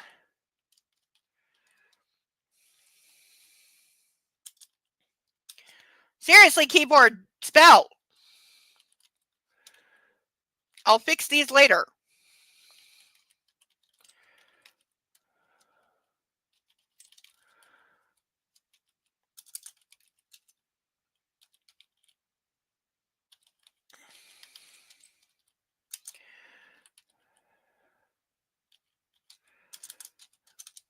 Can't even spell the name I want. Shell can be painted. Yeah, the name Sir Cluckers. If we decide they're an astronaut, John Glenn. And Ferguson is fine. Did I actually say that out loud? I don't even remember. But yeah, this is Ferguson. I take it this is John Glenn. Or is this Sir Cluckers? Are we saying he's a knight? He could be a knight. I didn't think of that.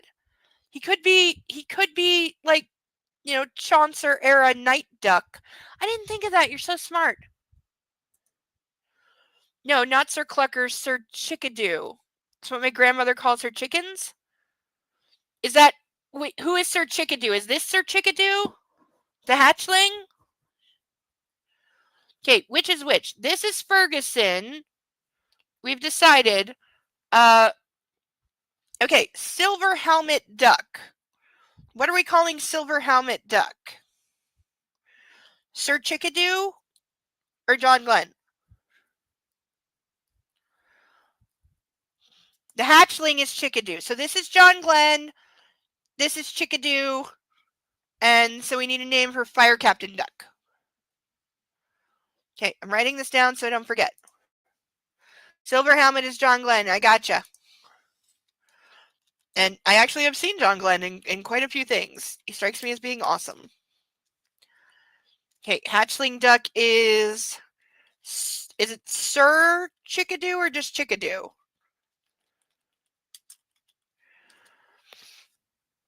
Okay, and then we have Ferguson for Glasgow duck, which is awesome. Thank you for letting me do that. It's been in my head since I saw it.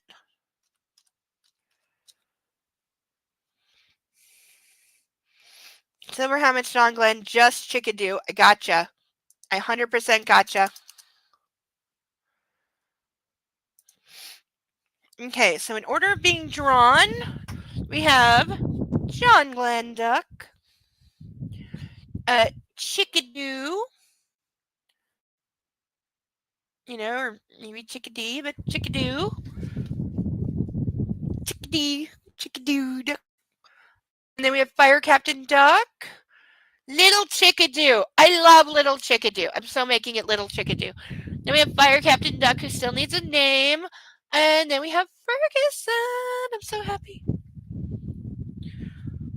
Yes, they're all so good.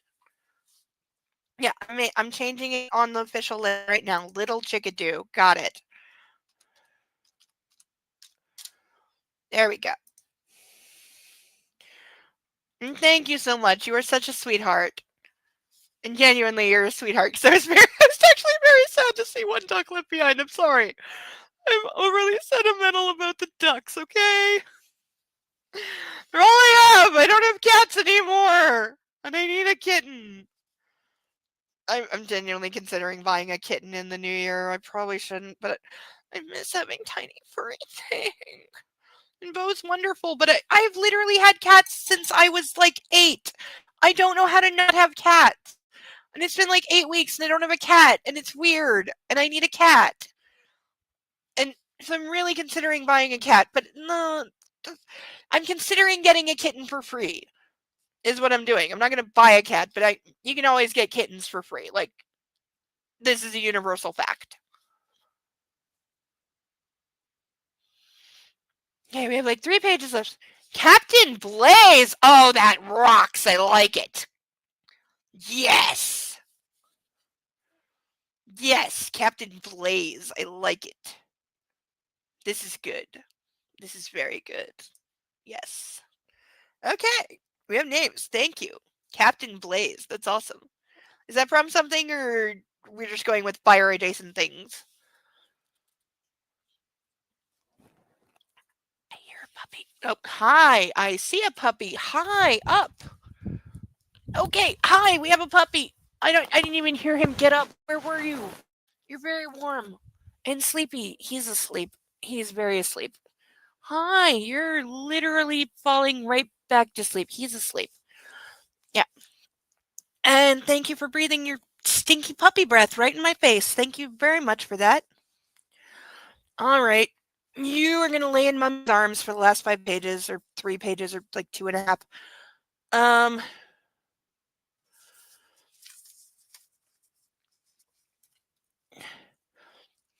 We've taken your things from Martin's apartment before he returned to Warsaw. They should be here by tomorrow. Called that. I consider the entire subject of that man closed. Permanently. I don't want you to see him anymore. I stared at him questioningly. Am I making myself clear? No. Let me elaborate then. I forbid you to contact that man, Massimo said icily.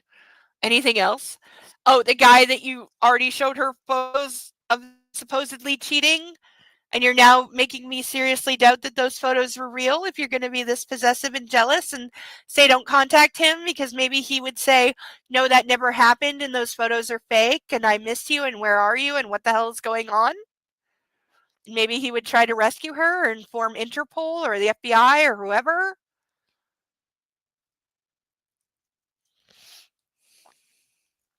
I remained silent for a while.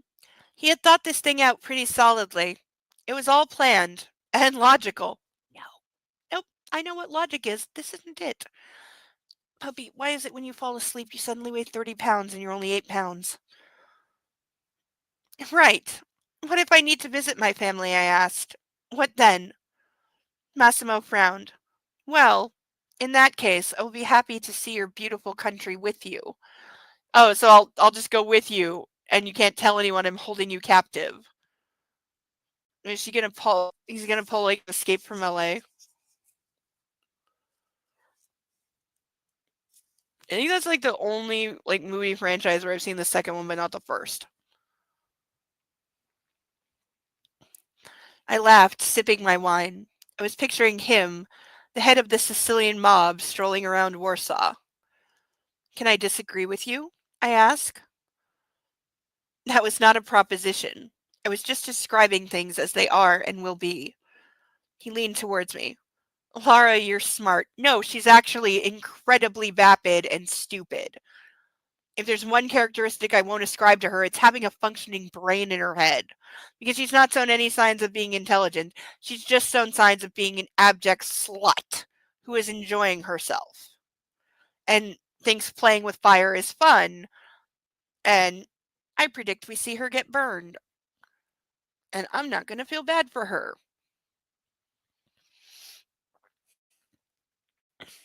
Haven't you realized that I always get what I want?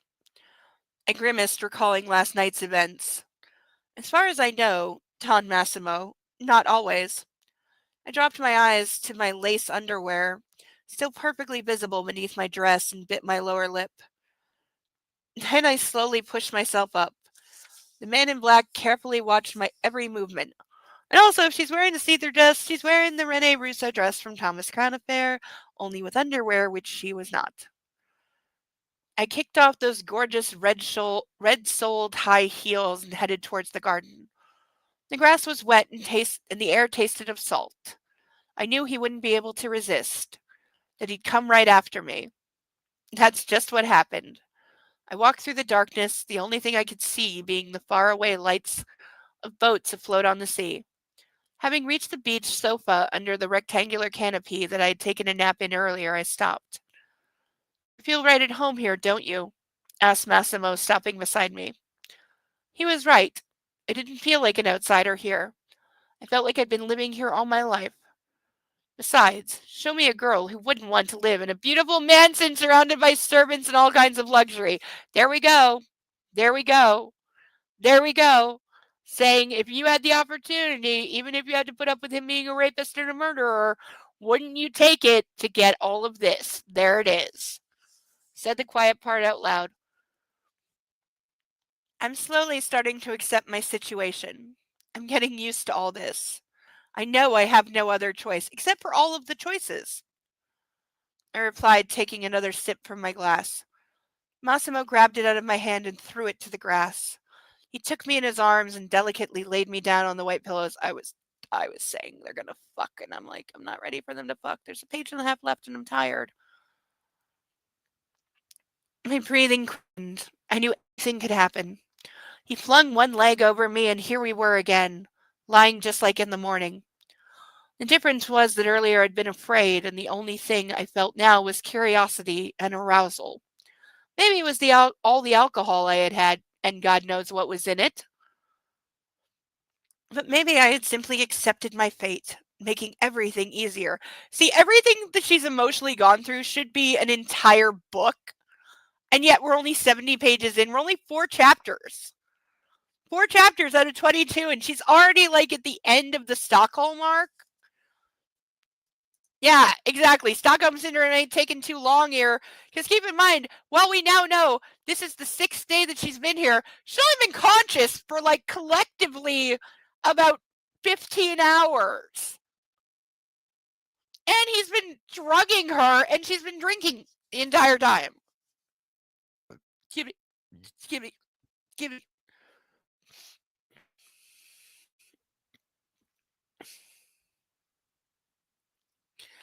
Propping his hands on both sides of my head, Massimo leaned over me.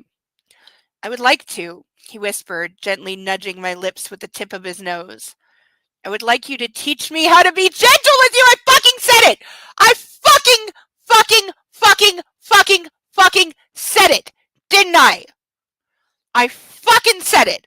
I said she's gonna teach him how to do sex gently, like Kali in season 1 Game of Thrones, like Beauty and the Beast, like so much else. He's a monster who only knows how to violate and abuse and torture and choke women on his cock.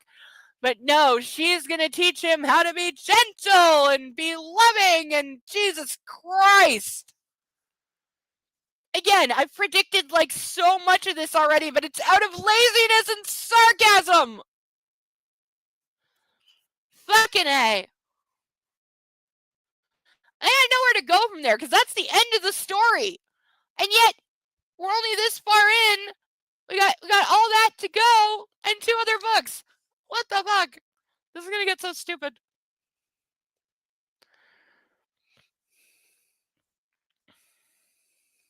I froze.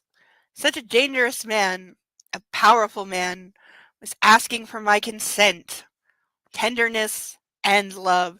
No! He's asking you to open your legs and let him fuck you and then tell him he was gentle. He ain't asking for any of the rest of that shit, you stupid bitch.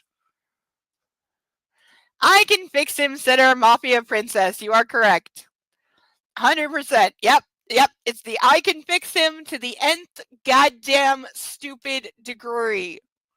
And also, was she really unconscious most of the 6 days? Or if you've ever seen The Blacklist or various other shows, was she being drugged and somebody was messing with her head and brainwashing her while she was in a drug-induced, shall we say, altered, highly suggestive state?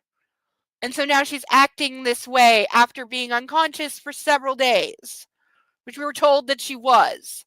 And he's drugging her constantly and she's drinking constantly. My hands wandered up, stopping on his cheeks. For a while I held his face, staring into his calm black eyes. What the fuck is with the black eyes? With a gentle motion I pulled him closer. As our lips met, Massimo rushed in with all his strength, opening my mouth wider. Ow. Our tongues danced to the same rhythm. His body lay on mine, his arms surrounded me. I really thought it would go longer before they fucked, but apparently not. It was clear we wanted each other. Our tongues and lips fucked, hard and full of passion. Our sexual temperaments matching. The dog does not care what I am doing right now. He's completely passed out and very happy. A moment later, when the adrenaline rush subsided, I composed myself a bit. I realized what I was doing. Wait. Stop. I breathed, pushing him away. The man in black did no such thing. There we go. He grabbed me by the wrists despite my protestations and pinned them to the sofa. Then he lifted me, tightly clamping his hand around both wrists. Do we not recall Gray doing this several times? His other hand trailed along my thigh, climbing until he felt the lace thong. He grabbed it, pulling his lips away from mine. The pale light of the street lamps in the distance faintly illuminated my terrified face, and I didn't fight him. I stood no chance. So we're making rape sexy, which again, you want to do CNC, which is consensual, non-consensual? You do you, boo. But this ain't that. I lay motionless and tears streaked down my cheeks. Girl, you started this. And I am not victim blaming or slut shaming. I'm saying she's stupid. Seeing that, he released me, pushed himself up and sat on the edge of the couch, resting his feet on the wet grass. Oh, so her crying is too much? That's what's too much? When he already said, I like my women in pain during sex. I like them helpless and defenseless. He's already admitted that's what gets him the fuck off, but her crying is too much? I call bullshit. Baby girl!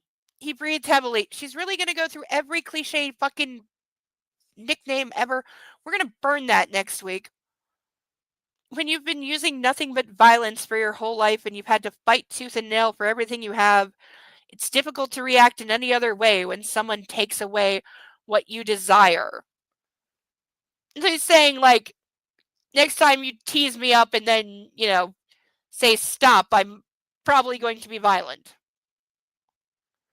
He got up and ran a hand through his hair. How many times do we see Gray do that? While I stayed down, frozen. I was livid, but at the same time, okay, as soon as I'm done, I'm definitely gonna puke. I felt bad for Massimo. She feels bad for him already.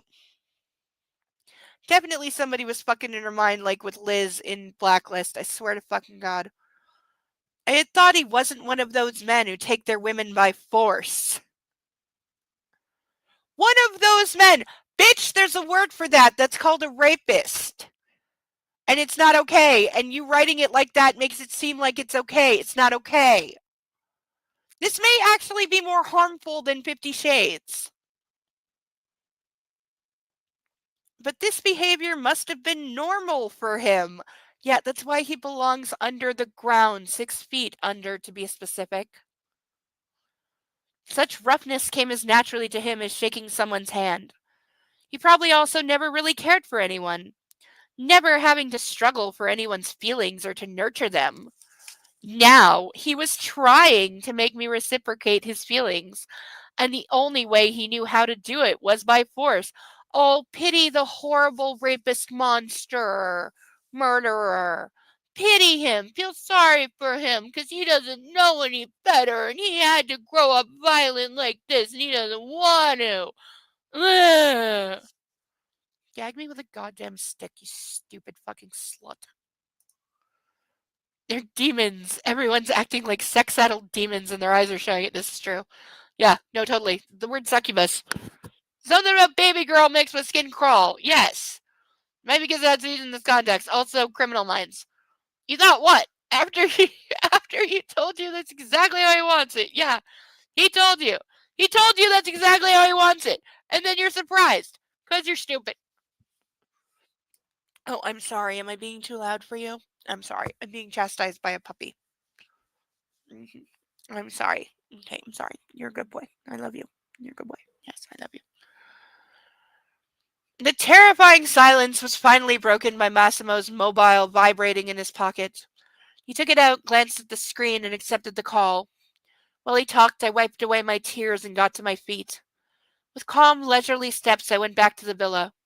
I was tired, a bit drunk, and utterly disoriented. It took me a while, but I finally reached my room and collapsed on the bed, exhausted. I immediately fell asleep. Gee, almost like he fucking drugged her. End of chapter! We're done. We done. We so done. Thank you for...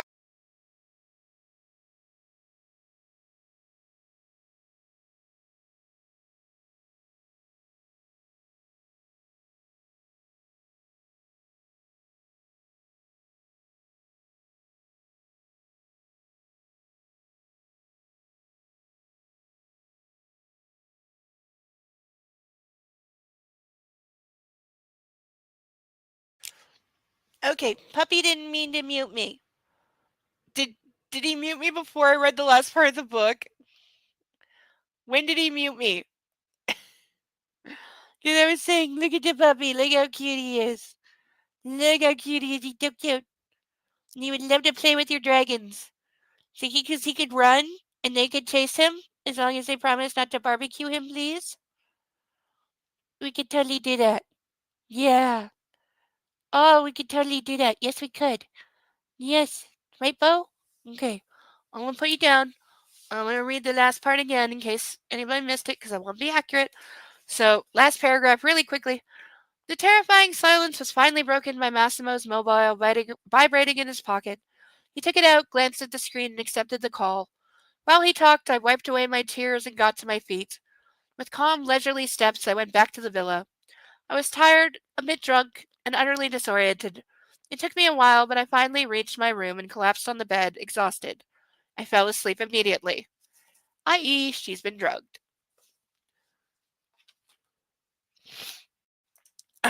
He knows what happens during these book meetings. Crazy lady screaming it's stupid is the tame part. Yeah, Doggy, Bo definitely knows he's owned by a crazy lady. Let's be clear about that. Doggy knows that I'm crazy. He's seen me be crazy for years. I've had this dog for over 10 years. He knows. He's seen all the crazy. He knows his mommy is crazy. He's a good dog. But he also knows he was also, remember, I had an emotional support dog of 15 years that raised him and kind of trained him. So he hears certain like distress things in my voice. He will come and get insistent of like, no, I'm standing on your leg and I'm jumping up because you need me because your voice is doing one of the things that older dogs trained me that when I hear your voice do the thing, it means you need a dog and you need to cuddle me. And therefore I'm going to jump on your lap and make you cuddle me whether you want to or not, because that's what older dog told me to do. And he's still in charge of me, even though older dog died like 3 years ago. That's how it works in his tiny puppy world.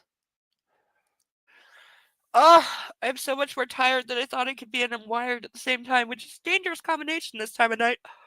It is 15 past midnight here.